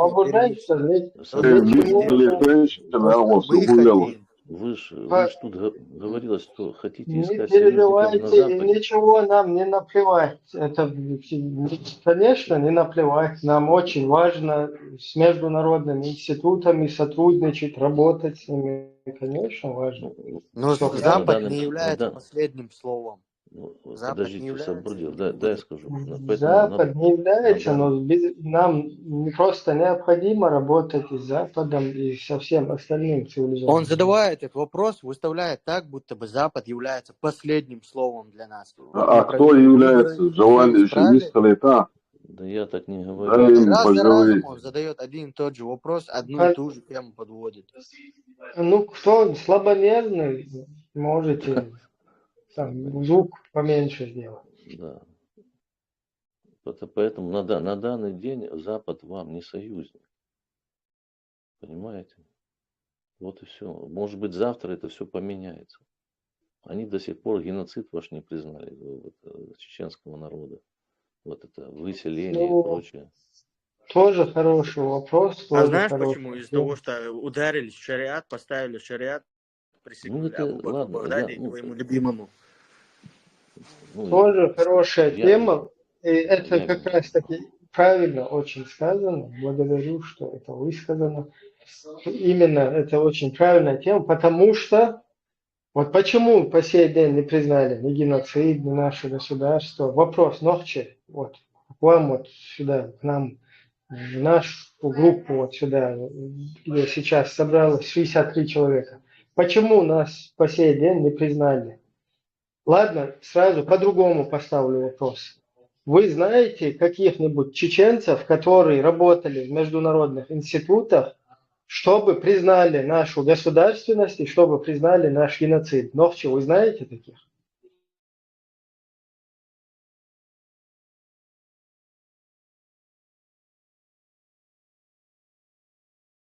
Ладно, Нохче не знаю. Дон Ахче, вы знаете таких? Я лично не знаю. Я, например, знаю. А теперь вы понимаете, в чем проблема, Нохче? Теперь вы понимаете, в чем наша проблема, что нас по сегодняшний день не признали? Дело в том, что нас нету, как украинцев в международных институтах, нас нету, понимаете? Нас нигде нету. И что мы хотим, наша воля, изъявление, что мы думаем, что бы мы хотели, какой у нас геноцид. Дистанционно никто не может за нас вот это дело решить, узнать, что у нас в голове каким-то образом, да? Потому что весь мир, то, что видит, это то, что показывает русский телевизор. И теперь уже, к сожалению, всех, кого они там, с кем они сотрудничают, и со стороны уже украинских каких-то медиа, и со стороны европейских собственных русских карманных каких-то журналистов, вот из всех вот этих вот дыр, скажем так, да, из всех чайников, утюгов, льется то, что чеченцы – это какие-то русские солдаты в лице Кадырова, что они бородатые, что они за шариат и что они хотят исламское государство. И все они, и которые в Европе голову режут, и которые в русских отрядах, в русской армии создают войско Исы, алейхиссалям, что это вся вот эта биомасса, она как бы вот такая, как ее представляет со стороны Русни Алаудиновой, Кадыровой, там всякие Даудовы, и здесь в Европе всякие Будулаки, Анзоровы. Вот что мы есть для Запада. Баркал, спасибо, что вы эту тему начали, Дон Нахчи. Это очень полезная для чеченцев тема, которую, как бы, о которой надо говорить, и посредством которой надо нам, чеченцам, понимать, что никакой не Дон Ахчи, никакой не дядя Вася, а тем более не русский какой-то Сидор не придет и за нас ничего не сделает, пока мы что-то не сделаем. Да.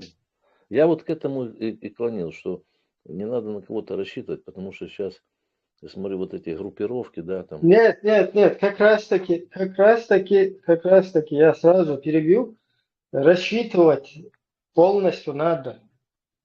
То есть, ночью рассчитывать надо, вот как вас приняли в европейских странах, когда вас русня преследовала, уничтожала и сегодня преследует, убивает даже в России, в европейских каких-то городах вас убивают, потом меняют ваших убийц на хороших русских.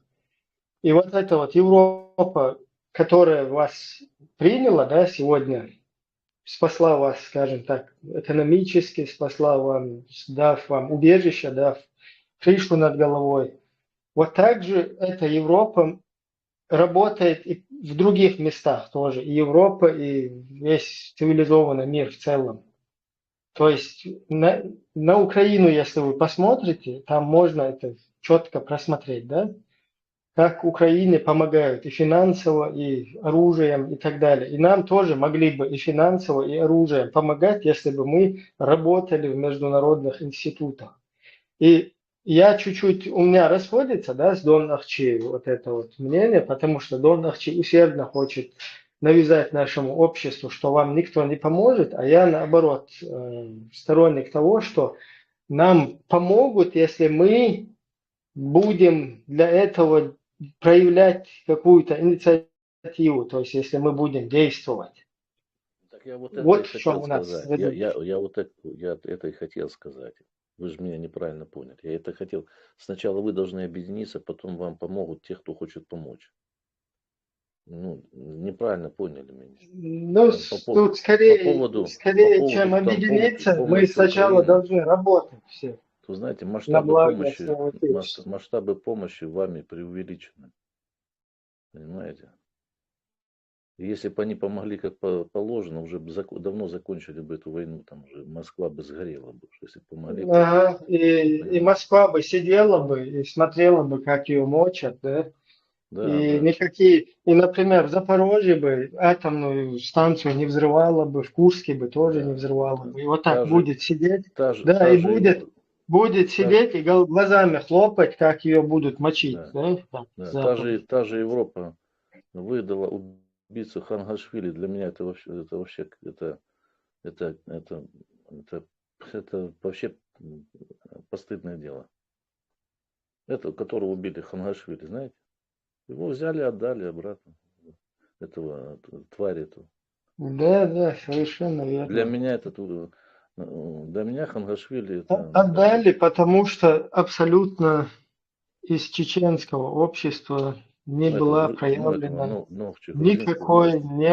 не было проявлено никакой инициативы. Хотя надо отдать должное, да, вот Аслан Арсуев, который сегодня поддерживает шариатчика Идигова, главного виновника в подлоге Конституции чеченского государства, вот это, как бы став его адвокатом, нормальный парень Аслан, который ходил вот на все эти процессы тюремные, и зазывал просто всех через интернет, идите сюда и покажите чеченцы, что вот убийца У нашего него канал Ведевич, это он, соотечественника.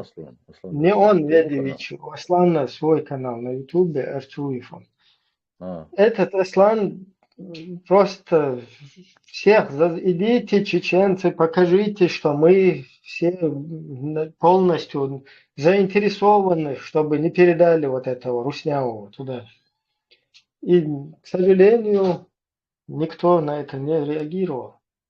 А если никто не реагирует, то вот в таких ситуациях государство, когда их каких-то граждан захватывают, русские спецслужбы на своей территории, они вот посчитали, что такой обмен, он более приемлем. Лучше отдадим Красикова и вернем там несколько своих граждан живыми и невредимыми. И сыграли с вот этими русскими террористами в террористическую игру, которая им обязательно, хотя это говорю с сожалением, но обязательно им тоже это аукнется, как сегодня аукается и Украине, и всему, в принципе, цивилизованному миру, который заигрывал с вот этой русней все это время в террористические игры, из-за которую сегодня у всех головная боль, с которым вот которые столкнулись с вот этим террористом, которого все взрастили своим вот таким вот, я не знаю, молчаливым согласием, взрастили вот эту русню, с которой теперь им приходится вот заигрывать, чуть-чуть оружия давать, много дашь, они возьмут, звезданут, например, по Запорожью, и потом все это дерьмо там в Европу придет, или что-то еще сделают, потом там могут химическим или каким-то бактериологическим, или вирус какой-то закинуть, все что угодно, это же русские. И это некоторые вот чиновники там сейчас, политики понимают, пробуждаются. Но, к сожалению, сейчас поздно. Сейчас все будут вот так играть, пока вот этот Путин не закончится. Ваше Высокогосударство, у меня тут вопрос на засыпку. Отдали бы эти власти Германии этого Красикова, если бы он убил, допустим, немца этнического, гражданина этой Германии? Я думаю, что не отдали бы, потому что бы немцы вышли бы тысячами после этого. И разнесли бы к чертовой матери бы там. Все. Ибраим, тут не надо забывать о коллективной ответственности, которую у нас ввели. Понимаешь, нас люди поэтому не то чтобы себя ты под удар подставляешь, ты еще вообще людей, которые ни сном, ни духом к твоим движениям не относятся, и их под удар подставляешь, понимаешь? Поэтому люди не выходят сейчас на эти митинги. Ну, я это понимаю, просто дело в том, что тогда уж извините, как бы, если мы что-то хотим, то нам придется действовать. Если мы не хотим, то за нас русские действуют. И вот это вот я, конечно, не обвиняю никого, да, потому что это сложно, да. Но вот так само собой не пройдет.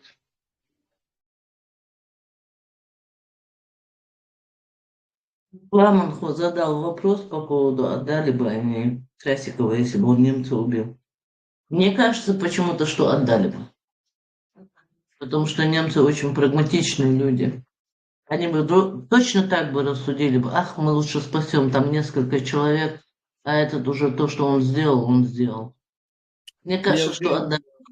Мне вообще не нравится, что вот этот посыл, вот этот, потому что Ибраим Хусейн Истанов, Ибраим Никахов, Хусейн Истанов, Тесла, Певег, они еще в самом начале, еще, когда еще даже вот пикнуть не могли, они стояли с транспарантами и заявляли свое мнение. и говорить о том, что сейчас что там ты там, Да, Альберт, вообще, но мне тяжело это делать. я вообще не могу представить людей, которые могут обвинять или как-то, ну вообще говорить об этом. Никто здесь никого не обвиняет. Тут вообще не такая немного тема. Просто имеется в виду, что люди все видят это все, но не выходят, потому что вот этот вот страх, да, когда тебя там в Европе даже чеченцев там могут ликвидировать, и вот это то, что потом дальше Германия сделала, это как бы очень-очень плохой посыл. Но теперь это как бы не только как бы позитивное в этом, да? Хотя это, к сожалению, нужно говорить, но позитивное во всем этом, что отныне, вот с 22 года там, русня – это не исключительно проблема чеченцев. То есть русня – это теперь головная боль всего цивилизованного мира. И сегодня то, что вот так поступает Германия или другие какие-то, которые заигрывают, да, это им всем аукнется обязательно. Это я говорю, к сожалению. Если вы, я у всех извинения прошу, я сегодня вообще-то много эфира занял времени в эфире. Чего мягко была выходу, просто такая немного бурная тема была, чтобы чуть-чуть пытаться сбивать накал и эмоции там. Приходилось немного вклиниваться сюда больше обычного. У нас как бы по регламенту там уже вот это закончилось. Всех хотелось бы поблагодарить. Дээрээс мос эрвайхаашо и дүйч толхунда цар вай олхан вай сагатташ елшо прекрасно ларта очень гурду. Amma чо диндал хатта что дитин хума иза чо пайда дерхуин чом из ши эго وين تقوى كل وقت سايش إشت ديتن هم شلوكو شو ويا إذا مدار تاخ إشت حدوش إشت دا مو إبن صار بيلقال دا قيرتقوي إشت هم دو от круглосуточно от чуаюшун радио маршу чу дальше там общаться долг истралуг чу дальше да чу даган وين واحد تيم قتيم نشأ еще кое-что. Это Ахтане Лаер Зоя, как обычно, в субботу с 8 по Брюсселю, с 8 вечера. Значит, дух. Благодарность, короче, всем собеседникам, зрителям, гостям и так далее. Я хотел Берг Твил, Маршой Мусу.